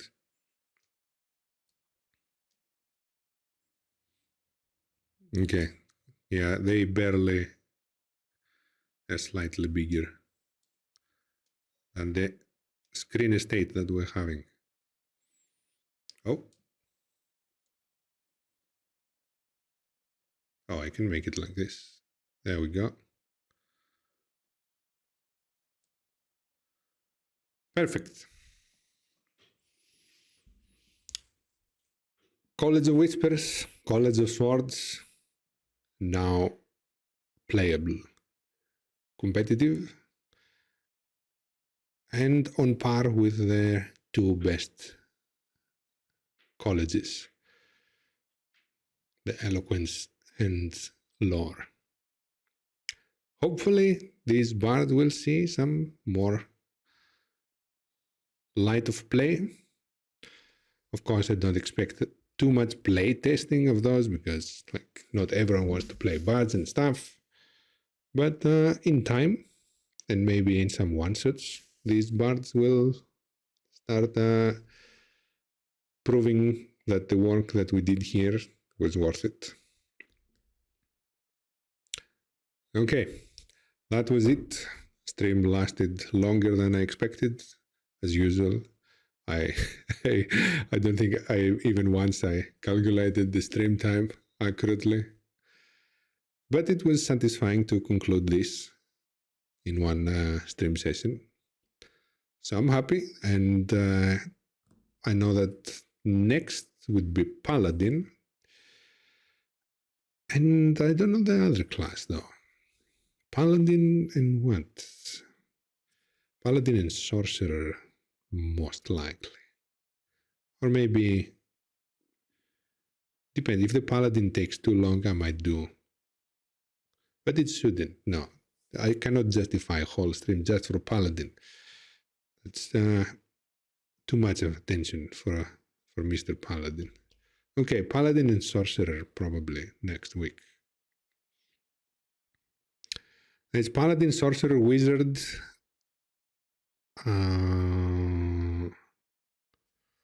Paladin, Sorcerer, Wizard. What else is left? Let me check the classes. Am I missing something? Oh, Druid. Druid. Yes. Druid. But as we said, I don't think there is a very unpopular Druid class. It's just that the Moon Druid is much better than the others. So I can't go and boost every other subclass of the Druid. That's the problem with the Druid. Monk, we did. The Way of the Four Elements was by far the weakest one. And we boosted it. We gave it a lot of spells. And we gave it better resource management. So it is now viable. Warlock. Warlock was not mentioned, but again, Warlock, there's a Hexblade, and then there are like Genie and what's the other one? The Celestial, I think, or the Undying. There's like two kind of evenly matched, I think, and then everything else is like on the same fate. Like the Tome, the Fiend, what's the other one? The Undying. I can't remember. I'll take the Warlocks again, but if I remember right, I have a similar situation with the Druid, that the Hexblade is very far ahead in popularity and everyone else is like left behind. So yeah, Paladin, Sorcerer, Warlock, Druid left. We do Paladin and Sorcerer next week, and we leave the hardest ones, Druid and Warlock, for last, because they might need multiple subclasses like the Bard did, boosted. Artificer I'm not going to touch at all. No need, never. Okay, that will be it for today. Thank you for listening and watching, and see you next week. Have a good night.